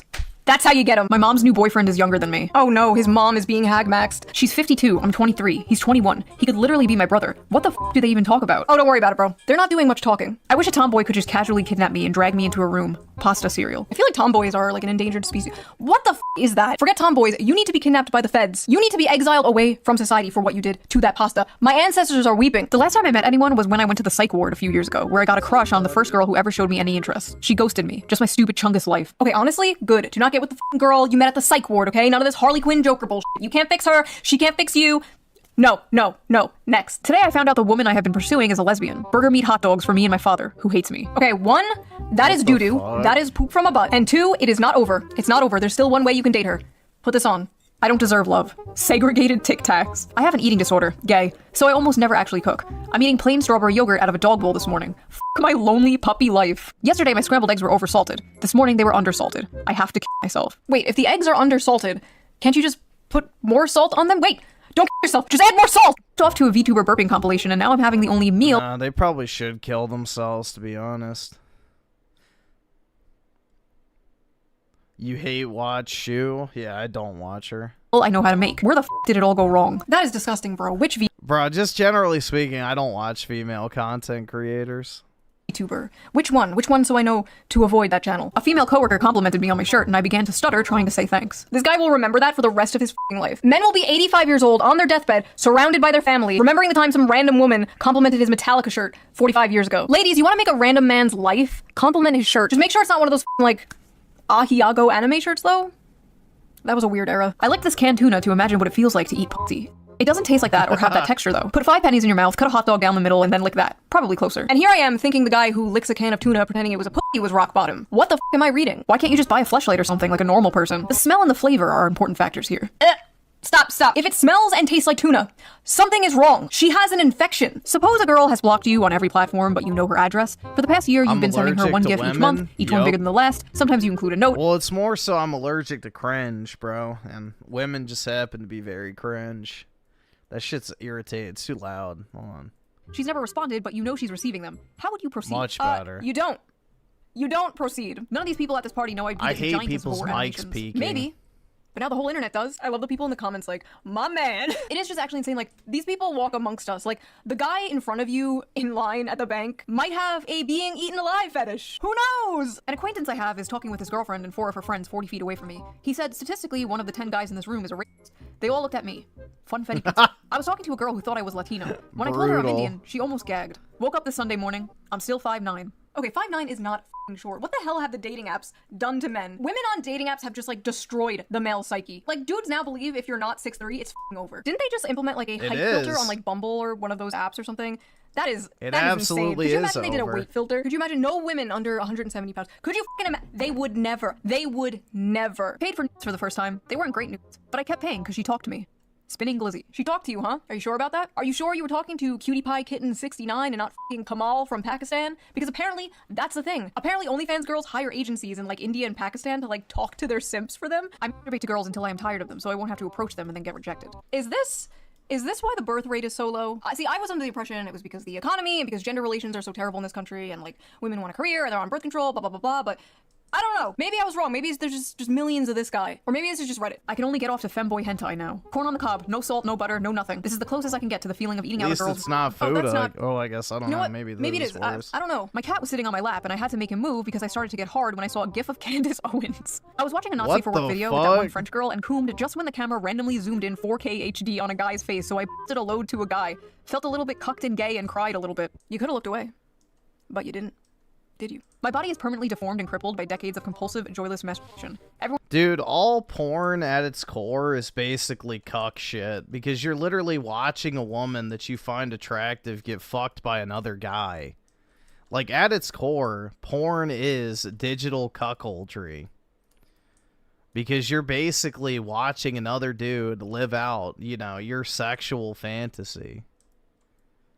You know, that's why porn is, like, so bad, bro. It's, like, literally mind-cucking you. That shit's terrible. Yeah, it looks like one of Raymond's food pics, bro. He should start posting on this, on the Reddit.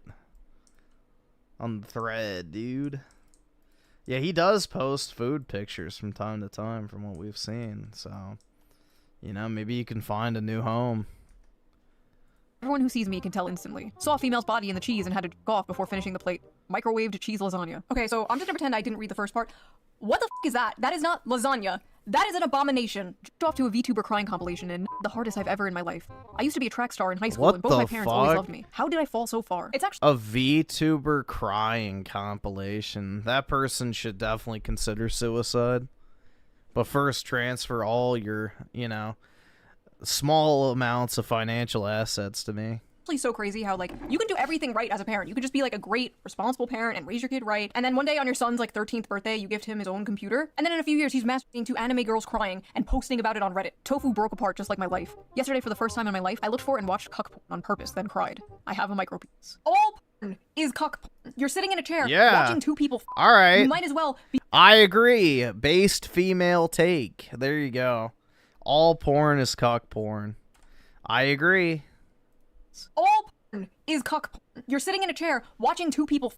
You might as well be Yup. sitting in a chair in the corner of a hotel room watching two Yup. people on a bed. What's the difference? Pretty It's basically much. virtual cucking. Tried to jack off today, but all the was so bad I just turned my phone off and cried myself to sleep. Okay, the reason why you think the is boring is because you are so Absolutely completely agree. desensitized from seeing it all the time. Like 40 years ago, dudes were jerking it to like the Sears catalog underwear ads. And now the most insane, depraved shit you could ever f***ing imagine is only like a few clicks away. Like, I just don't think humans were meant to live that way. Like, I don't think humans were meant to see sissy hypno inflation compilations every second of the day, you know? Whenever I masturbate, I leave my cum sitting in my underwear. We can smell it, by the way. FUTA.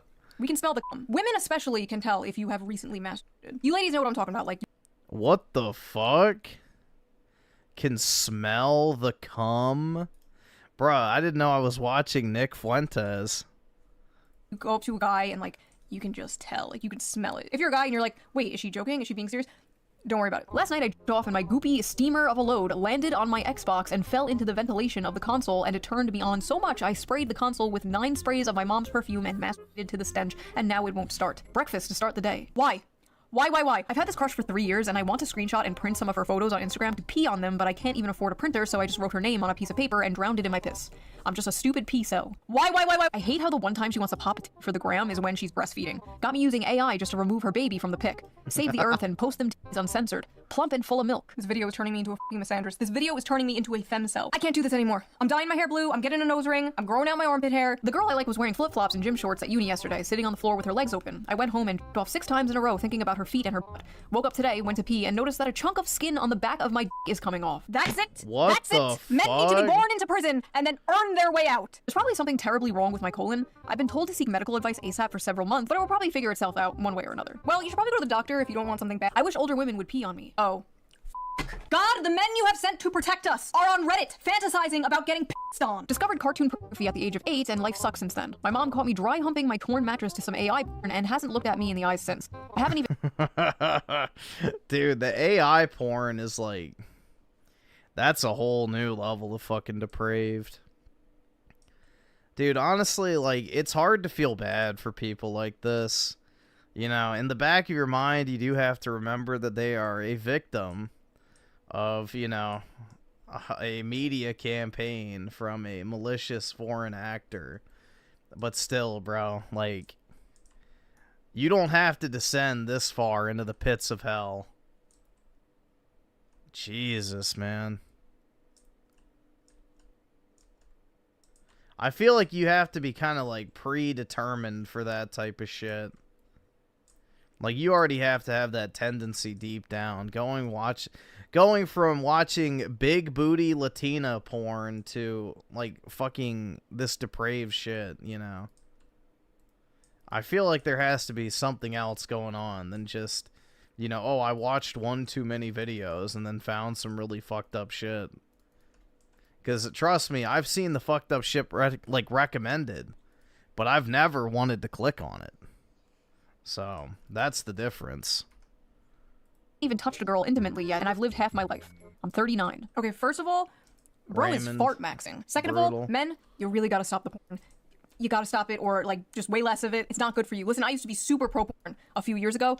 Not anymore.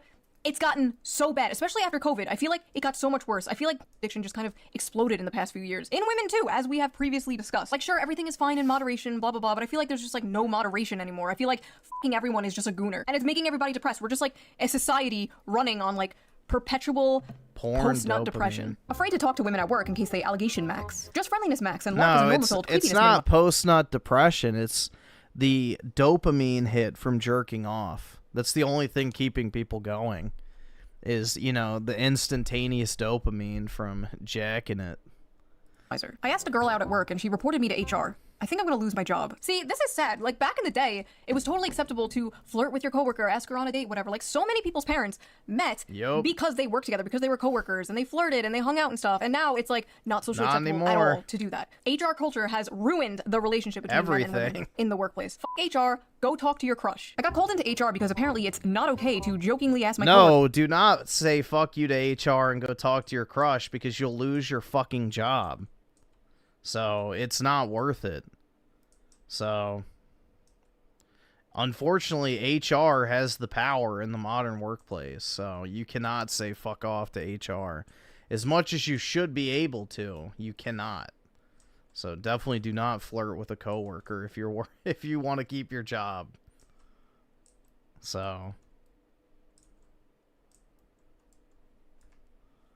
worker if I could gargle her period. Oh, what the okay, never mind. Never mind, don't do that, don't do that. No more talking to women at work. No more talking to women at work. No more talking to women in general. Total ban on talking to women until we figure out what the hell is going on. Downloaded Tinder and got 2 matches in 5 days. F my stupid, ugly life. Okay, from what I know from like men who use the apps that I've talked to, that's actually really good. Oh my god, they're all so f***ing mad at him in the replies. You get a f***ing match in less than a week and you complain? Stop humble bragging. I've gotten 0 matches in 3 months. 2 matches in 5 days? Why are you even here? My culture is not your costume. Fake cell. Go outside and get your life together. A true cell gets 0 matches. That's 2 people. How many do you need to be satisfied? Mods, take his balls away. 2 matches. Head on over to Kitchen Chads. Oh god, what is Kitchen Chads? Hold on. Kitchen Chads. It's real. Oh my god. I love cooking for my girlfriend with the money I make from my job. Made some ratatouille because I like the movie. Might go for a run later. I have had sex before. This is like the Krusty Krab across the street from the chum bucket. This is evil. This is diabolical. Okay, let's go back to kitchen cells. We're done here. I haven't felt the touch of a woman in months. Months? Fake cell. Try 25 years. Boo, fake cell. Fake cell spotted. Went to the drugstore and the girl cashier was nice to me. Started stuttering, so she kind of giggled God, I need to get laid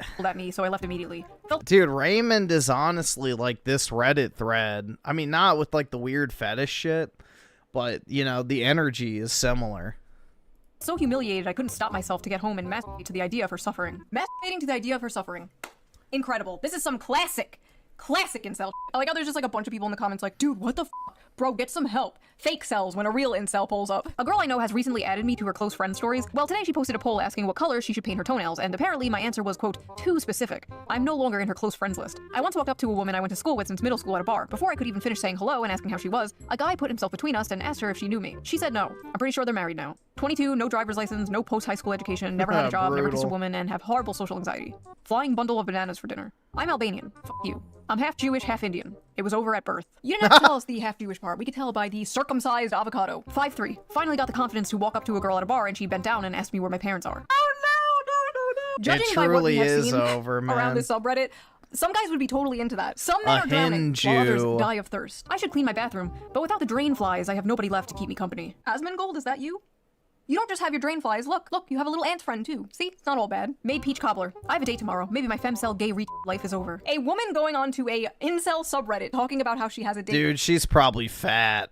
Like morbidly obese. Tomorrow. This is just evil. This is just like eating a 5-course meal in front of a starving African child. What are you doing, bitch? I'm a FEMCEL loser who can't talk to people and spends all her time playing games. Guy I had a crush on from high school told me he wasn't interested in a relationship. Yeah, but she's probably fucking fat, dude. I think he's lying and didn't want to tell me he's not interested because I'm fat, chopped, and broke.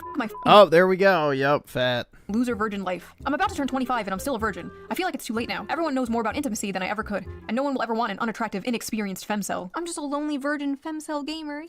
Bro, why are there women in this incel community? They're like f***ing locusts. They come in, they gentrify everything. Sports, politics, board games, video games. Now the incel community, the hating women club is being invaded by women. Is nothing sacred? There's no such thing as a female incel, okay? There's no such thing as a heterosexual female incel. Dating and finding a relationship, different. But any man would f*** you. It doesn't matter how fat, how socially awkward, how ugly. Men f*** couches. Men f*** rotisserie chickens. You can find a man who will f*** you. All female incels are volcels. That is my hot take. I know I'm a fake cell, but I truly wish I was a true cell. The only woman who truly loved me for who I am is gone from... There are some female incels. Like that one chick that Raymond talks about all the time. That bitch is definitely a fucking femcel. This world, and I'm the only one to blame. I wish I was a true cell so I didn't know what true love felt like. Sometimes when I cook, I like to imagine I'm cooking for a loving partner who's excited for me to join them at the table, but then I turn around and nobody's there and a little part of me dies inside. Every night I go to sleep. There are some truly disgusting women. Like, there really are. Thinking about kissing a girl just once. Another man's child has the eyes of the woman I love. She's better off without me, and soon enough she'll forget the color of my eyes and the way we laughed together, while I'll be trapped in those memories forever. I like how in the women posting L's video it was like, I got drunk and peed on my date, teehee, and the men posting L's video it's like, I want to kill myself. Like, this shit isn't even funny. Like, I don't even know what to say to this. This is just depressing. Black bean chili. Mom would hit me until I stopped crying as a kid, and now I'm an emotional wreck to any girl I talk to. Oh god, I'm so sorry. I need a girl to beat me like my mom did. Oh. A Freud cell. I've given up on getting women. My goal now is to get as fat as possible. A friend of mine said I look like a serial killer, but not a hot one. What's up with women in the serial killer shit? Okay, for all my weird flaws, At least I do not have a serial fetish, okay? That is one I do not have. I can't stop having homosexual fantasies about me and my classmate, and I wake up with a boner every morning. The cold showers are not fun. I'm not gay, but imagining how slim his legs are makes me feel hot. I'm not gay, but I keep fantasizing about how soft and smooth bro's legs are. I was in the bathroom trying to eat a banana when two guys walked in and I could hear them kissing. I squashed my banana in anger because of the jealousy I felt. And to make matters worse, I think I grabbed the wrong kind of banana. Haha, I just accidentally squeezed my to the sound of two men kissing. I cook so often for my roommate that I've started to feel like his boy wife. Maybe in another life I was his gatherer trad wife and he was my Chad Hunter husband. Is it time to start femboy maxing? Sometimes I have inappropriate thoughts about other men and I hit myself in the head repeatedly. Men out here fighting demons. That's like the straightest Redditor, man. That is like the straightest Redditor. And the demons is bisexuality. Listen, it's 2025. Nobody gives a shit if you're gay anymore. That's basically like being straight nowadays in the world of demisexual gender goblins or whatever the fuck. You're good, bro. Just don't be a furry. Went on Grindr to see if I was lovable and they rejected me. You were rejected on Grindr? That's impossible. Dudes will literally hit up someone on Grindr before the person even has a profile picture. They'll just like get in the DMs like, hey, wanna bang? I swear to God, talk to any gay male friend of yours. They will say the same. The gay male community is what all of human sexuality would look like if women were not the gatekeepers of Bruh, what guy has a gay male friend? That doesn't exist, dude. What? Yeah, let me just call up my fucking homo friend real quick and ask him, yo, what would it take for you to fuck a man? Yeah, no. I don't think many people have fucking gay men on speed dial who are straight. Just throwing that one out there. Jesus. And it's horrifying. I've said before that hookup culture is basically straight people culturally appropriating gay culture, and it's been a complete disaster for society. 18 male. I haven't seen my friends in months, and all I do with my time is work at my job. Welcome to being an adult, unfortunately. Welcome to the next 45 years of your life. I love the people in the comments like, imagine having a job, you have friends? This guy is doing better than like 90% of the subreddit, and he's only 18. It's never been less over for someone. I'm only 16, and I've already wasted my entire life. I'm gonna turn 18 in a few days. I'm below average in everything. If you're 17 years old, you are basically a child. You are a baby. What are you doing on the incel subreddit? All these people like, oh, I'm 16, oh, I'm 17. Is it Most over of for these me? are probably This was bait. me at 16, okay? Quoting Invader Zim, going on newgrounds.com, and now look at me. You know, on second thought, I am exactly where someone like that would end up, aren't I? Never mind. What I'm trying to say is it's not over, okay? It's never over, but it's especially not over when you are that young. It's not like you're 36 or something. A pretty girl sat next to me on the bus and I leaked a bit of pre-com. I'm 36. Dude, it's not like you're... It's especially not over when you are that young. It's not like you're 36 or something. A pretty girl... No! Raymond, get down! Damn, man. Brutal. Girl sat next to me on the bus and I leaked a bit of pre-com. I'm 36. Poor guy. Sorry. Spent my last $10 on OnlyFans. Here's my dinner. Why would you spend money on some stupid whore when you could spend money on a different stupid whore? Me. I won't get naked or talk to you, but you can support me on Patreon. All patrons get the uncensored version of every video. So Well, the fucking leaks would beg to differ. you can hear me say, "F shit, bitch." Link down below. Much smarter way to waste your money. Yeah, Google Images would beg to differ. No, she doesn't have an OnlyFans. Her fucking nudes leaked like several years ago. So, no, her nudes got leaked like several years back. Yeah, let me just pull up the fucking nudes real quick, dude. Oh, yeah, that's a great idea. That'd be great for my channel. I'm sure YouTube would be so happy with the fact that I'm bringing up porn on stream. Seriously? Yes. You can look it up if you want.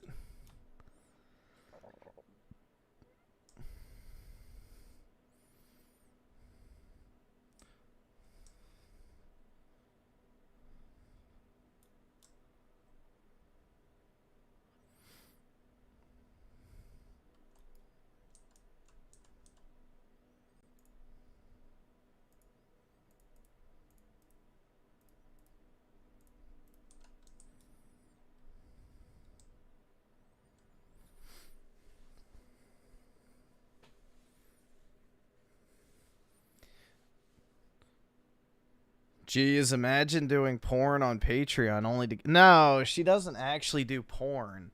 It was basically like, I guess DMs or something. I don't know. No, this was not like paid for content. It was like private DMs that she sent somebody of like her tits or something like that. And I guess someone hacked into her account and they got the images from her DMs and then leaked them on the internet. So,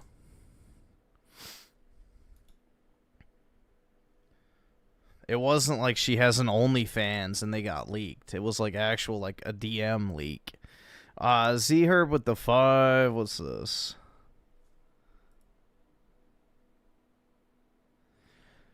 Top 50 countries with the most beautiful women. Oh my god. South Korea. They all have fucking plastic surgery. Brazil, that's brown coated. USA. I don't think the US has that many attractive women, personally. Japan, no. Mexico, no. Germany, yes. Colombia, okay, maybe. Thailand, no. Italy, yes, absolutely. Venezuela, Argentina, definitely. France, definitely. At least what's left of France. Taiwan, definitely not. Spain, maybe? I don't know. I guess. Greece, I don't know about that one. Turkey, Russia, definitely. India, yeah. Like I said, it was brown coated, so yeah. Nope. UAE, yeah, but they're all plastic. So Saudi Arabia, how would you even know what they look like? China, no. Iran, maybe. Lebanon, UK. That should be lower. Australia, y'all are kept down by the abos. The actual real Australians are attractive. Canada, yeah, down by the Indians. Philippines, nah. Malaysia, no idea. Egypt, nah. South Africa, well, they're all leaving, but yeah. The Afrikaners are hot. Switzerland, definitely. Switzerland should be way higher. Same with Belgium, Sweden. Israel, yeah, the Khazar milkers, you know, that's probably deserved. Kuwait, again, how do you even know what the fuck they look like? Jordan, no idea. Peru, no idea. Ukraine, that should definitely be higher. Dominican Republic, not my thing. Netherlands should definitely be higher. Austria should be higher.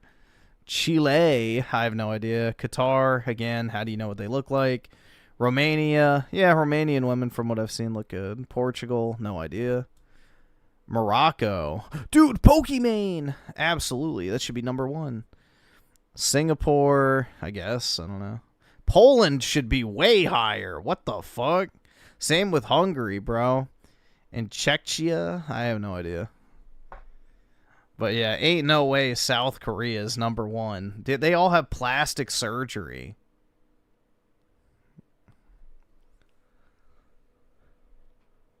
Yeah, India should not even be on that list, bro. Like, stop. Stop.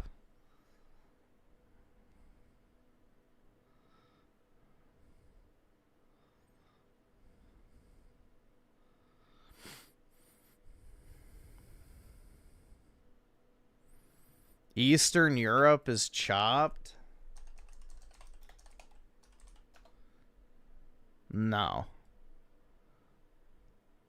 Dude, Russian women are hot.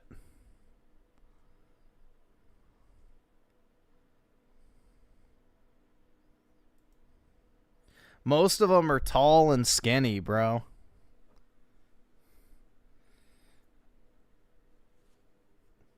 Yeah, exactly, bro. Like Sweden, Norway, Switzerland. Those should be way higher. Finland. All of those countries should be way fucking higher.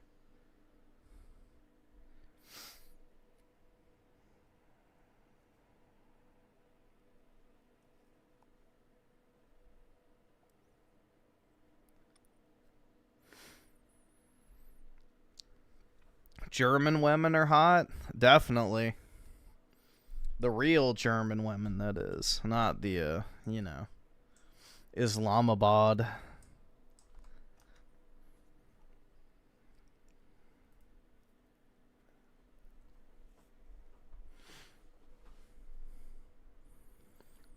The brutal reality of modern America. I'm not watching 50 minutes of that dog shit.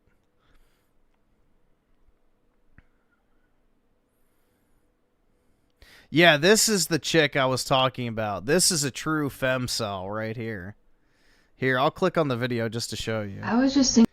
Like, guys, that is a FEMCEL, dude. That is definitely a FEMCEL.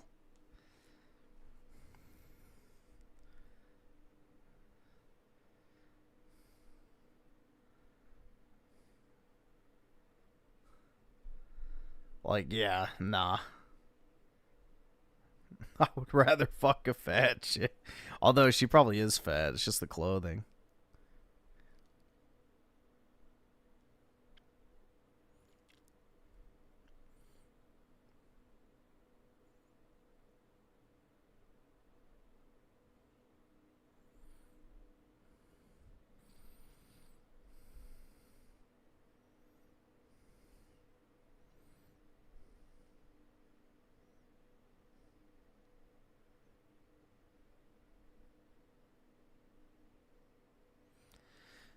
Yep, they are, but they're deceived really easily. Gotta find a base German chick. Nah, I can fix her, bro.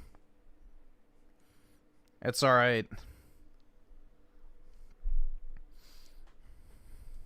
They can't handle that level of base without being reset.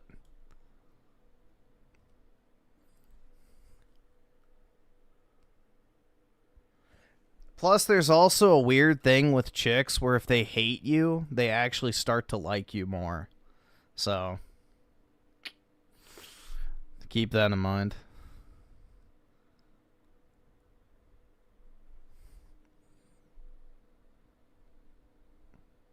They can't handle the BWC. I don't know if that's the problem.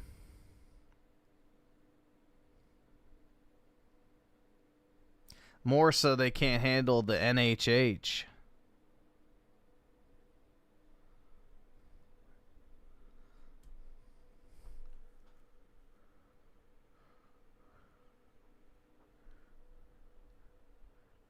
We got 10 layers of distorted reality over here. Good luck. It's alright, bro. I like a challenge.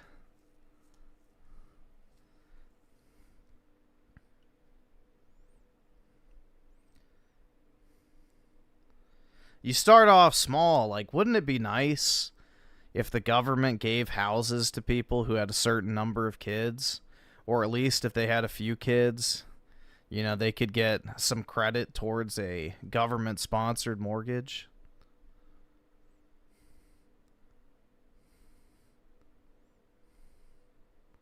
You gotta, you know, it'll reawaken. It's in the genes, dude. The German people are a great people. They can't be truly defeated. It's cheaper to import Jeets. Yeah. Nasty. Because, like, the thing is, bros, you're getting, like, the village trash. Sneak it in, yes. That's right. You gotta drop, like, the little truth bombs in there every once in a while. But you have to pose it as a question. That's the thing.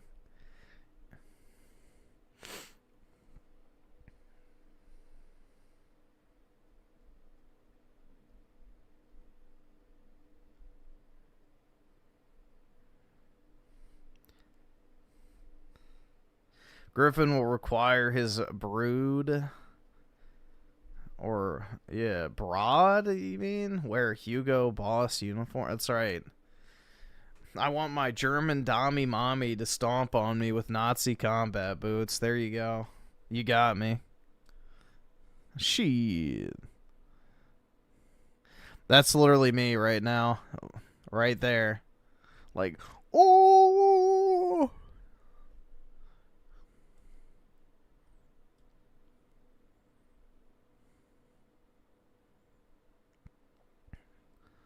Let's see what this is. The problem with a lot of Gen Z is that y'all are just boring. Mean and boring. Like, and it's really crazy because it also comes with this, like, underlying desperate need to be cool. Gen Z is lame. You guys are really This morning on the radio host was saying that Gen Z are boring, right? Because we don't go out partying, we don't like have crazy wasted nights. I really hate this generation. I hate how no one has a mind or personality of their own. Like, it's so they ain't a real intellectual thinker like me. Rare to come across somebody who is just different. My biggest issue with everyone in Gen Z is that they're like completely incapable of having a face-to-face conversation. My generation's cowardice is ruining our ability to find meaningful relationships. Gen Z is in the middle of a personality apocalypse, and it might be making us the most boring generation in history. A few weeks ago, I was looking through an old hard drive of mine to find some files when I stumbled across a folder that I creatively named Music. Upon seeing that old dusty digital folder, I was met with a vicious reaction that came from the depths of my soul. Cringe. Now, at first glance, you may think that this is a folder that contains music that I enjoy listening to, or maybe it even includes some kind of cheap music because, I don't know, maybe you assume I play an instrument, I don't know. But it was much worse than that. Trapped within that folder were songs that I created. To me, these served as forms of creative expression, a way to have fun, or even just a way to make goofy songs that served no real purpose beyond tickling my ears. However, there was one thing that remained consistent throughout all of these songs. Nobody was supposed to hear them. I figured that if people heard these creations of mine, they would think that I was cringe, that it would somehow invalidate the joy that I had from making these. Or worst of all, I would be referred to as a SoundCloud artist. Oh my gosh, that's terrible. And because of those fears, I removed that part of my personality from public view, and eventually, it disappeared from my personality altogether. So of course, when I saw that folder named Music, you probably would think I just would skip over it, forget about it, and let it rot away in the depths of my hard drive. But I didn't do that. I opened the folder, I began scrolling through all of these old songs of mine, many of which I had zero recollection of making, and I was instantly met with the same feeling of joy I had years ago when I first created these songs. And that feeling of joy I got in that moment began to make me wonder, why did I let this part of my personality fade into the endless void of cringe? In fact, in that moment, I realized that this problem wasn't just me, but there's this whole Gen Z personality apocalypse that we're going through right now. I mean, if you're on TikTok for more than like half a second, it starts to seem like that having any kind of interest in anything is cringe, like having hobbies is icky, and that we're not allowed to have fun anymore, otherwise we're gonna be banished to the coal mines. Sometimes people are pushed so far down into these proverbial coal mines that they come out looking like this. God forbid I have hobbies. But my point is, for one reason or another, Gen Z seems infinitely less interesting, and that's exactly what I set out to understand. Why is Gen Z so boring now? Now that's a pretty broad question. I don't think it can be answered with any kind of one-sentence response. An ooga booga followed up by a manly grunt just won't suffice in this case, I'm sorry to tell you. Actually, I think there's a lot of different areas that we can point to that have caused this personality crisis, but I've chalked it up to three main buckets. The first bucket being the algorithm. If you're in the same age range as me, that being from 18 to 100 years old, you probably remember a time where the internet seemed a little bit more colorful than it is today. A time before content got flattened into the same old repeatable format, recycled over and over again. In my opinion, if we go back to the early days of YouTube, for example, it seemed like all the videos, or at least most of the videos that went viral, had some level of character to them. For example, I don't know, I'm kind of on the other side of the argument. I think people have a little too much... what's the right way to put it? I think a little bit of shame might go a long way, honestly. Because, you know, a lot of these bitches especially are just blatant fucking whores nowadays. Like, there's no shame anymore. Zero fucking shame. It's like, the more depraved you are, the more you're rewarded. Olden days, we got the video Charlie Bit My Finger, where we see Charlie bite his brother's finger. Ow! Ow, Charlie! I hate that. We also got videos like David After the Dentist, where we're met with a boy named David who is higher than the International Space Station. Is this real life? Yeah, this is real life. I have 2 fingers. Then there's also what is probably the most hated clip in all of human history. Now, to me, it seems like all of these videos have some level of personality to them. Like, they're somehow connected to the essence of the creator. And that made them all inherently... People hate that video clip? What? I don't think anybody actually hates it. Unique, which that's kind of a weirdly deep thing to say in this context, but I'm gonna roll with it. But then you compare that to the viral videos we get today, and you probably will see what I mean. Specifically, how many viral videos are just copies of other viral videos that are copies of even more viral videos. It's like viral video copy inception. So all that to say, at some point between us watching Charlie biting fingers and seeing a million clones of the same video, something changed that caused this boringness. I believe that change is the algorithm. In today's world, the algorithm controls everything. It controls what we see, it controls what we don't see, and it controls everything in between. And the goal of it is to keep users on the platform for as long as it possibly can. The algorithm is how platforms make money, and the algorithm is also how creators make money. So everybody makes money because of the algorithm. So because of that, we've pretty much been boiled down to predictable and repeatable consumers that are just a pawn in this algorithm's chess game. So if a piece of content works, the algorithm rewards it. If it doesn't work, you face the algorithm's wrath, and it's not fun. Essentially, everything starts to become more similar because everything is being optimized to please the algorithm. So to me, it seems like at least part of the blame should be on the algorithm, but then there's also another part of it where I think it may be sort of our faults a little bit, specifically because of our fear of being cringe. If you listen to the internet at all, everything is cringe. Everything that has ever existed in the universe is cringe. And as we all know, being dubbed as cringy is the worst fate a human can ever receive. It's worse than being called a SoundCloud artist. And because of that, we try everything we possibly can to not be called cringy, and because of that, it flattens our personalities a little bit. Which honestly, like I said earlier, that was part of the reason I never showed my music to anybody. Maybe people should be more focused on not being called... Skip it a button! The fucking loser faggot. But the problem with this is that the word cringe seems like it's become such a broad term. I mean, people use it to describe everything. People use it to describe things that they don't like, things they find weird, or things they just aren't used to seeing. The window of what is considered non-cringe is a very small one, and honestly, this is something that I think social media probably makes a little bit worse. Just recently on TikTok, there's this video that went viral of a girl named Megan talking about her experience at a Somber concert, and I bet you can guess what one of the critiques of this concert was. I went to go see Somber Sunday night at the Anthem in DC. I don't really go to concerts that often unless I really love an artist. I was so excited to see this performance. FR genuinely the worst concert I've ever been to in my life for a multitude of reasons, but I'm gonna explain to you why. If you're over the age of 16, you should not spend your money on a Somber concert. It is the closest to a middle school dance I've ever been since I was in middle school. What the fuck is a Somber concert? At a dance. The only adult in the room were the parents and then my boyfriend and I. It was thousands upon thousands of tweens running around like they were at a middle school dance. First 2 minutes he's on stage, he makes a 6-7 joke. I'm not even kidding you. And all the tweens, about 30 minutes in, he cuts off the music and he's like, we're not gonna have the Somber dating show. Raise your hand and come on up on stage if you want to call your toxic ex. Make sure it's toxic and make sure there's somebody who's gonna pick up. Again, all the tweens. I've never had such second-hand embarrassment for someone and felt such a deep cringe. Like, you know, if you see like something cringe online, just like exit out or something, right? I'm sitting there, I was like, wow, I paid money to see this. Like, I paid money to suffer through that. I cut out a ton from this video, but as you can see, Megan is absolutely scarred to the core of her being. It seems like this concert created a cringe that is so radioactive that it makes Chernobyl look like a Chuck E. Cheese ball pit. For this entire 8-minute video, she's ranting about this concert and how it seems like it was for teenagers, and that's her basis for calling the cringe police on this. Which, to be clear, I'm not saying that she's wrong in saying or thinking that this is cringe, but I'm more so talking about the power of the word itself. So much power, in fact, that this video actually prompted a response from Mr. Somber himself, and one of the things he specifically cited was that she called it cringe. I thought I was chronically online, but it's just come to my attention that there's a TikTok drama going around. Dude, why would you pay to see that? Skip it about, skip it about, skip it about. I don't know why you would pay to see that. Because a 25-year-old attended my concert and was basically complaining that there were too many tweens there, I was making too many brain rot jokes, and she just thought it was a cringe concert. And also she was body shaming me, and it's kind of started a massive body shaming hate train. She was body shaming me, as she should, you freak. Directed towards me on a lot of videos of me on the internet right now, which is, I totally respect people having opinions, but I am a 20-year-old artist, freshly 20, and if you're 25 years old and you're gonna come to my concert and not expect people younger than you to be there when I, the artist, am 5 years younger than you, it's just a skill issue.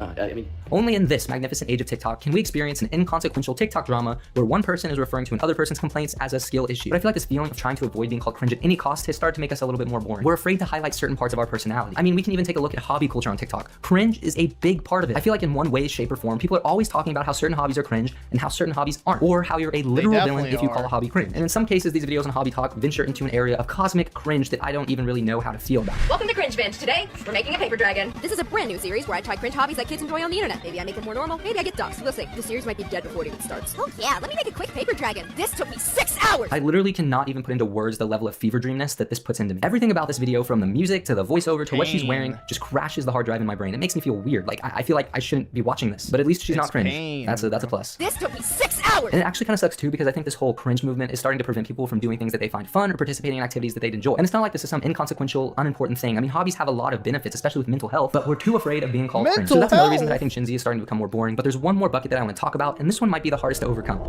boredom. In today's fast-paced world of short-form content and dopamine hits, we're constantly looking for ways to keep our brains stimulated. I mean, for a lot of us, it's hard to go through an entire episode of anything without reaching for our phone and playing a level of Candy Crush. I can't even edit videos sometimes without having another video playing off to the side. And the craziest part is when I do that, I don't even remember what the video I was watching is about. Like, nothing sticks with me. No information from that video sticks with me. It's as if I didn't even watch it. It's like the only thing my brain wanted was the tickle of the sound waves from the video. And judging by the amount of videos on TikTok that are saying similar things to this, it seems like this is a pretty big issue going around. Specifically videos like this that I think are slightly comical, but also speak to a deeper truth. I used to hate it when people would say, Gen Z's attention span is so bad. Yeah, okay, just because I like being entertained doesn't mean my attention span is bad. But then I did some self-assessment. It's pretty bad. I remember I was like 12, 13, 14 years old playing Fortnite on my laptop. And I've had my phone like this playing YouTube at the same time. I remember I'd have earbuds in going to my phone and then my headphones over my earbuds. Now I can't even watch YouTube. It's not fast-paced enough for me. The only times I'll go on YouTube is when I'm too tired to scroll on TikTok. And I'll feel productive by not scrolling on TikTok or just watching YouTube videos that, like, look at me, I'll watch the YouTube video, not that degenerate TikTok. But what does this have to do with Gen Z having no personality? Well, this point goes back to specifically when I was talking about how the algorithm was designed. Our boredom is weaponized against us by the algorithm to keep us consuming more. And then we fall into the clammy, gross hands of the algorithm. We start to become slaves for this constant need of dopamine and start reverting back to the same methods to get this dopamine. And then we become less interested in other things. It reminds me of a couple of days ago when I was at the store, getting things people get at the store. I was perusing the shelves and all of a sudden I hear what sounds like someone on the phone behind me. And it wasn't quiet either. I mean, it was pretty loud. Like, I think everybody in the aisle could hear it. And I was like, wow, this guy is either very brave or very very inconsiderate for putting all of his business on blast like this. But then I turn around to see who this person is because, you know, you have to see who it is. And it turns out this person is just watching Instagram Reels while walking through the aisle and shopping. That is a whole nother level of brain rot. This guy's brain is cooked to the absolute max. And it wasn't like this is some little kid, this was a full-grown adult. And I feel like that's probably gonna become a core memory for me because I don't ever want my brain getting to that point. And not only am I afraid of personally getting to that point, but I'm kind of afraid of society as a whole getting to that point. Because collectively, if all of our brains are rotting from watching all the Italian brain rot memes. Dude, the amount of people that just sit there and fucking scroll on their phone for like 15 hours straight on the weekends, for example, is already at critical fucking mass. And I think it can probably lead to a certain level of decline in society. I guess this is something that a lot of people are starting to recognize though, because I've started to see a new trend on TikTok where people are just raw dogging boredom. Essentially what that means is they're just doing nothing for a specific period of time. Raw dogging boredom for 15 minutes a day. I do this shit unintentionally. Like, there are times I just like to lay down, close my eyes, and just do nothing. Or, you know, go sit outside, or just go take a quick walk. Or, I don't know, man. Just do it. Nothing. I don't have to, like, time myself. And this type of content seems to be resonating with people too, because this video of this girl just sitting here doing nothing has 1.5 million likes. Like, why am I spending so much time on these videos if I could just sit and do nothing and get that many likes? Also, is it fair to say that we've gotten to a point where doing nothing can be considered a hobby? To me, it just seems like between these three things, our personalities, or at least the outward facing side of them, has become flattened to become I would honestly say doing nothing is what I look forward to the most. Copies of one another. I mean, I definitely catch myself repeating what other people are doing. And honestly, sometimes it seems like this copy and paste culture is so deeply ingrained into us that we're trapped. We scroll and scroll and scroll until we get tired. The very things that are supposed to be a form of rest have become a type of work, but we can't stop. We do everything we can to avoid silence. But what if that silence isn't bad, but actually the very thing that could save us? I think many issues we face, including boring personalities, are caused by our constant need for more. We treat boredom like it's a disease, something to avoid it all. Dude, there are people who just listen to music 24/7. I don't understand that at all. Like, dude, people will just sit there all day, every day, listening to music constantly. I cannot do that shit. It drives me insane, man. I don't know. I just, like, honestly, I enjoy doing absolutely nothing. Like, no TV on, no phone on, no music playing, just nothing. Like, I'll just sit there in, like, a dark room and lay down. Not even sleep or anything. Just, you know, do absolutely fucking nothing. All costs necessary. But what if boredom is actually a way of regulating our brains? According to the study, there were two groups of people. The first group was a control group, meaning that they were given a normal amount of stimulation, and the second group was subjected to boredom. This study found that the people subjected to boredom were more creative, specifically in trying to solve a problem or come up with creative solutions. So what I'm hearing, and I am not an expert, is that if you stare at a blank wall for an extended period of time, you will become the most creative person that has ever existed in history. It's kind of funny though, because in a way, it almost seems like doing nothing has become an act of rebellion, an act of counterculturalism. In a culture where we're told we need to do more, we need to watch more, a culture where it seems like we never have enough, boredom seems like a reversion back to the way things were intended to be, the way creation designed us to be. So maybe you don't need to. Dude, honestly, just go, go for a walk and leave your phone at home. That's all you have to do. Like, just go for a walk around your neighborhood or around, like, a public park or whatever. Just walk down the fucking sidewalk of, like, the city you live in. Just leave your phone at home. Don't even bring it with you. And just go for a walk for like 15 to 20, maybe 30 minutes.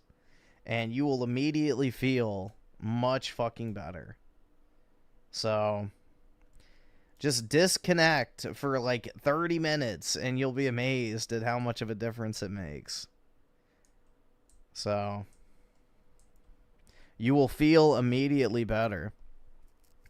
Saber ran with the 2. I don't think he's mentioned touching grass. Yeah, I know, man. He hasn't.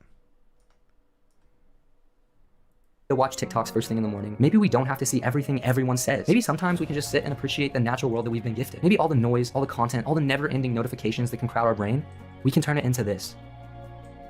And that way, we're starting to leave room for ourselves to more deeply explore who we are and who we are made to be. Maybe our lives and personalities shouldn't revolve around the culture, but instead revolve around something that's more powerful and more long-standing. When I was scrolling through the old music I made, I was reminded that there's so much more to me than just what I feel like the culture wants me to be. I was reminded that I was created with purpose, and the more I try to run away from that, the more I'm only hurting myself. So maybe it's time I share one of these songs with those of you who've made it this far into the video. Not because I think it's good, because it's not. Not because I want validation, or not even because I want you to like it, but just because it's part of who I am, and I'm happy with that.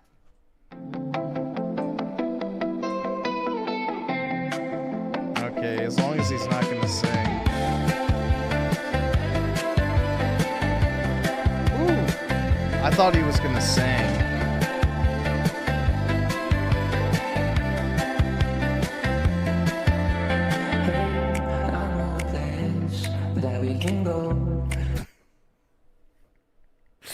I spoke too soon. I spoke too fucking soon. I'm not listening to that shit. It's cringe.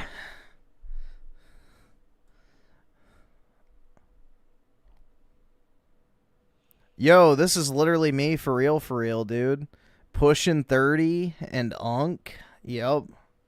School's back. Welcome to class. Now, in a previous lesson, I had learned you all on the horrors of the job market, especially for young people. And if the job market is the inescapable hell that will make sure you never know peace in your adult I'm pushing 30 and unk, bro. life, then the unceasing march of time is the inescapable hell that will make sure you never know peace, period. You know, until you die.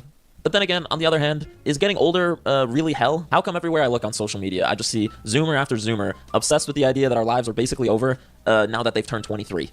Or whatever. I know that 26 is fairly young still, but in a much realer sense, I know that 26 is basically 1 foot in the grave.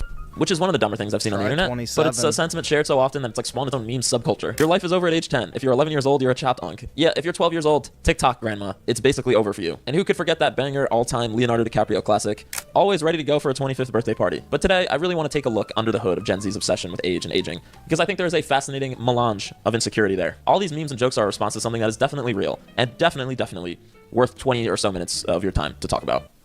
Things are going so good. What? 25 is young. What's a labubu? Just because I have my frontal lobe doesn't mean I can't binge drink. Is that like Dua Lipa? I need to get my own health insurance. 6'7"? I thought 69 was the funny number. Let's rip the cart and listen to Young Thug calling me ung. Do you still play Fortnite? I woke up and my font size is 90. I saw a video of a dog save an elephant from a fire. What do you mean it's AI? We're bombing the Middle East. Again? Yeah, it's rough out here. But before we get into all that, let me tell you a little bit about something that's been warming my heart this spooky season, and that's Love and Pies. Love and Pies is a free-to-download casual mobile game that provides a cozy, fun, and compelling story. And here's the premise, okay? Imagine your mom's... That was actually a pretty good video. I like that. Halloween decorations for my cafe, because I'm all about that customization, and if it's limited... Oh my god, he's still on the ad. Say, she's pushing 30, she's pushing 30. You could be pushing death. At least she's not fat. And you don't even know. You could have an illness that'll kill you next year. It's just a very odd insult to make, pushing 30, and a deeply hurtful one at that. Because what can you really say back? You have a little bit of fun, you make a couple of jokes, you're pushing fake. Don't worry, I won't be pushing 40 at this rate because I'm gonna fucking kill myself. That's all you have to say back. Shush, shut up. That's how it makes me feel. I hate that phrase. I hate that phrase so much. Literally, bit of fun, you're pushing 30. You're watching your anime, you're pushing 30.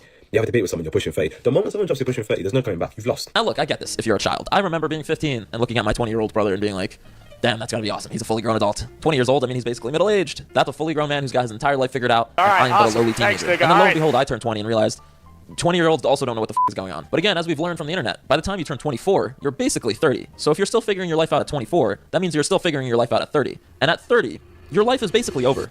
Who's pushing 30? Okay, because I'm 24 years old. Don't let the businesses and the lifestyle fool you. I'm selling spring chicken. There may be a little receding in the hairline too, but that's stress. 30. Sorry, wrong page. Okay, first of all, we see the condo skyline, bro. Trust me, we get it. You have crazy motion, aura, you're getting paper like no one else has ever seen. But since all those things are true, why are you taking to heart that people are commenting on your stuff saying pushing 30? Gay. Like 30 is really young, okay? If 24 is a spring chicken, what is 30? All A summer right. chicken? No. 30 is not very young.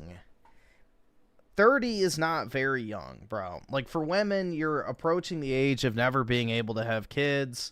For men, you should be, you know, in a better world, settled down with the family by now and have, you know, a career mostly figured out.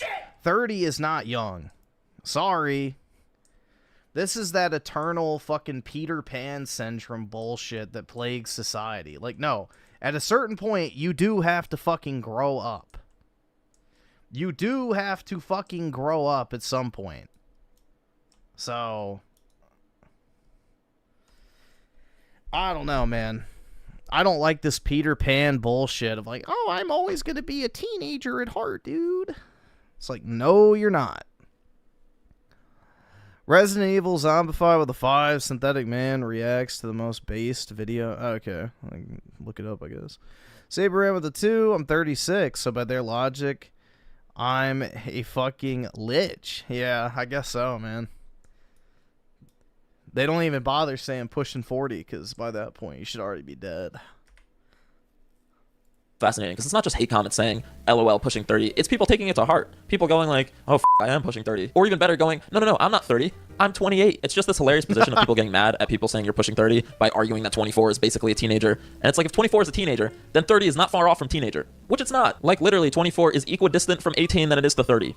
That's just math. I know numbers. I have the best numbers. And this is really the dynamic that the whole pushing 30 thing is about, I think. Because I've talked about body image issues before and like the physical aspects of like anti-aging culture, like, you know, the ridiculous skincare, et cetera, et cetera. But that's not what this is. This isn't about the pressures of social media, especially on women to just like never age. I get all that. That is like a completely separate, different video. Trust me, Gen Z also wants to avoid the physical aspects of aging also. But this is also about the psychological aspect of it. And they're talking to me like I'm big sis, big sis. Meanwhile, I'm 24 years old. I've only lived an extra fall, winter, summer, spring than this person. I don't think I was really studying up during that time. I think I was like drinking a bottle. Like, what are you talking about? I'm not some wise old woman, girl. I'm a year older than you. And then the other day I was at the bar and these girls, they're like, oh, we love your makeup. And I was like, thank you. And they're like, guess how old we are? And I was like, how old? They're like, 27. We're old. I'm like, what are you talking about? What is happening? The delusions? Like, you guys are fucking... Gen Z just appears to have a horrible psychological relationship with the concept of aging. And I get that because I think Gen Z is a generation that feels perpetually behind in life, perpetually anxious about the future, afraid of growing up, even as we remain, in absolute terms, literally the youngest group of adults around. And it appears to me that this weird state of being for Gen Z... I would have been like, yeah, I can tell.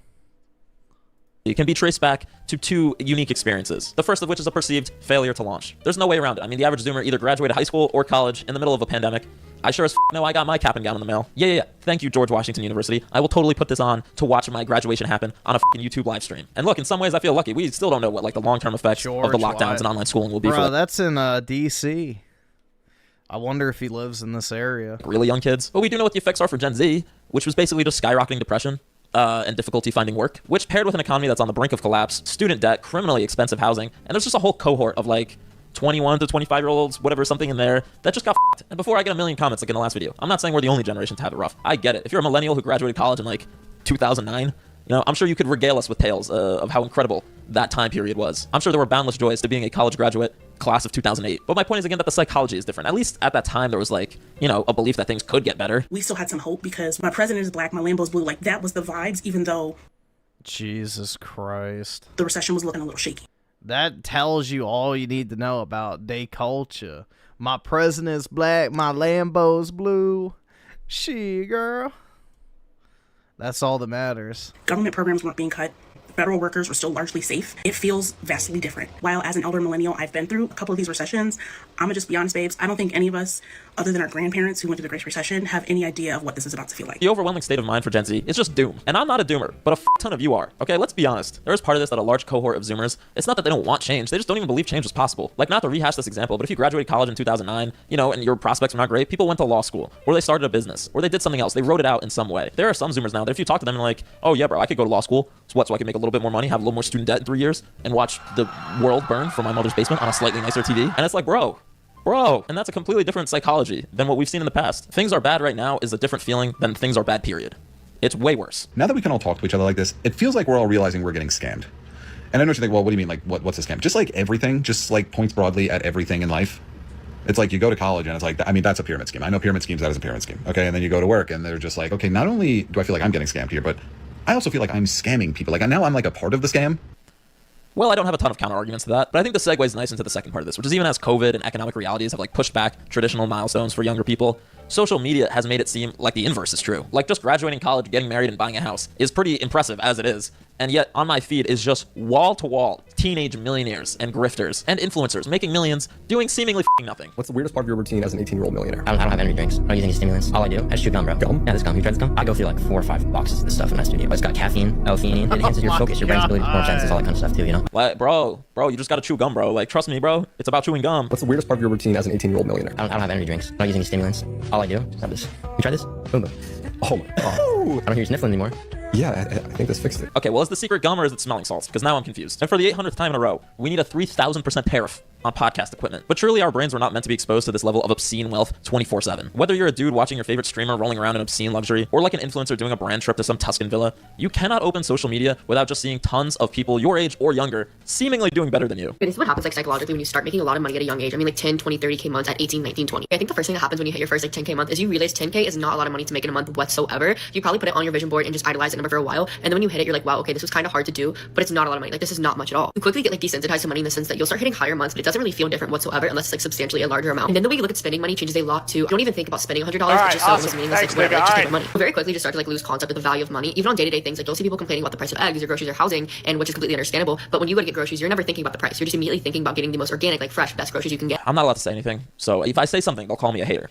Actually, I am a hater. So that's what women always do anyway. They don't think about the price. They're like, oh my god, I want that. Let me just put it on Klarna. Like, bitches don't fucking care about the price. It doesn't matter how much money they have. Like, shit. what are you talking about? This is what I'm talking about. It's not just that reality has gotten somewhat worse. It's that there's so many assholes out there whose entire business model is making you feel worse about it. And even if they're not grifters, even if they're just 19-year-olds who happen to have made millions, it's still just not good to think like this. That doesn't mean that you have to be a millionaire by age 19 or your life is over. I keep going back to that hilarious graph of what each generation considers a financially successful salary. And for every other generation, it's like between $100,000 and $200,000. And then for Gen Z, it's almost $600K. Gen Z is the all or nothing generation, straight up. We've convinced ourselves we're either going to be dirt poor, shit rich, and there's nothing in between. Or if there is something in between, it's a fate worse than death. Who wants to be in the middle? And so not only do you need to get shit rich, you need to do it by like age 23, or it's over for you, bro. And I think it presents Gen Z with a really unique struggle of seeing people your same age being almost in a completely different life stage than you. What I mean by that is I genuinely don't think that there's been another generation that's had this big of a range of incomes among people who are part of the same age group. And I feel like it really divides our generation by, you know, the people who are on that path and making all this money and the people who are just watching them. Like, yo, getting rich is pretty hard as is. Getting rich before your frontal lobe is fully developed is impossible, pretty much. Why are you comparing yourself to JoJo Siwa, okay? No, you don't have JoJo money, but you also don't have JoJo's off-putting personality and horrible vibes. Dream guest on my podcast? Oh my gosh, I mean... And I know this is all basic stuff. I know, you all know. Comparison is the thief of joy, blah, blah, blah, blah, blah. But that doesn't mean it's not worth repeating, because if you're a 23-year-old comparing yourself to some 18-year-old broccoli cut millionaire on TikTok, or comparing yourself to where your parents were at your age, both are unfair. And the most unfair comparison of all is comparing yourself to where you thought you would be. You think your 20s are bad, and you're like, yeah, this is like bad. And then it gets to your late 20s, and then like you're about to turn 27, and then your whole life like actually crumbles to shit hog pieces. And then you kind of just have to be like, okay. Jesus, man. I mean, okay, look. I don't have an immediate response to that. Yeah, I don't have advice, and I don't want it either. So don't come in these comments saying, I appreciate it, but Oh, and I wasn't going to give advice either. I don't know what I'm doing either. But listen, I'm sure it gets better when you like hit your 30s. I just want to know, are there any people out there in their 30s who feel like they're just lost and confused in their life right now? People used to tell me, Raymond, it just waits till you get to your 30s. It gets so much easier. Okay, it doesn't get better when you hit your 30s. Men will turn 30 and still be like, I don't know what I want. Bro, we have 5 more years with hair. Please figure it out. Ridiculous. My hairline is rock solid, I'll have you know, and I'll be stirring minoxidil into my morning oatmeal before I let this go. It is my one redeeming feature. Thank you very much. But look, all that's to say is that everybody's going through life for the first time too. That's another thing that I think is so weird about this age discourse. It's not like you reach a certain age and then you get a power up like it's a video game and now everything works out and now you're smart, successful, and confident. Nobody knows what the f they're doing. And if you're a 29-year-old out there who's like, actually, bro, I've got my life pretty set up well. I know I got everything going well for me. Do us all a favor and f off. We love you and we appreciate you. But this is not the time because everyone is figuring out life at their own pace, okay? Some people have it together at 22 and then they crash out at 32 and need to start over. Some people are just kind of wandering around until they hit 40 and then, you know, they try and get things together. Who cares? Again, this isn't a race. We're all headed to the same destination.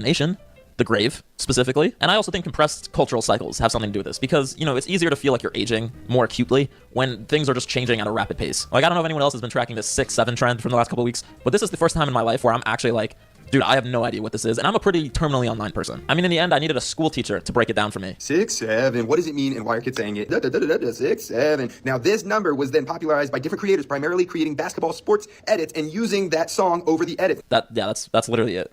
6-7. Oh, lemonade. Yeah. Well, how much for a glass, kids? 6-7. Excuse me? 6-7. 6-7. 6-7. 6-7. 6-7. 6-7. 6-7. 6-7. 6-7. What are you guys saying to me?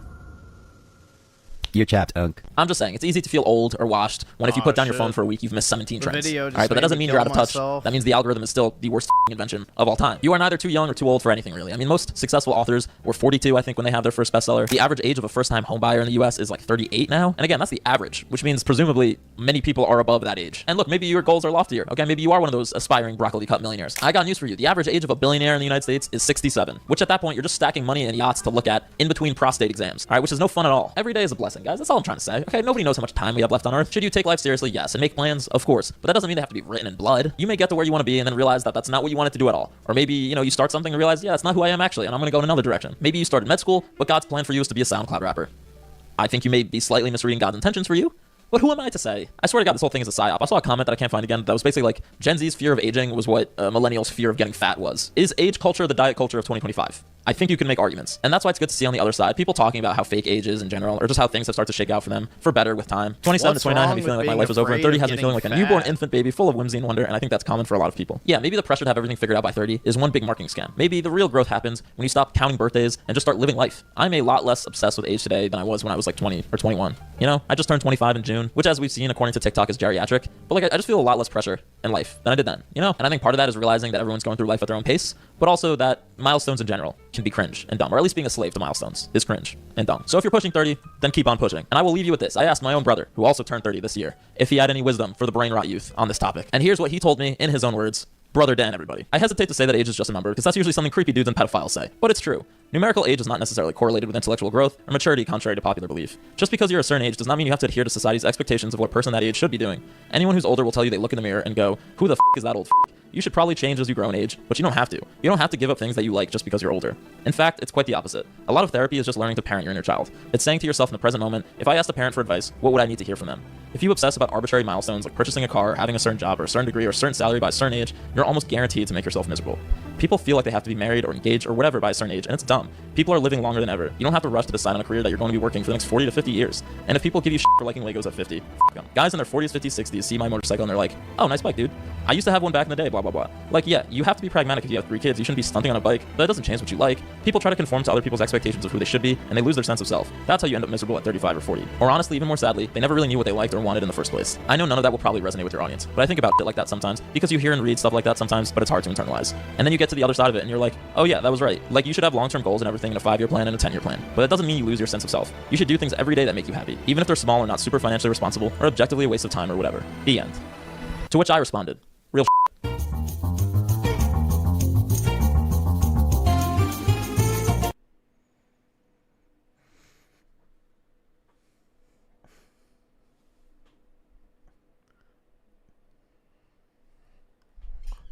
let's see.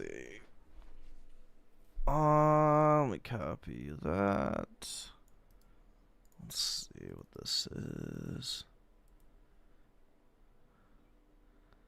What the fuck? I see a lot of videos for impregnate women. Let's see. I'll put it down. The speed a little bit. Oh wait, fuck. I just put it up. Shit. Let's see. Saber Ram with a 5. This song is an age test for people. Let's see. I have no idea what this is.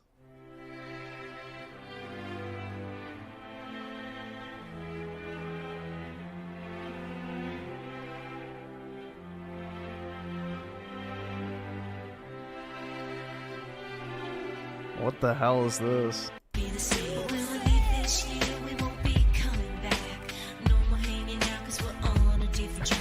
What the fuck is the... Yeah, I have no idea, bro. I've never heard this in my life.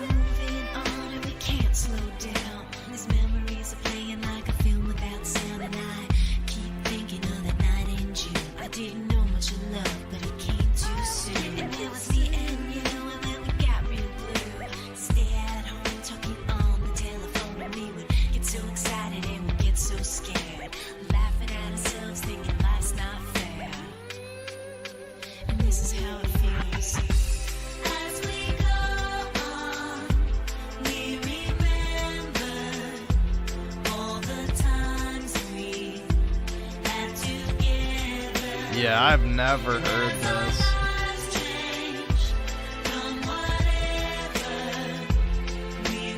When is this from?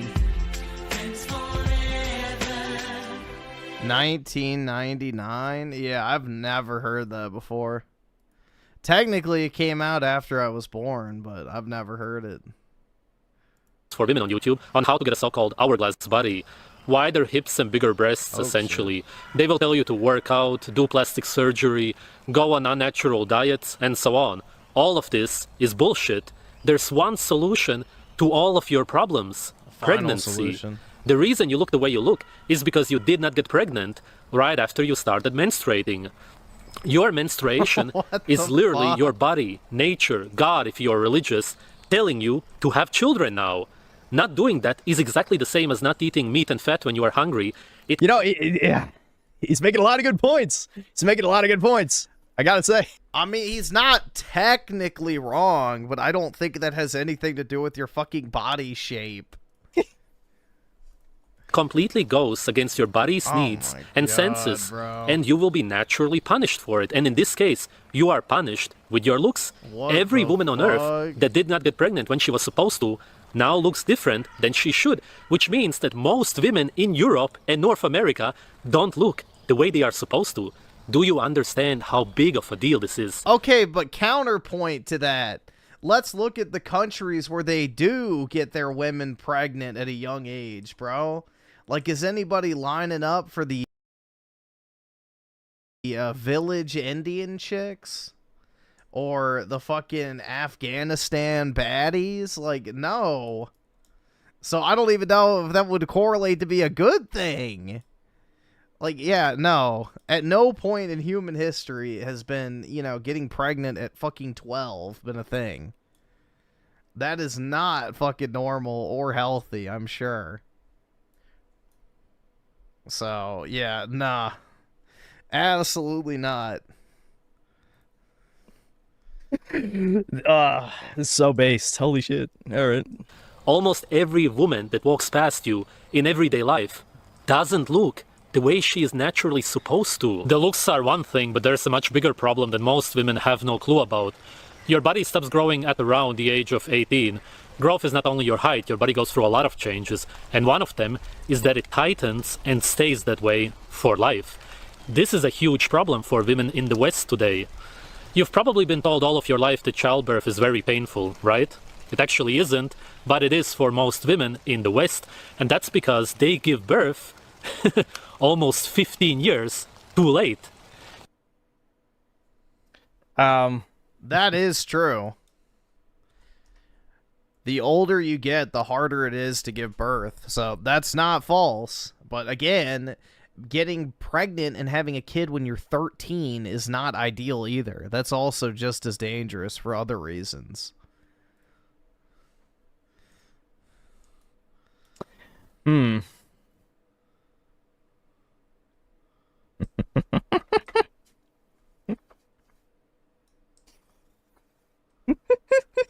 He's Muslim. Yeah, exactly.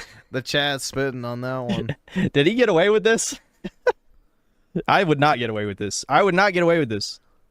You have to understand that from nature's perspective, you are seen as a loser, and that's why you will be punished with pain. This is why you have to give birth when you are young and flexible. Your hips will widen very easily when giving birth. And you won't have to go through those painful contractions that women who give birth at an unnatural age go through.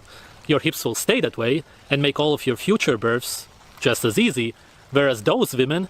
Yeah, he's Sensei. We found Sensei, the real-life Sensei. He's gonna save Kivotos, don't worry. Can even risk bleeding to death when they give birth. Again, this is a natural punishment for going against nature. You won't have stretch marks, your breasts will be much bigger, because you will be pregnant while you are going through puberty, which is how it's supposed to be. It will give you an extra boost, so to speak. This is how you actually naturally get an attractive body as a woman. Of course, you have to still eat natural food to be well developed and have an easy birth. You can't eat cookies and pasta and expect to have an easy childbirth, no matter how young you are. Genes obviously also play a role, and some women simply do have different body types. The media teaches women to be promiscuous. The schools teach them to use protection. And the families usually don't even get involved today. They don't have a strong father standing out in the rain to lead them record or this. to teach them anything. Back in the day, we did not document our birth dates as we do now. Most people didn't know how old they are because naturally it's irrelevant. Yes, they On the day did. a girl got her first period... I bet that's the excuse. Bro, people absolutely fucking knew their birthday. What the fuck is he talking about? People track the movement of the sun and the moon since fucking ancient times. What? Even the fucking Mayans had a calendar. That's crazy, man. That is pure fucking cap. Excuse fucking Kingdom Come 2 devs were making when they made Hans a gay teenager who gets buff. Loved. Don't worry, guys. He's not gay if you don't pick the option. That's how it works. No one's gay unless you see it. Only gay if you see it with your eyes. Period is usually when she lost her virginity and got impregnated. Nobody cared about her exact age because it didn't matter up until today. I'll give you some examples. In Spain, Shut the fuck! Don't you fucking tell me to my face to shut the fuck up! The ideal childbearing age is between 16 and 20. That is when women are the most physically fit to have children. The longer a woman waits to have kids post that section of time, the more difficult it becomes for her to not only get pregnant, but also during the pregnancy and birthing process. You were not supposed to be pumping out kids at 13. That is just as dangerous, but for other reasons. It's not the same when it comes to the risks, but there are risks as well with that. So there's a reason why pretty much everyone throughout history would get married at 16. 16 was the generally accepted age of marriage for pretty much all of European history. You know, this idea of 13-year-old marriage was only done in the upper class nobility, and it was done for political reasons, not for sexual reasons. So, yeah. 20 years ago, the age of consent. Hans have a painless pregnancy. I'll kill you. Okay. All right.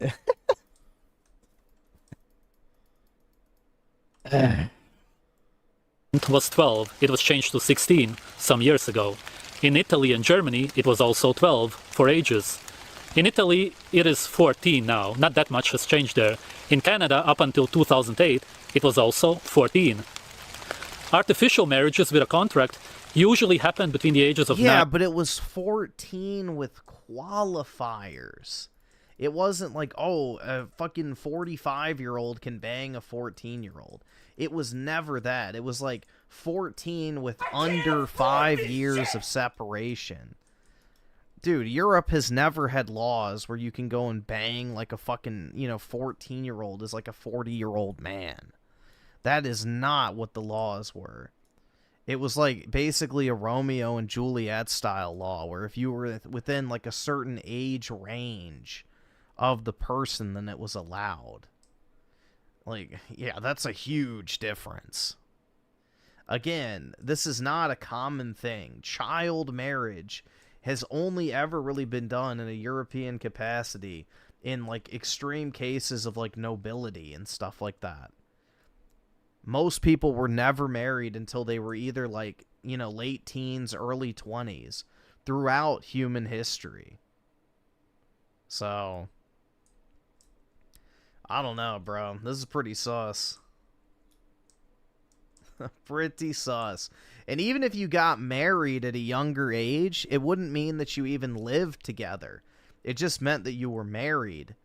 And, once the girl got older, she might move in with you after that, so. Yeah, I don't fucking know, bro. This is pretty wild. Maybe he's hiding in the woods from the cops. I don't fucking know, dude. He's filming his Walter White-style confession tape. 9 and 12, all around the Earth. A bit over 100 years ago, the age of consent in the United States was 7 to 12 years, depending on the state. In 1920, after World War I, it was changed to 16 to 18, all of a sudden. That's also when women started working and sending their children to kindergarten.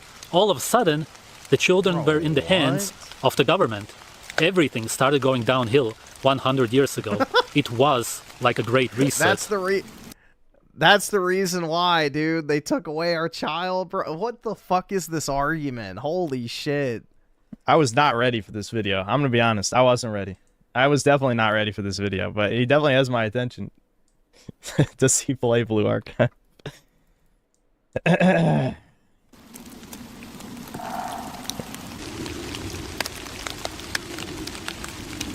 Nowadays we have mind control programs such as To Catch a Predator with Chris Hansen. I'm sure a lot of you have seen it. Men get caught for wanting to sleep with 15-year-old girls. Yet in Europe, the age of consent is 14 to 15 in most countries. Also, yet, you know, Muslim love gangs mysteriously don't have All right, their hold own on. Chris Hansons, you know. Let's check something real quick. Age of consent by country, Europe. Let's see.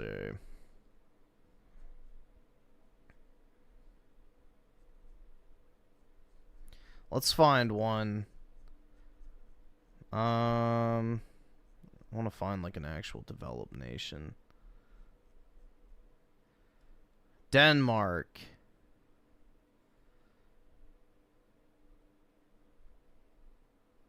Yeah, so Denmark's is 15.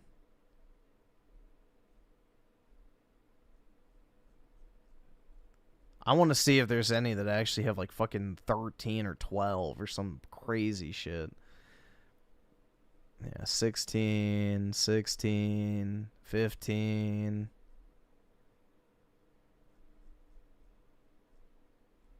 So Germany is 14. Okay, yeah, that's what I thought.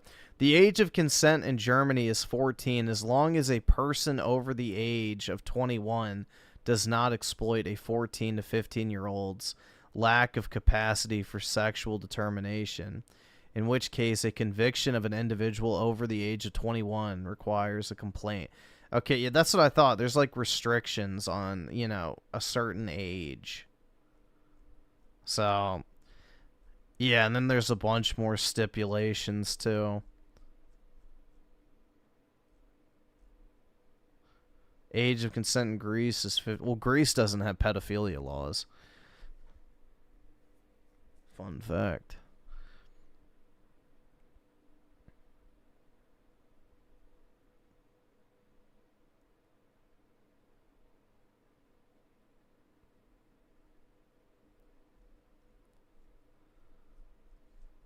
But yeah, none of this is 7 or 11 or 12 or whatever, bro. Like, this is wild. Crazy.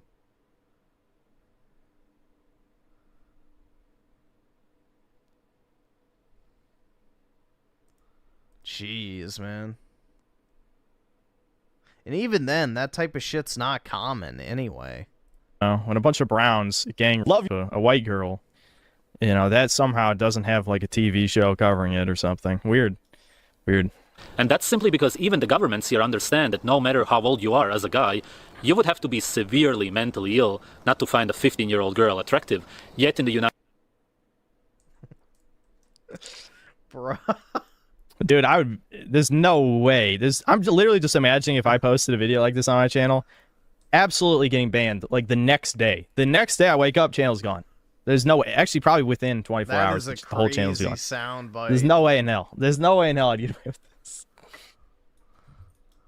United States, you are seen as a monster for having a natural attraction, even though that's only 1 year away from 16, which is legal in a lot of states. It's a man-made number, and most importantly, in nature, you would never be able to tell if a girl is 15 or 16.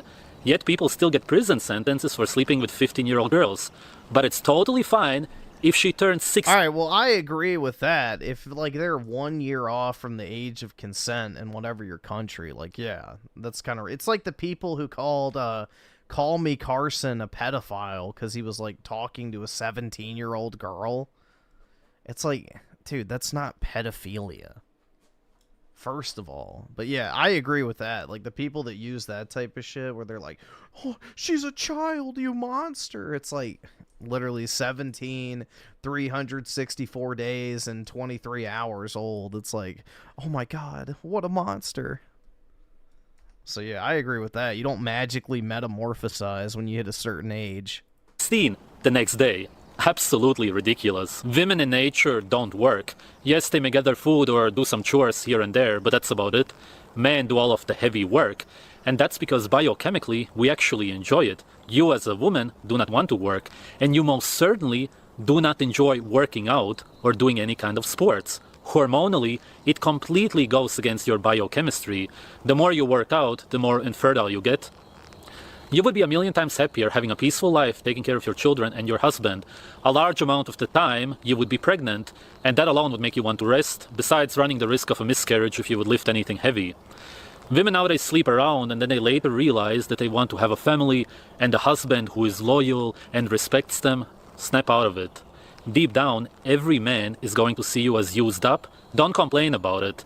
Realize that you fucked up and try to make the best out of it. Let's break all of this down and take the US as an example. As a teenager, you sleep around. Already when you've had 2 to 3 partners, the likeliness of you ever being able to pair bond is close to impossible. That is true. This is like the greatest summation of. I mean, I did. This video is only 10 minutes long. It's pretty much just summarizing everything wrong with women in modern society. Women. Like every single thing, just condensed into 10 minutes. I don't think you could even, by the end of this, I don't think there's anything left to add, really. You are not allowed to naturally marry anybody who is older than you, who may be strong enough to take care of you, but you are allowed to sleep with other teenagers who watch porn and will drop you as soon as they have used you. This is where all of these damaged girls come from. You are not even allowed to artificially marry anybody with a contract before the age of 18. This is insane and inhumane because they make it impossible for girls to have stable relationships or to create a functioning family. You may have so-called relationships that even last a few years, but all of them will break in the end because of this. Essentially, it is illegal to have a family in the United States of America. I'm not kidding. That is honestly not too far off, especially from a man's perspective. Now, the fucking child bride portion of that, that's going to be a no for me, dog. Absolutely fucking not. This is what the New World Order is all about. China is a good example of it. The age of consent is 18, and to marry anybody, you have to be 20 as a woman and 22 as a man. This is basically I didn't even know that. 10 years too late, and guaranteed. I can't believe you just... 10 years too late. Holy shit. Dude. Alright, chill out, Muhammad. Holy fuck, man. Okay. Yeah, this guy needs to move to Iraq so he can go get his 9-year-old Aisha. Holy fuck, just the 10 years too Holy late. shit. Dude, there's people not fucking ready to wipe their own ass at 25 years old these days. I'm not saying that's good or normal. I'm just saying the idea of a 12-year-old getting married when people can't fucking take care of themselves at 25. No, Again, that's not a problem. Not a 12-year-old, a 10-year-old. He said 20 for women. The individual, that's the problem with society.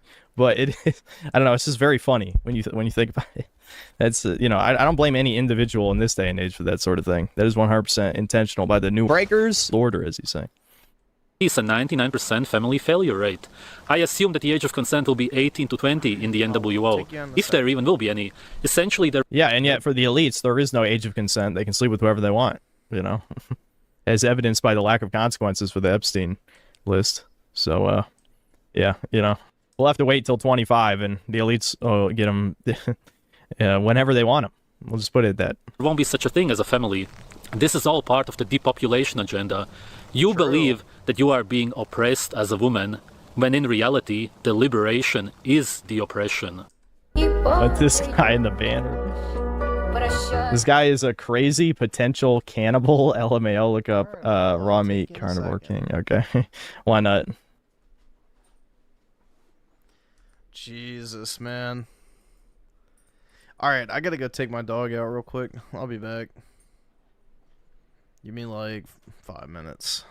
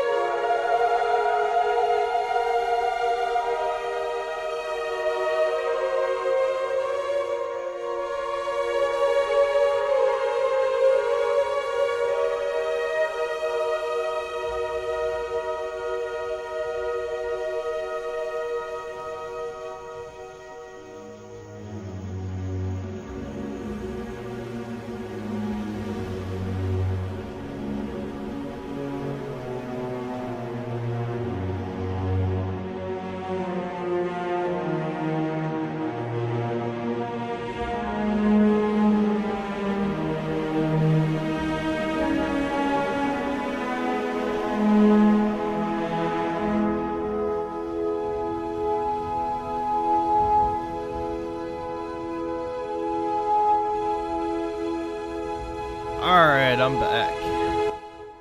Jeez, man. Did we really just watch that? That shit was wild, man. Holy fuck.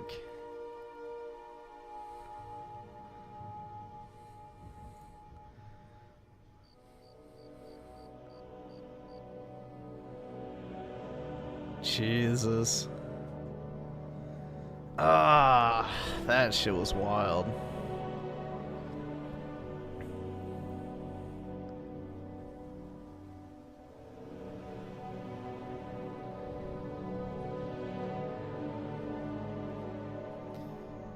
Let's see. Saber ran with the 10. Appreciate it, man.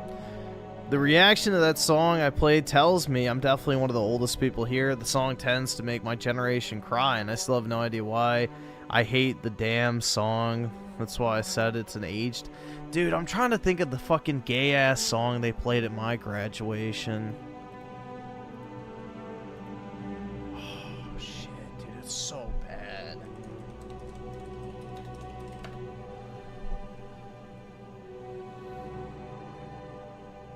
me see.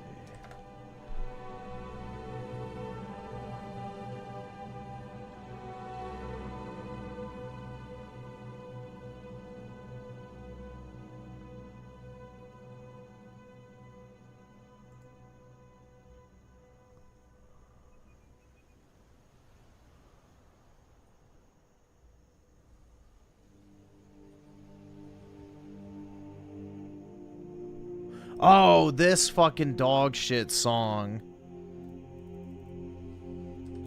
This one. I just looked up a playlist. This shitty song.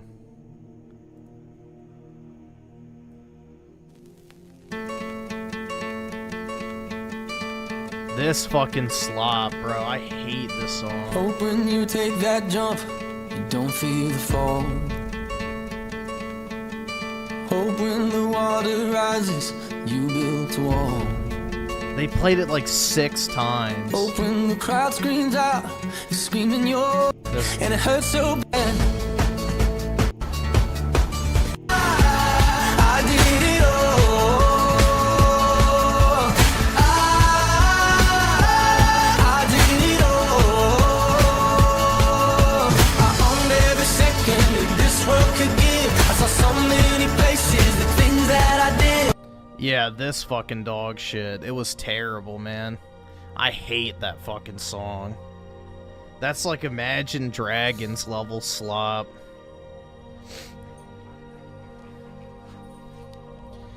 Saber ran with the 2. I was at the ancient Japanese proverb, if she can bleed, she can breed.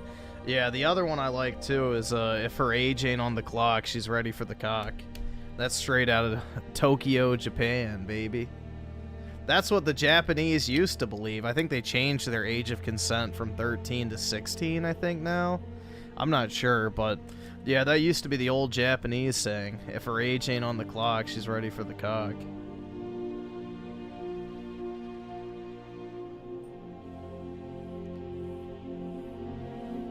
Wild stuff, bro.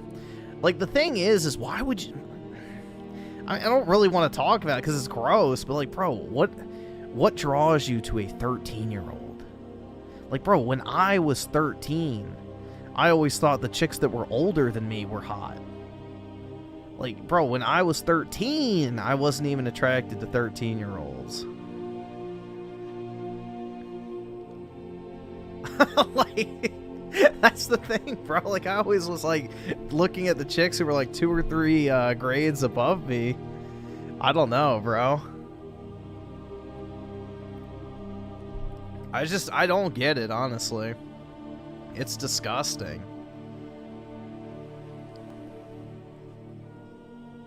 That's just weird, man. I don't know.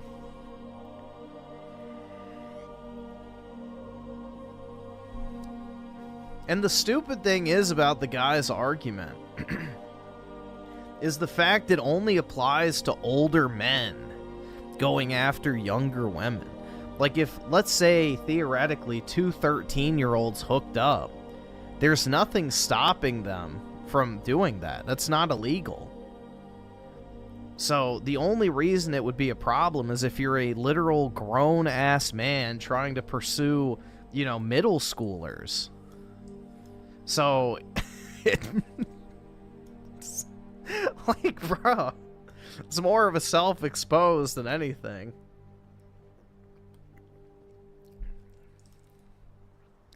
It's more of a self-exposed than anything, man. Like, what the fuck? Dude, some people just should leave the intrusive thoughts in their heads. You know? Go move to a country where it's legal.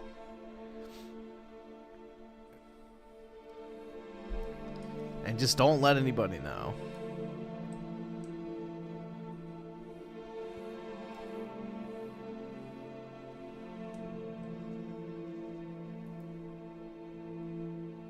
All these left-wing... Yeah, dude, or yeah, the left-wingers do get ammo with the lolly enthusiasts.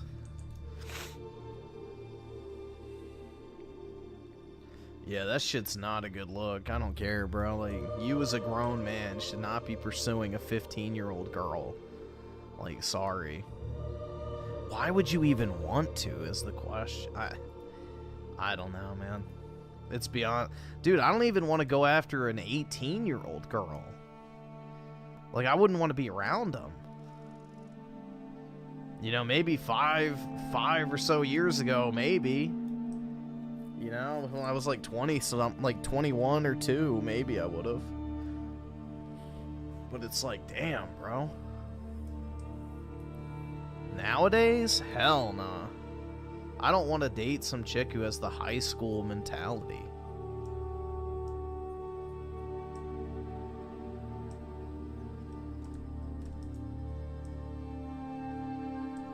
Like, I'm not attracted to somebody who's mentally a child. That's probably my biggest hang up with the... It's like, bruh, no. No thanks. Some people just need to keep their viewpoints to themselves. And that is a prime example of that. Jeez, man. What is it, buddy?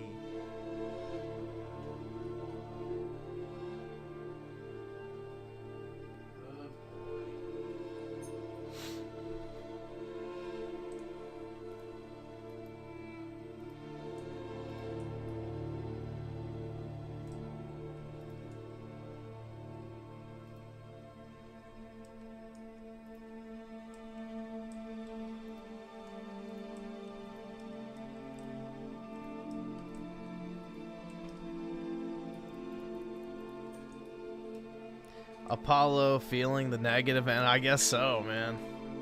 I guess so.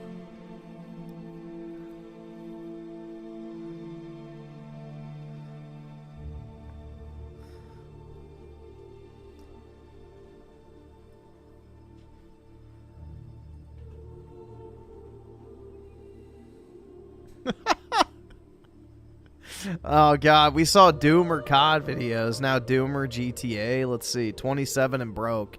That's literally me, for real, for real. Alright. Maybe we should watch that. I'm 27 years old, and I'm broke. No, you don't need to get the smallest violin playing for me. I'm okay. Alright? I'm alright.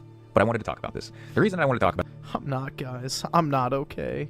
I promise. About this, and I decided to get on the bicycle here, you know, I got a car in real life, okay? I do have a car. I'm not that broke, okay? But I want to get on the bicycle to embody the struggle a little bit, because at 27, I won't lie to you guys, I have absolutely struggled. I've struggled with jobs, with money, and I wanted to talk about it because I think sometimes, especially in American culture, I don't think it's like this in all places in the world, but especially in the US, there's a lot of people that kind of expect to have everything figured out at a very young age. And I think the more that you start to live in the real world, you know, some people are completely detached from reality, but if you have friends in the real world and you live a normal life, you start to realize that a lot of people are struggling, you know, and it's not easy to get ahead. It's not easy to move out either. I mean, I'm still living at home. Me and my fiance are still living at home. And I think there's always been kind of a stigma around that. And the idea that, oh, how could you be living at home in your 20s or like, get your shit together? And again, if you have friends in the real world, I think it's much easier to understand that not everybody's moving out, and it doesn't matter what you're doing. So I'm going to talk about what I've been doing over the past few years, how I ended up in this position, what I'm anticipating, what I'm planning to do, what I'm currently doing to get out of this situation, and for me and my fiance to go and start, our own life, right? But I'm going to talk about some of my friends as well and kind of how they ended up where they are. And just Dude, could you imagine Raymond?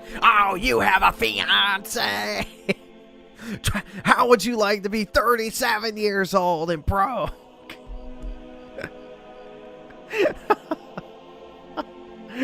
Gee, I wonder what that's like. Holy shit, man. The crash out would have been legendary. Yeah, Alpha Chad bullshit. Give you guys an idea of what reality is at this age and at any age in life. I mean, I'm 27, but again, there's a lot of 20-year-olds that start thinking, oh, I gotta get out of the house. How am I not? Like, chill out a little bit. Hear what I have to say and come to your own conclusions. If you're someone that has been able to move out at a young age, you're making a lot of money in your 20s, God bless. That's amazing, but it's difficult. And I'll start with, so I have a small group of friends. Okay, I have a small group of friends, and out of these 3 friends, one has managed to move out, and all 3 of them are working traditional careers. So one of them's in cybersecurity, the other one's in sales, and the other one's in the medical field. And the one that was able to move out was the one in cybersecurity. But they're all making okay money. They're fine, and they live in different. 2 of them live in New York, the other one's in Florida. The one in Florida was able to move out, but he did it because he moved out with his brother and another friend. And now he's in a position now where he can go and rent his own place and whatever. But initially, he had to move out with 2 other people because it's difficult to pay rent and have enough money to do that at a young age. And the other 2 are still living at home as well. And again, they're making regular money, regular job money, whatever. And I'm the crazy one that has tried to make a living on the internet, which I will talk about today, and I'll give you guys a little bit of understanding of what to expect from that. Dude, wait, this guy's doing YouTube for a job? He's got 9,000 subs. Jeez. Because I think there is a lot of conversation around escaping, especially online, escaping the 9 to 5 and making a living on the internet and just quit your job and go and escape the rat race and become rich online, which it's not that simple. Okay, it's not that simple. I promise you that because I've lived it over the years, but it doesn't mean that it's impossible either. But anyway, 3 friends, one managed to move out, the other 2 still living at home, and I'm still living at home as well, right? So this idea that you need to kind of have everything figured out and you need to move out early 20s, get your shit together, it's not that simple, and it's okay if it takes you a little bit of time. And tune out. Yeah, that's the thing, bro. His fiance's got to be making money for sure. So 9,000 subs doing YouTube as a job, like, dog. Fries bag now. Like, even this video got 76,000 views. Okay, best case scenario, that is $700, and that's on the high end. Let's see. Oh, wait, not live. 2,000, 2,000, 3,000, 4,000, 8,000, 6,000, 9,000, 10,000, 5. Yeah, nah, bro, this ain't enough to make money off of. This is a hobby, not a career. Tune out the shit you hear online. Because again, if you just have friends in the real world, you're not going to hear this shit. The only place that you hear people saying, oh, get your act together, figure it out, go make a shit ton of money and go live on your own, get away from your parents and whatever. It's just toxic shit that you see on the internet. Most of the time, you're never going to hear that in the real world. Most people in the real world will be like, yeah, it's a struggle out there. It's a struggle out there. It's hard to make a good amount of money. It's hard to make money, to pay rent, to pay bills, to do that. It's just, that's reality. That's reality. You can't escape it. But again, it's different for everybody. Some people find a way to break through earlier on. And again, if that's you, power to you, it's great. But a little bit of my backstory. I was on the traditional path, and I went to law school. So I got my college degree, because I didn't drop out of college. I went to college, I did the 4 years, did everything I had to. At the time, I was working as a hockey coach. I was making a little bit of money doing that, and my plan was to go to law school and become a lawyer. So I do a year of law school, and it was during, it was 2020 that I go to law school, and it was online because of what was going on in the world at the time. And after that first year, I had to drop out, and I'm not going to get into full details as to why I dropped out, because I don't know what YouTube's rules are about talking about this topic. I'll leave it at that I had to leave for circumstances outside of my control in 2021. Okay, I will leave it at that. Again, partially, I'm not going to talk about this because I don't know what YouTube's rules are on this topic, so I'm not going there. And also, I don't want to fight with people over this because this is really a personal decision, and I don't care what your decision was around this thing going on at the time. Okay, I'll leave it at that, right? Are we on the same page? I hope you're picking up what I'm putting down. So I had to leave in 2021 for circumstances outside of my control. And after that, I didn't know what to do because I had this vision in my mind that I was going to be a lawyer, right? I was going to be a lawyer, and that's going to be my salary, and that's what I'm going to do in my life. And now I'm in a position where I just get kind of blindsided, and I'm like, okay, I guess I got to figure something else out now. So immediately I do what a lot of people do in this day and age, and I decide to turn to the internet. Because I'm like, okay, I guess I could try to work from home, try to figure something out, and go from there, freelancing, whatever. It was very popular at the time, still is today, but especially then. And I decided to try to learn how to code because I think that's pretty much a starting point for a lot of people when it comes to wanting to work. I don't think so, because if it was over the COVID mandates, he could sue the fucking shit out of the school. So, I don't know. And if it was digital, then it wouldn't matter, because, you wouldn't have to get the shot anyway. but I have no fucking idea. Maybe that was it. Work from home, and I learned a little Python for a month, but as the time started going on, I started to kind of realize like this just I can't do this. Like this is not for me, and I was okay with that. I was okay to admit that this was not my like I could not envision myself doing that for a living. It's just it wasn't for me. So then I decided to give streaming a try on Twitch. And the reason that I did it was because I'd seen other people doing it and making a decent amount. You watch enough streams on Twitch and you see people making a pretty decent amount of money. And I'm like, okay, I mean, even if I can make a fraction of that, that wouldn't be bad. It would be a decent income. And I managed to turn that first channel into something that was making me a decent enough income. It was making me between $3,000 and $5,000 a month, which to me, at that time especially, I didn't even appreciate it as much as I do now. But at that time, it was unbelievable. And I was also on Twitch at a time that I think people were spending more, which was something that when you're working in, especially on Twitch, on the internet, you have to understand there's hot and cold seasons. So that's something.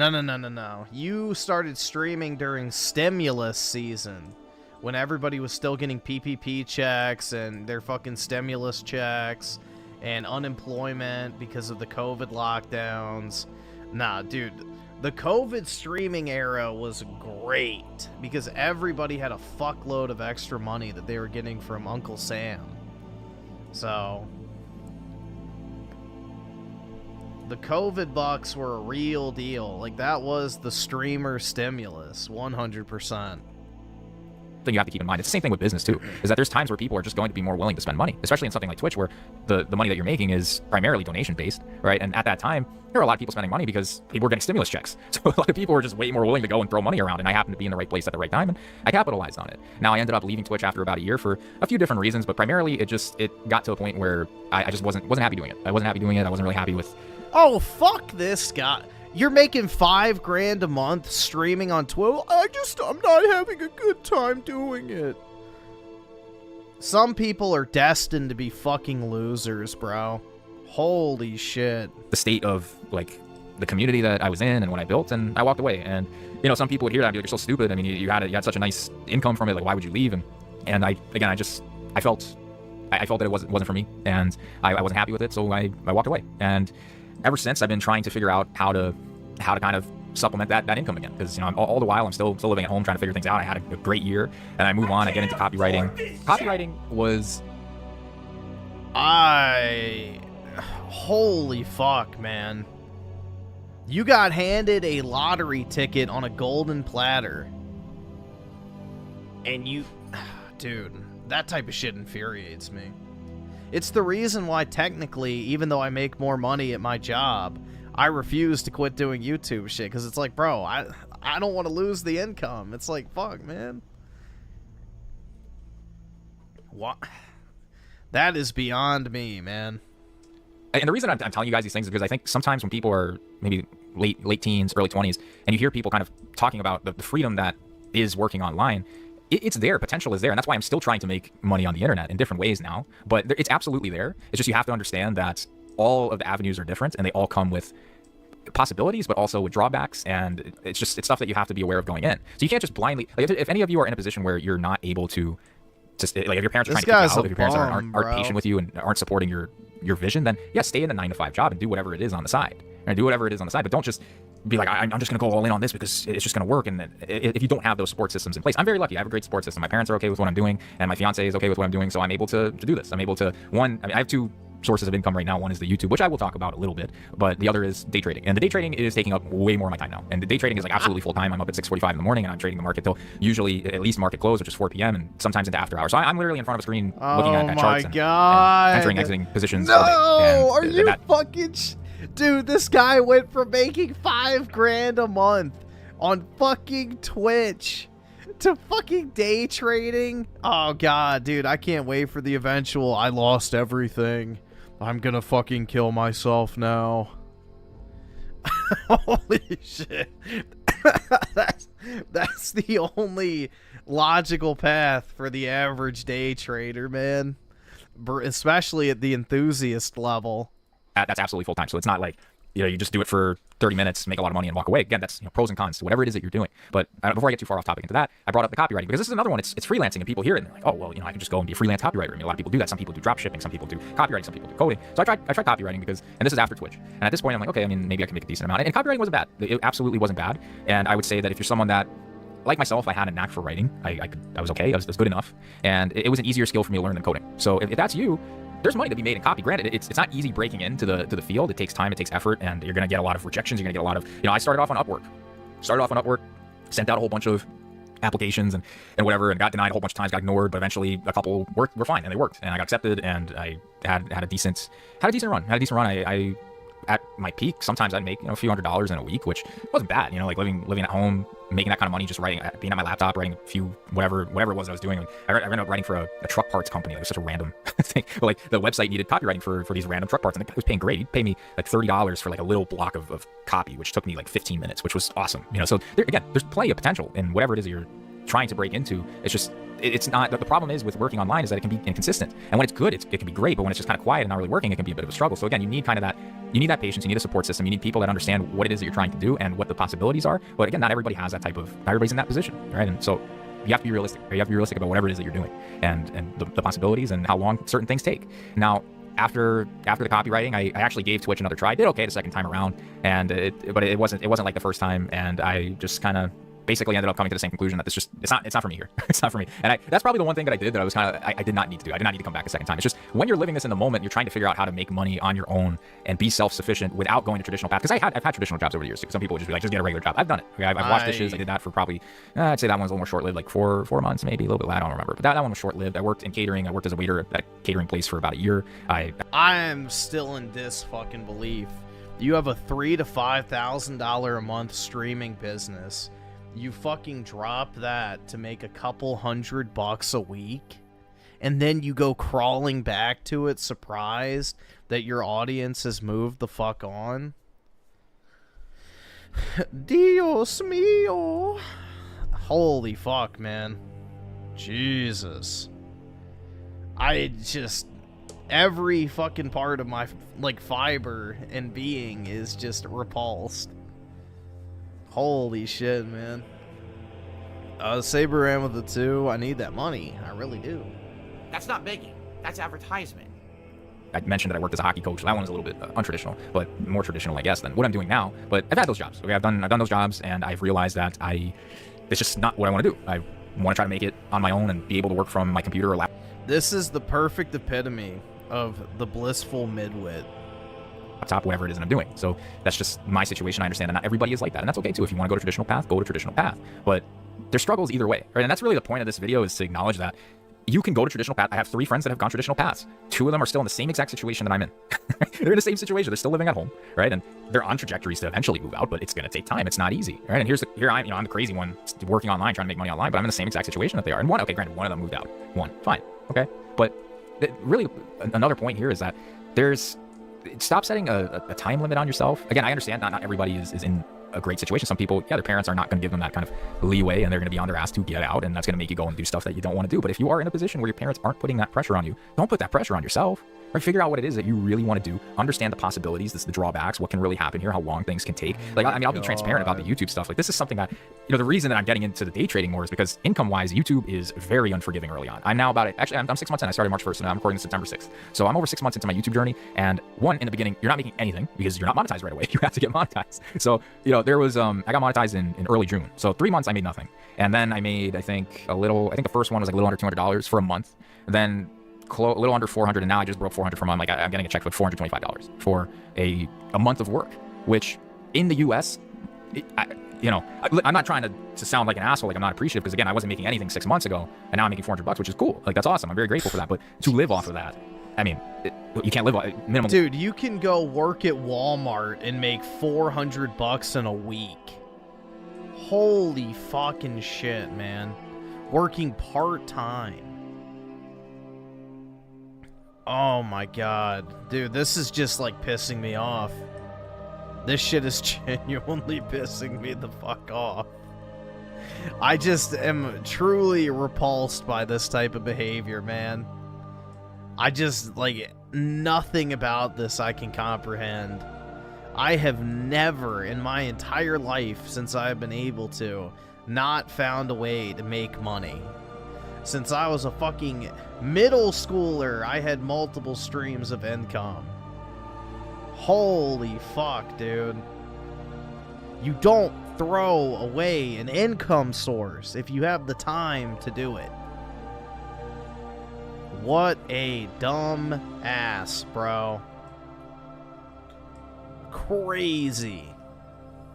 Wage on average in some places you're making $600 $500-600 a week, right? I mean, in the US, right? So $400 per month, I mean, that's not really gonna be enough to provide. That's not gonna be enough to pay bills to, if you want to move out. Like, that's just, it's not realistic. So if you're someone that in your mind, I'm just gonna do YouTube, temper your expectations, because it takes a very long time for it to turn into something that is wildly profitable and profitable enough to live off of. So I'm saying this to tell anybody that's having this thought in their mind, especially when you're young, right? When you're young and you're like, you're 18, 19 and you're hungry, right? I mean, that's an energy that I've had over the years. I'm just gonna go and do this and make a lot of money. And it takes time. Granted, some people break through much. There's always exceptions to any rule in life, to any circumstance. Like, some people just break through and they're making a shit ton right away. But the reality is, for most people on YouTube, yeah, it's kind of slow and steady growth. It takes time, right? So that's why, for me personally, right now, my situation, I decided to get into day trading, because that's something that I know from my own experience and my limited experience doing it, and the struggles I've had, the successes that I've had, that you can make a decent amount of money trading. It takes time, it takes effort, it's not easy. But that's why I'm putting in a lot more time into that, because to me, like, that's my equivalent of a 9 to 5, right? And I told you guys I'm up at 6:45, and I'm glued to the market till 4 o'clock at least, if not later. Right? So I'm putting in that amount of time. And in the beginning, when you have a small account, which I do.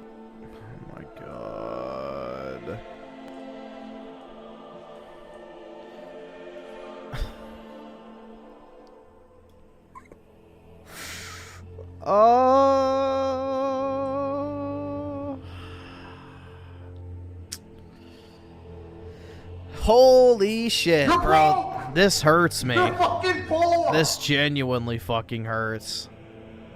Especially as a finance major. Hey, dude, I have a great idea. What you could have fucking done is kept your $5,000 a month Twitch streaming job, taken that money, invested it into dividend stocks. Take the fucking money from your dividends, put it into your day trading account, and then you could day trade risk fucking free. Holy fuck, bro.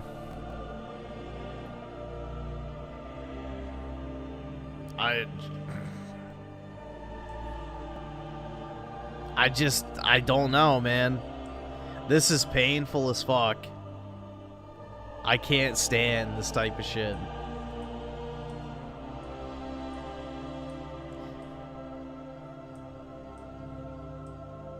I just, like, there's no part of me that can comprehend being like this. I've never been like this. At all. It just drives me insane. Truly. Honestly, bro, day trading is like Forex. You can make money. Most people will not. And even if you do, you'll probably lose your ass on a trade eventually. So, I mean, there's stuff you can do to mitigate losses, like a straddle and shit like that, but even then, you can still get eaten alive by the fees. Or a margin call if you're trading on fucking, you know, leverage. Like, yeah. Dude, it's just, nah. Most people do not make a lot of money day trading. You lose more than you make, typically. It's like gambling. Which is basically what the stock market is educated gambling. But, yeah. I just, no.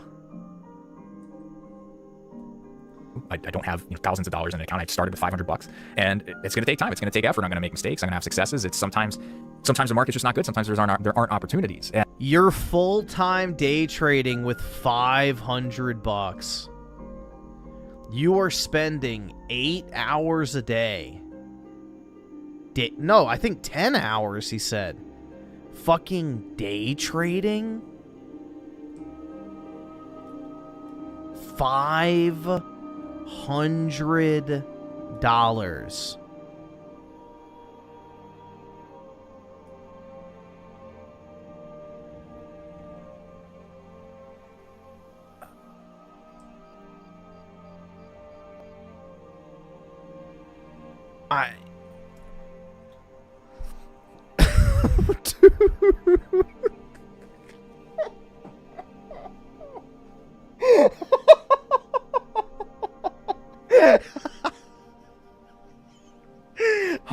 Holy shit, man. Oh my god. Oh my fucking god. Go work at UPS and you will make $500 in 2 fucking days. Go throw boxes on the fucking truck, bro. Put the boxes in the truck, my guy. You'll get more than $500 in less than 2 days. This is insane, bro. This is absolutely fucking insane. He'll make more money stocking shelves at Walmart for a weekend. I'm at a loss, guys. I'm at a fucking loss. Dude, oh my god, I made 20% on a trade. How much did you make? $100. Oh yeah, I made $100 at my 4-hour shift at Chipotle.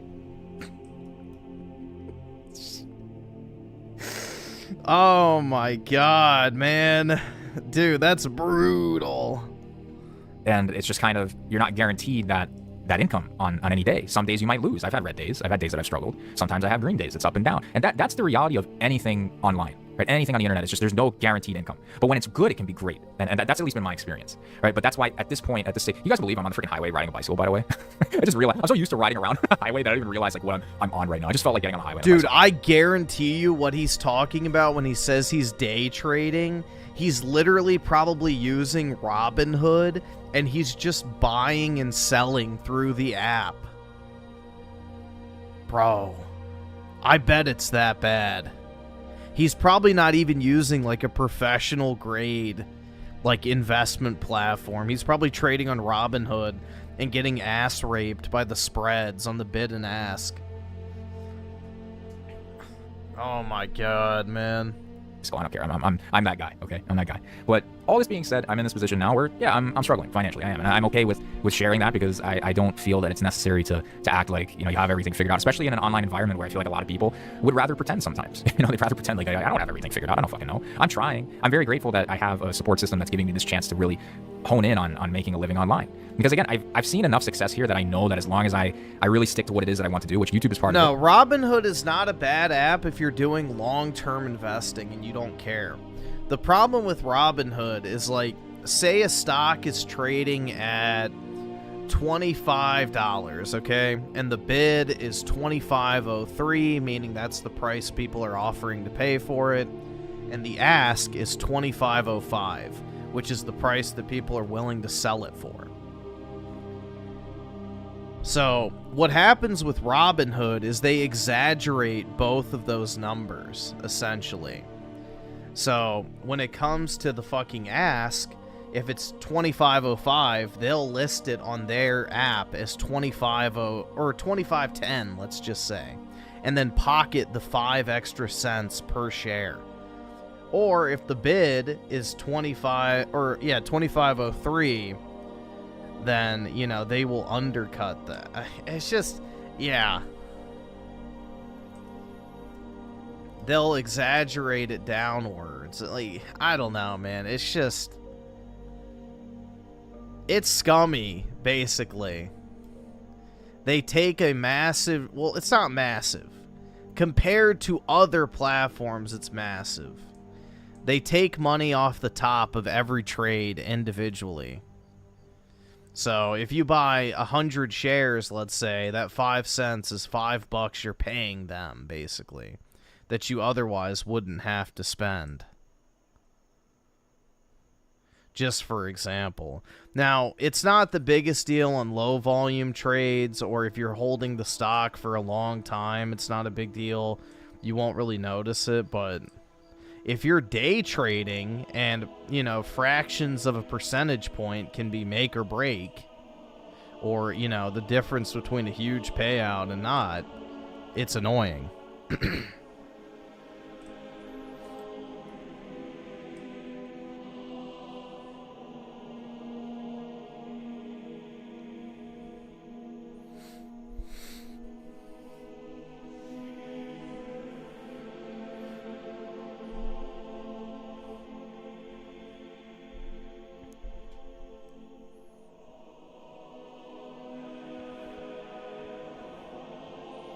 What other platform is there? I use Schwab. That's a pretty good one. You can use E-Trade, Scottrade. I mean, there's a bunch of them, but you mainly want to use like an actual financial institution, but it doesn't really matter. Again, for like general investment purposes, you're fine using Robinhood, but if you're day trading, you definitely shouldn't use Robinhood.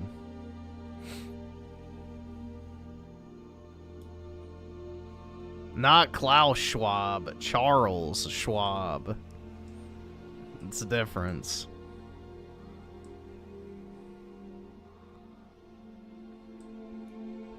David with the 2, if you love your job, you never work a day. I know, man. I don't like my job, but I do it because it pays well and I need a job. Imagine that. That's called being an adult. Yeah, you should not day trade with real money. Like, the way I would look at day trading is if you have an investment account and you make a certain amount of money from dividends, you can use some of your dividend money to fuck around with day trading. Otherwise, yeah, it's risky as shit. You will probably lose money. Most people who day trade lose money. Only a select few people make money day trading. Most people lose their fucking ass. So it's like going to a casino, basically. You are betting that you can time the market better than some of the most advanced models in human history. So it's not a great odds game. Now, you can make money. I've made money trading the market off of news, but I don't engage in day trading. I don't do day trading. But yeah, that shit's wild, bro. YouTube is absolutely part of it, and the trading. And if I stick to these things and I get better at them, I will be making enough. My fiance as well. We're fine. We'll be okay. You know, we'll make enough to get by and eventually move out. It's gonna take time, and that's the thing that you can't rush that. There's nothing that you can do to accelerate the process. It is what it is. It takes time. Yes, there is something you can do to accelerate the process. Work. Dude, I grew a fucking YouTube channel while I went to college full time. While I went to graduate school full fucking time. While I work full time. You are describing two hobbies. And if you go to traditional path, you get a little bit more of a sense of, okay, well, this is locked in, and there's no real unpredictability there, which is okay too. If you're someone that you don't want to play the game that I straight up say this is not for everybody. This is absolutely not for everybody. Most people, you go through one slow period, you're gonna be like, oh, this sucks, I don't want to do this. Right? And it's the same thing in business. Business starts struggling, and people be like, oh, this isn't worth it, I don't want to deal with this, I'll just go get a regular job. And that's okay. If that's the way that you would prefer to live, then okay, that's the way you prefer to live. That's fine. Everybody is different. But if you have a little bit more of an appetite for the risk and understanding that there's going to be swings, there's going to be lulls, there's going to be just different types of opportunities, different types of, if you're in trading, different types of markets, there's going to be different seasonality again for whatever you're working in. Sometimes you're going to get lucky if you're in freelancing. So, it happens in freelancing too. People that, even coders, like sometimes you just get a really good gig and then maybe that person doesn't need your service anymore. So maybe that 1 month you get a great gig and it pays you like a few $1,000s and you're like, oh, I'm set. I'm set. I'm just going to make a whole bunch of money. And then the next month they don't need your service anymore. So that income that you had from that 1 month of work, that's gone. And now you have to find it somewhere else. All right. And when you're living that type of lifestyle, yeah, it's crazy. Right? It's not for everybody. So I'm giving an open disclaimer. If you're someone that's considering working online, understand that it is wildly unpredictable no matter what direction you go in. No matter what direction you go in. It is unpredictable, but there's absolutely unlimited potential. Unlimited, whatever direction you go in. Whether it's streaming, creating content like I'm doing here on YouTube now, whether it's freelance work as a copywriter, as a coder, whatever. And I'm just listing ones that I'm familiar with, but there's a million different things you can do on the internet. It's just, again, it's not for everybody. And it takes time. I'm 27 years old, and look, there's times where plenty of times that I've doubted myself, especially after Twitch and moving away and being in a position where I have not had that financial. Dude, you should be disgusted with yourself. Holy shit, man.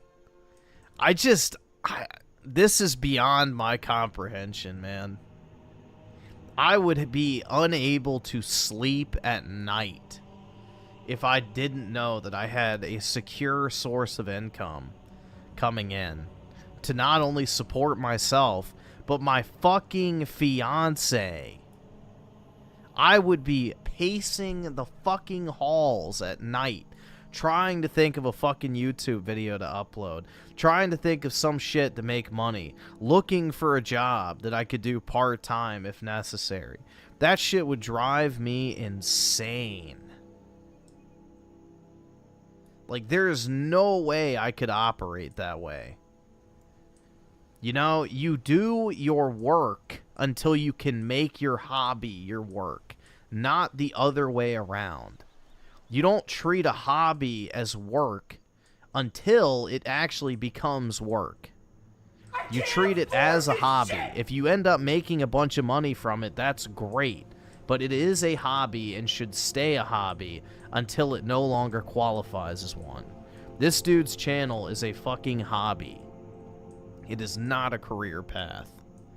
Holy shit, man. Like, even someone like Dreamcast guy shouldn't be doing YouTube full time. And that dude has, like 250k subs? Like, bro, he shouldn't even be doing YouTube full time. This shit's crazy to me. Success that I've had since then. It absolutely, and this all happened, would have been 21, 22. So it's been 2-3 years where I've been struggling to figure out how to kind of get my footing back and to get back into that rhythm. And it's taking me time. And YouTube has been the steadiest source of income that I've had since Twitch days, right? And despite even with the copywriting sandwiched in between there, this has been the steadiest source of income. Granted, it's lower, but it's steadier, right? It's steadier, which is nice. And I hope it continues to grow, but I'm tempering my expectations. I'm understanding that this is a long process. And again, this isn't for everybody. And, you know, you'll be in a position, yeah, like where I'm at right now. I'm 27, I'm broke. I'm struggling, you know, I'm struggling, but I know what I want from life. I'm comfortable with going after it. And again, I'm lucky that I have a great support system. I don't take it for granted, but I wanted to be transparent about all of this and give some reassurance to anybody who is struggling and to anybody who maybe you've gone a path like me, or maybe you've gone the traditional path and you're still at home in your late 20s and you're like, what the heck is going on? Why? I feel like I'm so behind. I would say if you feel that, get the heck off the internet. Get off the internet, okay? Because that's only going to make you feel worse. Stop comparing yourself to other people, because everybody gets to different situations in life at different moments for different reasons. You never know how I told you guys about what happened with law school. I could not have anticipated that in 2021, okay? In 2020, what was going on, all the craziness.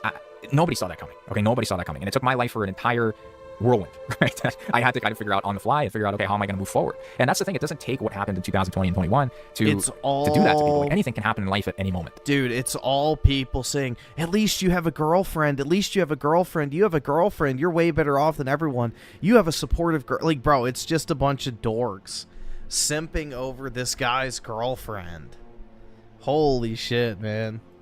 Right, so the sooner you stop worrying about, oh, this guy's doing that girl's doing that, and what the heck, you know, I feel like I'm so far behind. Stop worrying. You don't know how that person got to that position. Some people have better hands in life. Some people are just, you know, they right place, right time, and they ran with it. And that's great. I mean, it happens. But when that happens for you, it could just be at a completely different time. It can be at 27 years old. It could be at 20 years old. It could be at 37 years old, right? That doesn't mean that you just sit around and kind of hope for things to get better. You have to do the work. I mean, when it comes to the YouTube stuff, I got very open and honest with myself about how I was doing financially with it, where I said to myself, like, okay, I'm going to keep working at this. I'm going to keep doing it, but I understand that I need to generate more income. I have to, because it's $400 in a month. That's not nowhere near what I need, what me and my fiance need. It's just not even close. Right? So I had an honest conversation with myself, saying, okay, well, where can I focus my effort to increase my income? What is something that I'm passionate about that I know can make money? Trading. It makes sense for me. It's not for everybody. Some people will be like, I can't trade. All I do is lose money. And okay, that's fine. But be honest with yourself. What are your strengths? What do you like? What can make you money? What do you need to be doing to get ahead? You know, again, don't just sit back and say, well, the life threw me this shitty hand and I can't do anything about it. That's not how I approach my life at all. I mean, I haven't been working the traditional jobs. I haven't been going the traditional way, but I've been freaking grinding the whole time since I left law school, and nonstop every day. I had no break.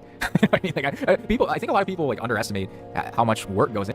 What are you talking about? You haven't had a break? You were a fucking Twitch streamer, and now you make YouTube videos.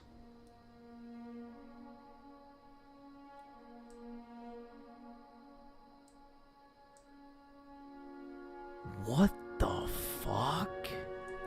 You haven't had a break? Bro, this is my fucking break. Oh my god, man. When I used to do fucking YouTube shit, it was after I finished all my schoolwork and stuff. That was like my break. That was how I spent my free time, because it was something I enjoyed doing. Holy shit. I've never stopped working. Okay, DSP. I mean, shit, even DSP makes more consistent content. Into one of those, you know, side hustles, whatever, work from home kind of things, whatever it is. People just kind of think that, oh, you have it so easy. It's like, this is non-stop effort that you have to put into whatever it is you're doing. Like, okay, I'm making this one video right now. We're almost at 30. This is a long one. Thanks for listening, by the way. You made a 30-minute ramble video. That literally means it took you 30 minutes to make it, bro. What are you doing for the other 23 and a half hours? Oh my god. Long conversation here, but it's a 30-minute video, but there's still work to be done outside of what it is that I'm doing here now. You have to do research in terms of what it is that you're trying to create. You have to understand the type.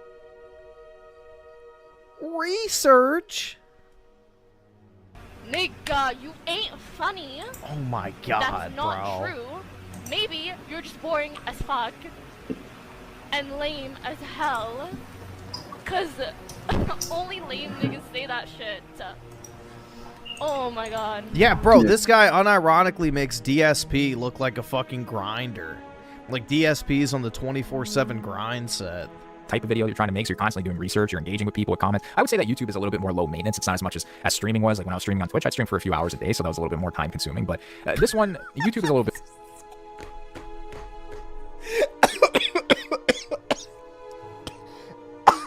Dude, I streamed for a couple hours. This fucker was making $5 grand a month, streaming for a couple hours a day on Twitch. Quit that. And now is saying that that was hard? Is this like the laziest man on planet Earth?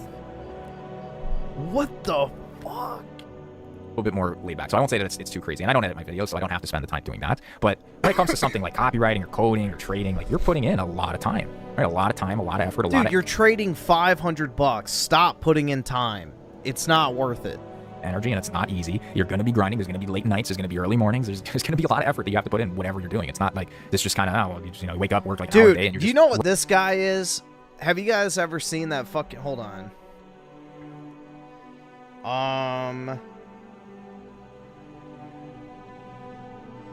Let me see if I can find it, bro. It was like the perfect fucking analogy for this.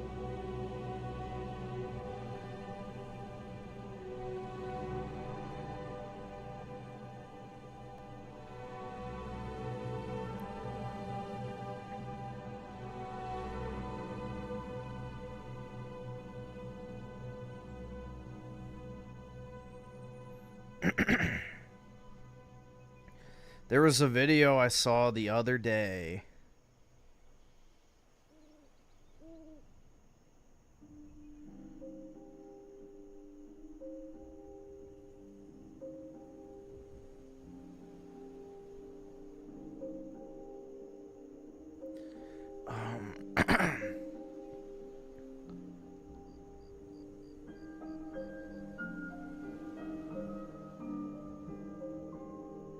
Alright, I don't know if I can find it. Dude, Twitter is so fucked with search. I literally type in pretending to work, and the #1 result is an obese black man railing the fuck out of an even more obese black woman. What fucking world is that even remotely what I'm looking for when I type that shit in?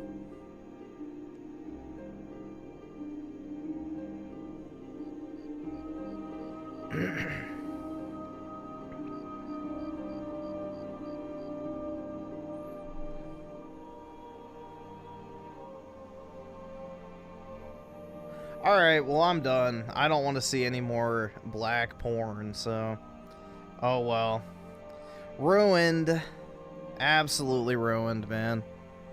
Rolling in money, especially early on. That's just not the reality. It takes a lot of effort. A lot of effort that I don't think enough people realize walking into whatever it is that they're trying to do online. But anyway, I think I made enough of my points here. I hope this video helps. If you're in a situation, you're struggling financially, you're still living at home, and you're like, damn, I feel like I messed up so much. I promise you, whether you've gone the traditional path or the untraditional path like me, you are not behind. Stop worrying. You'll be fine. Keep working. Don't take anything for granted. Understand that you can't get out of your situation just by sitting around doing nothing. But stop putting that kind of pressure on yourself because it's unnecessary. Anyway, appreciate you guys listening. I hope this helps, and I'll see you guys again soon. Hold on, let's see. I'm curious now. Oh, he started streaming again. Be careful with who you trust. A rant about the... Dude, he hasn't uploaded in 2 weeks. So much for the hard work Sigma grind set, man. Too bad for the Sigma grind set. I'm completely burned out. I quit everything. Oh my god. I am feeling completely burned out, and I wanted to talk with you about it today. This is primarily a creative burnout that I've been feeling related to the YouTube channel and the videos that I make, so perhaps this conversation will resonate more with creative... Yeah, because you're not interesting.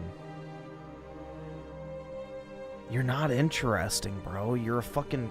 types, fellow content creators, musicians, artists. But I don't think burnout's just related to these types of people. I think anybody can go through burnout. So I do hope that this video helps whoever needs to hear it. I'm talking about this here today primarily to kind of share what's going on in my head, because I felt like better to talk about it with you guys and just kind of keep it to myself and try to work through it on my own. I think, you know, part of the reason I made this channel is kind of a therapy for myself too. And if not for you guys or anybody who needs to hear anything about life or whatever, this is also for me too. So this one's kind of a therapy for my burnout kind of feelings that I'm going through right now. And I'm going to try to offer, you know, solutions that I'm kind of trying to come up with, that I've been implementing, and I'm going to share another one that I wanted to talk with you guys about to kind of see how you guys feel about it and whatnot. So we'll go through all that, and yeah, we'll kind of see where the conversation takes us, I guess. So a little bit of a different vibe today, if you will. So I guess a good place to start is kind of give a little background as to like how I got to this point, why I'm feeling this way. And it's going to be 7 months of this channel. By the time this video comes out, it should come out October 1st. It's the 30th that I'm recording this, so it's probably going to come out tomorrow. And that October 1st, it's exactly 7 months to the day. This channel came out March 1st of this year, and I've been vocal on the channel about the fact that this is not my first time doing content. I've made videos in all kinds of places. I used to live stream. I've done YouTube videos. I've paid my dues. I paid my creator dues, as I'm sure a lot of you guys have too. And you know, so on one hand it's 7 months, but for me it's like it's 10 years. You know what I mean? It's 10 years. And but it's, dude, these are not scripted. This is literally like, all right, guys, yeah, so today I just wanted to make a video, and I wasn't really sure about it because, you know, I was just thinking it over in my head, but I figured, you know what, this is kind of like my own little therapy session, so I decided it'd be better to go ahead and talk about it with you guys here today. Now, as you guys know, it's been a long road that I've been working and trying to figure out what I want to do in life. Like, first off, I went to college, I studied finance, then I went and got my graduate degree in, you know, data science, which I became an actual scientist, dude, and, you know, after that, I just really wasn't sure what I wanted to do for a job, so I applied to a bunch of different places. I found one that kind of seemed interesting to me, and honestly, when I got there, it wasn't really doing it for me, but I knew for a fact I wanted to pursue my passion of content creation, so I just kept grinding out, putting in the work. I paid my dues, dude, and overall, I've just really enjoyed the journey of becoming a content creator. That's literally all he's doing. That's all he's just fucking talking. Like, literally just talking about a bunch of fucking nothing. Nothing. Literally nothing.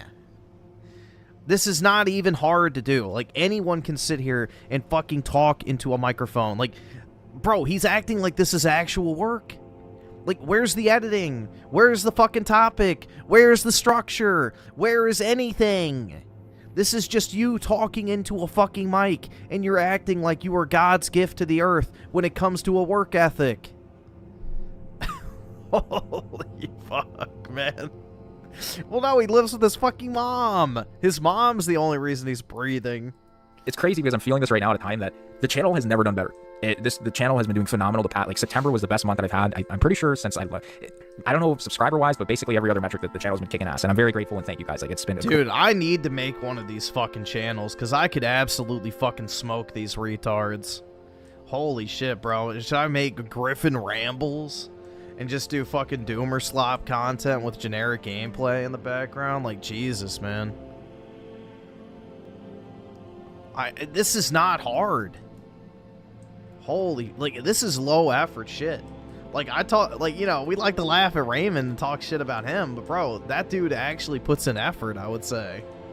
Even though he doesn't script his videos, they're a lot more structured and far more entertaining than whatever the fuck this is. Dear Lord, man. It was crazy month. September was awesome. And, you know, crappy time to be feeling like down. But I think that's the harsh reality about burnout, is that you really don't know when it's going to sneak up on you. It can kind of happen at any moment, you know. And you are a fucking bum. You have always been and will always be a fucking bum. No matter what it is you do, you will get sick of it after 3 months and want to do something else. Bum. Literal bum. It's crazy. It's like I think you're less likely to feel it early on in the journey when there's not, like, I didn't feel burned. You know, first 20, 30 videos on the channel, I was, you know, firing on all cylinders. Like, it was no problem. I was posting, like, every, you know, sometimes back-to-back days, 3-4 times a week. And now I'm getting to the point where I'm like, okay, I got to slow down a little bit. Because I think I started to realize a little bit that you really, you have to be a little more laid back when it comes to the creative process, and you can't just be pedal to the metal, which is weird because I'm coming from like a background of What? You absolutely have to be pedal to the fucking metal. What is he talking about? What great creative feat have you accomplished, my guy? What is your fucking Mona Lisa masterpiece level piece of content? I would love to see said video. I want to see the true pinnacle of your creative genius. Because fucking Doomer Slop GTA commentary videos is not exactly what I would consider something that requires deep and intricate thought. My God, man. You know, I used to play hockey, and I have this competitive spirit in me where I'm like, yeah, I just keep making videos, I just keep going and going and going. And I start to think, you know, on the other side, like, okay, well, if someone's listening to me, I mean, I should make something that they really want to hear, you know, that will actually help them, that'll offer some insight, that type of thing. That's kind of where, like, how my headspace changed a little. Dog, this is literally just fucking background noise for 99% of people who watch it. It's not that fucking deep. But you were not talking about anything that will change anyone's fucking life. Yeah, bro, this is like pure midwit. Yeah, exactly. And I started to realize, like, okay, maybe slow it down and try to, you know, every time that you make a video, like, just make sure it's as good as it can possibly be. So that's been kind of a way that I've been trying to combat the burnout a little bit, because I feel like a big reason that I've been feeling it is because of all that, like, the cumulative videos that I've been, like, over time, like how many conversations that I've had. Because on one hand, creatively, I have it much easier than a lot of people on YouTube. You know, I'm just walking around on GTA, like, visually, obviously, what you guys see on screen, it's very simple. I just load up GTA, I walk around, I drive around, not that complicated. So I'm lucky on that side. If I had to really do something crazy on the screen, I would lose my mind. I don't think I could do it. So respect to anybody who's really going ham with, you know, making very well produced, like, visual aspects of your video and that kind of thing. I don't think I have that in my arsenal. But for me, my creative process is a conversation. That's my creative process, is talking about something and trying to talk about it in an articulate way, in a way that because we clicked on one of his videos where it was like, oh, I'm a 27-year-old loser, and I was like, oh, dude, literally me, for real. And it's even worse than I could have imagined. Like, I just clicked on it ironically, and this guy is just pathetic.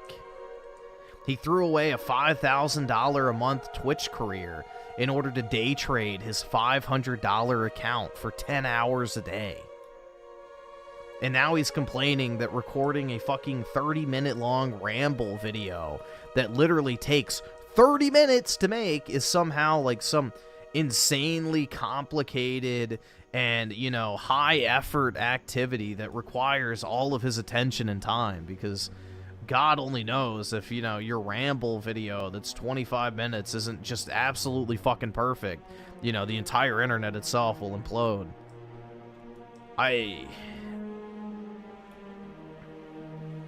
Really, dude, I'm really at a loss with this one. This is pitiful. Saber ran with the 2. Here's some content. I just farted. Nice, bro. At least it wasn't a short.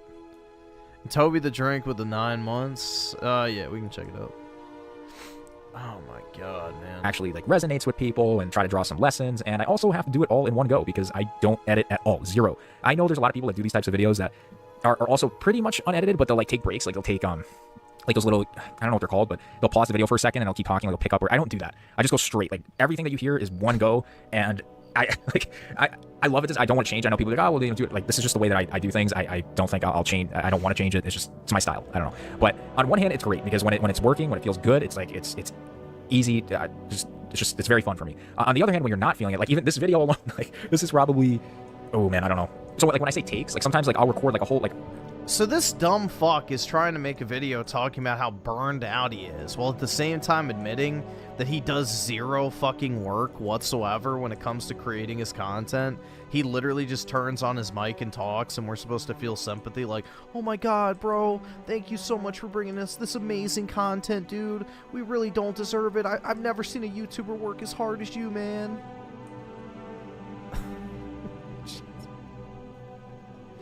Oh my God, bro. That is wild, dude. 10, 15 minutes, however long this video is going to be. This one's probably 15, 20, I don't know. But like I'll do a take straight through and I'll be like, I feel like I can do it better. So I go through it again and I go through like, it's just a whole conversation. It's not like no pauses, nothing. It's sometimes like that's my creative process of just like kind of just working through a conversation as well as I can. I need to make some of this fucking gaming slop like literally I could ramble about just stupid shit all the fucking time, man.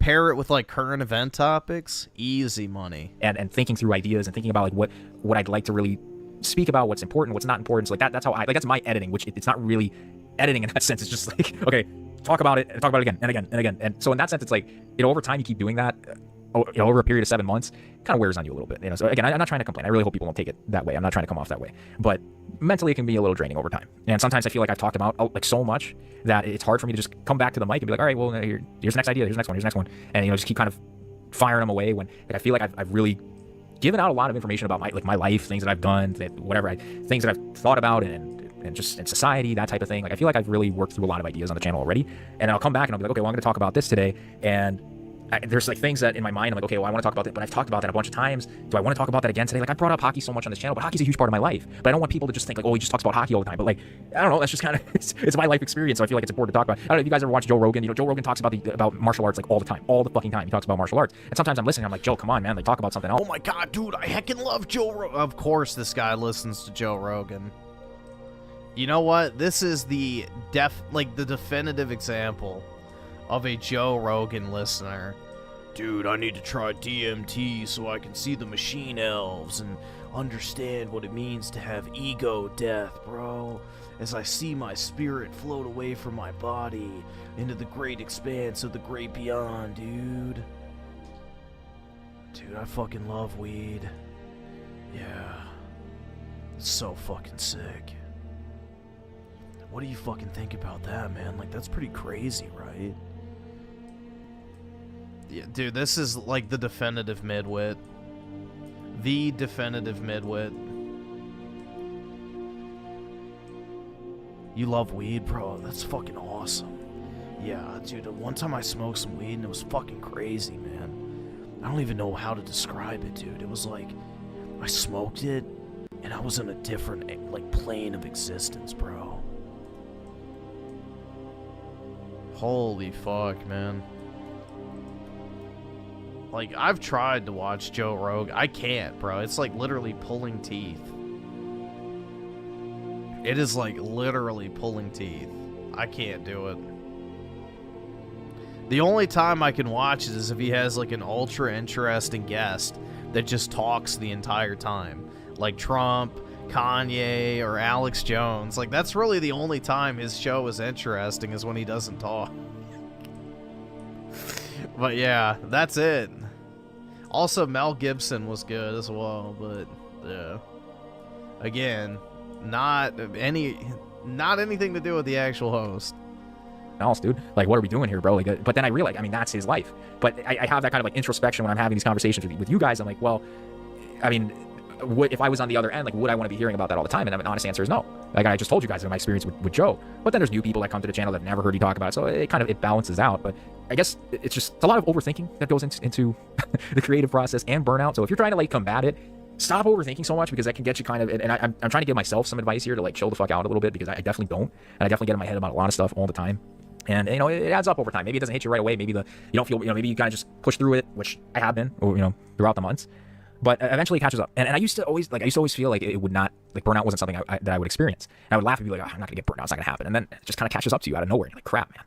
I really wasn't expecting that. But I think the reason that a lot of people don't feel like they'll be burned out is because you don't get to a stage where the burnout can really like truly set in. Because I think, and I'm speaking from my own personal experience, like a lot of creative projects that I picked up over time, like, they're short-lived, I'll do them for a little while or whatever, and I don't really necessarily give as much energy and effort into them as others. So it's not even like, there wasn't enough time for me to get to that point.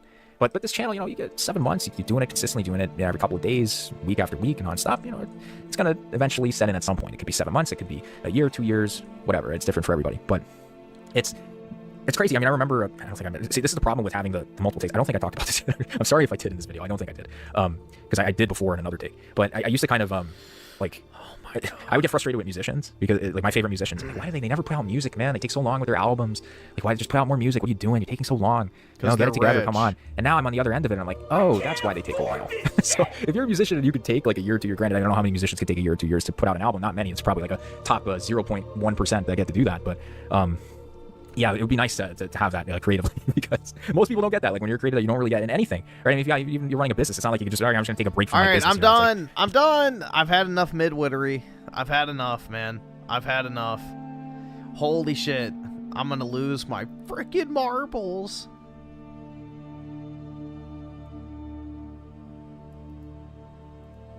What the frickin' frick? Dude, holy shit, man. I just can't imagine being that lazy. Like, bro, all you have to do...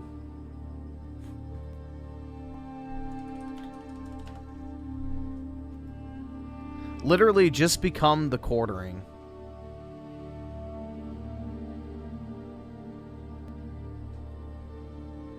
Just become the fucking quartering, bro.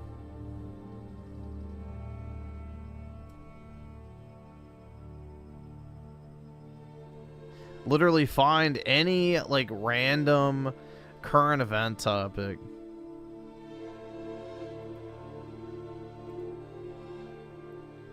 There you go. Trump calls tariff opponents fools, promises 2K dividend payments for Americans. There you go. There's your, like, 5 to 10 minute topic. Super fucking easy. Ramble about that and the, you know, potential ramifications of that occurring. Or, I don't know, pick anything. Griffin just got buck broke. Dude, I can't. Like, the mid-wittery is too much for me to handle. That shit's crazy, bro. So everything is fake. What was the channel again? Life Outrage.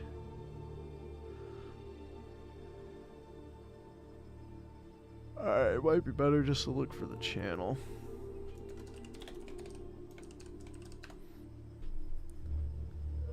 Oh god. Hello everyone. He literally has it as his profile picture. That's weak.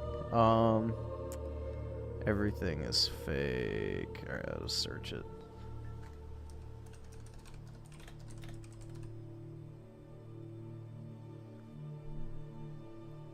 Did it go? Ah, there we go. Everything you know is fake? Or which one? The top one? Everything is fake and you know it?